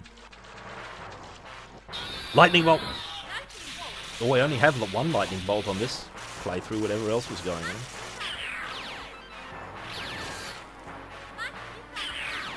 I just wanted to visit the shop girl again. I have fewer resources on this plate. What else have I got? I got a ring of magic missile. God.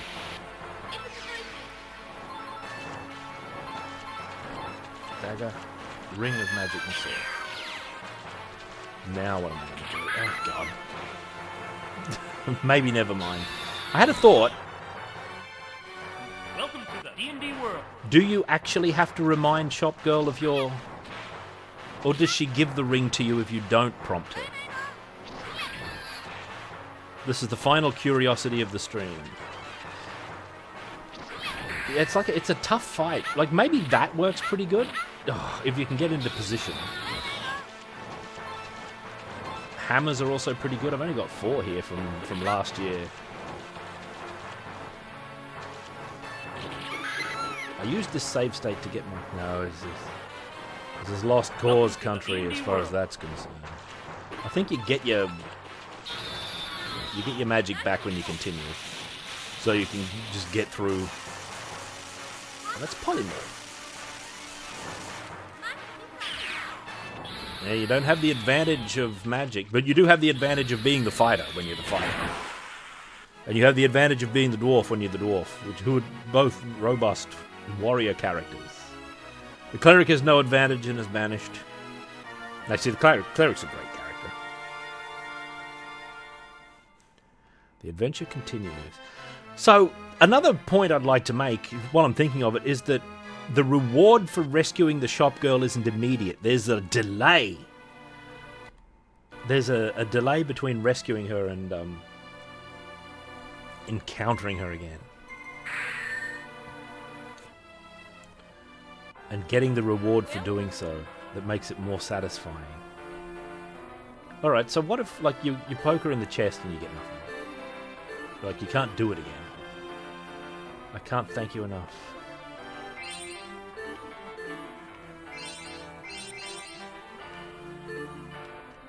I don't know if she'll...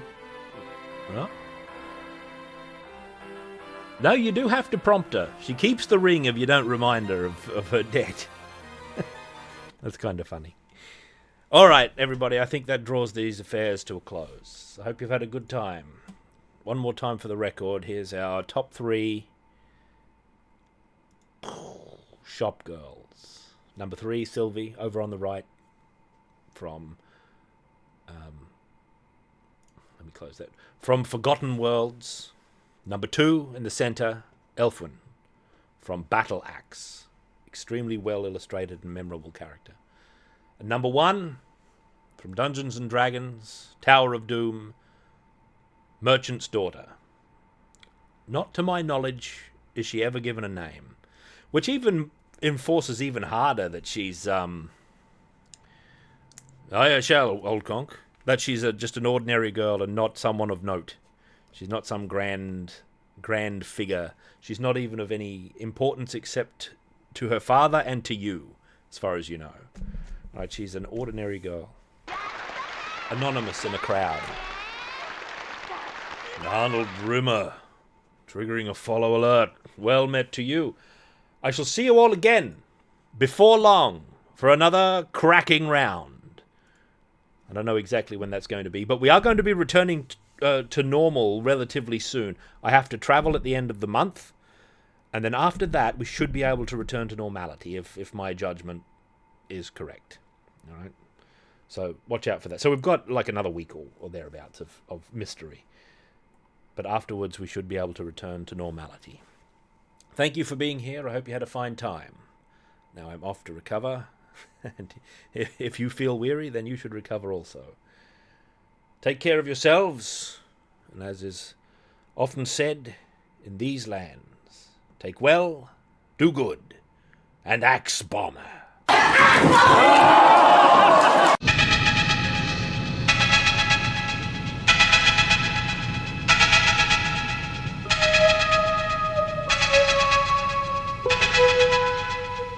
You men have